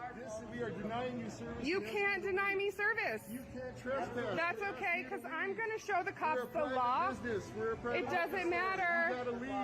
Nope, sorry, it doesn't matter. Oh, you're gonna show the cops the law, huh? You're going to educate the police officers with your fucking dance therapy degree and something you pull up on Facebook? I'm sure they're gonna love that. I'm sure that's just what the cops want after their millionth call to deal with these Karen pests. I'm sure that they're gonna like that.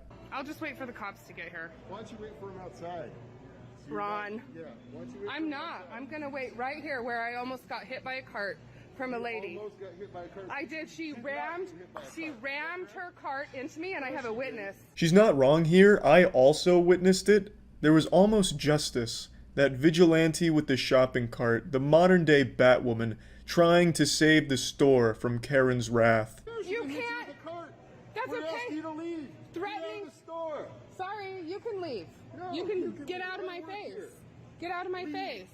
Ron at Molly's Liquors in Lakeside. I appreciate the shout out, Karen. Ron, if I'm ever in the area, I'm absolutely buying liquor from that fine ass, baby. That's what I like to see. I like to see employees standing up against this kind of childish garbage. Every employee at this store really takes it to this woman and just begs her to get the fuck out because they don't like her, they don't like what she's doing. And that's what I like to see. I like to see people standing up to this kind of garbage. So, Ron, you got yourself a customer if I'm ever in the area. You're gonna be under a lot. Nope, not leaving. Not gonna let you harass me like this. It's not a law. It's not a law. Not a law. I don't care. It's not a law. The law says that you do not use cigarettes. It's not a, no, the law, do you, okay, We're not selling you what nothing law today. went through the legislature to pass that you can't do that? We're not selling you anything today. I think her voice is extremely fitting for the entire community of people that are brainwashed zombies like this. She sounds like a parrot, and she's just mimicking what she's heard on Facebook, that it needs to be a law in order for it to be effective, which it doesn't. Since it's a private business, they have their own policy that they can enforce. And to everything I read in Colorado state revised statutes and laws, hasn't changed. So you're still kind of fucked here, Karen. Oh, good, because I'm going to show them the law. I'm going to show them the law. I'm a private business. I can expel you if I want to. Actually, you can't under the Colorado revised state law. Can. You absolutely cannot. Well, let's find out. All right, let's do. A woman tried to ram her cart into me, and I have it on video. And you're going to become under fire, son. You're like, good luck. Good luck. So I'm pretty sure this is the store owner right here, and he fucking hates this lady. During her little sob story about how she almost got her foot lightly grazed by a shopping cart, I half expected this guy to just laugh at her, or maybe inquire a bit further like, ma'am, that's terrible, that's awful. Can you point her out for me so I can get this taken care of and handle it? It's her over there? Okay, thank you. Hey, that lady over there! All of her liquor is free. It's all on me. It's on the house. Thank you today, ma'am. I'm not leaving until the cops get here.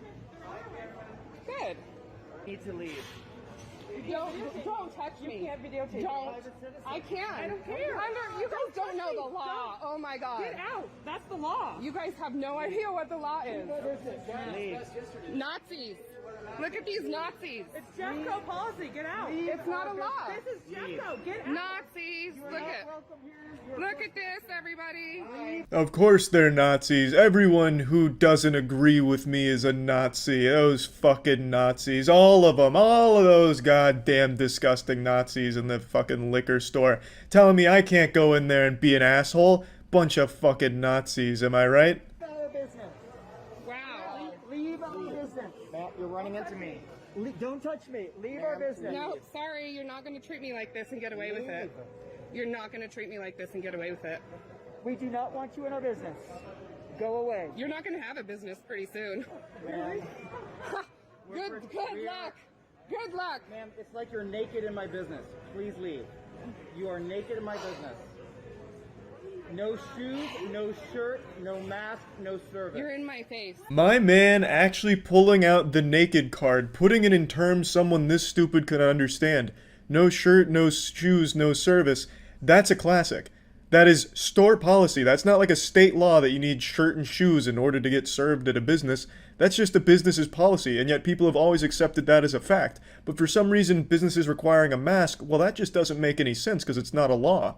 And this guy trying to use this example to help her understand why they can decline her service, it just doesn't click with her. She doesn't understand. She can't understand. She's too delusional. She's too brainwashed, too deep into the hive mind of Facebook misinformation that not even the most simple terms for babies can register in her mind. And it's really sad to see. It's a mandate and order is not state law. You guys have no idea what legislature process is, the legislative process? Service, I can do it because I'm doing it. I'm waiting for the cops. I have no doubt she can't spell legislature, but still feels very confident in her knowledge in regards to laws and shit. Interestingly enough, she stops filming once the police are actually there, so, I mean, I imagine what happened is she showed them the law, the police apologized, groveled at her feet, and the entire store clapped for her. That's probably what happened, but she just forgot to film that part. Let's go to a different Karen.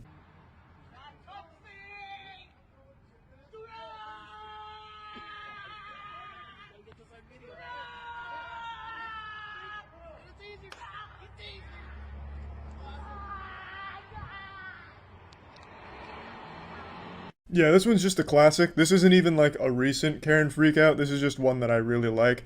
This woman comes at him with the powers of the dark side, going for like a force choke, going for like force lightning on him, and the police officer's fucking terrified, like backing up, damn near pissing his pants, and then brings out his taser. This Karen's treating this officer like how people tell you to treat a bear during a bear attack, you know, screaming, going wild, getting loud, getting big. It's like that episode of Hey Arnold where he convinces his bully not to beat him up because he's insane. She tried that approach here, but it didn't quite work. I mean, it could have been worse, I guess, but at least she went down with a bang, I gotta say. Like, that's one hell of a way of going out. Like, if this was my relative, I'd be almost proud. Like, you know what? Yeah, you got arrested for public urination or whatever, but damn, you really went down swinging. I like what you did there. I think that's enough Karens for today, honestly. Only 2, I know, but there's like 20 or 30 Karen videos every single day that I just haven't watched yet, because watching so many Karen videos just honestly makes you feel like everybody's that stupid. And that's a fucking rough feeling, to feel like every middle-aged woman is dumb like these people, because I know they're not, but there's so many of these videos every single day that they're somehow making it seem like every middle-aged woman is a Karen all of a sudden, which is fucking shocking and sad. So, I mean, I'll definitely do more Karen shit soon. There's so many, but for now, just these 2 for today. That's it. See ya.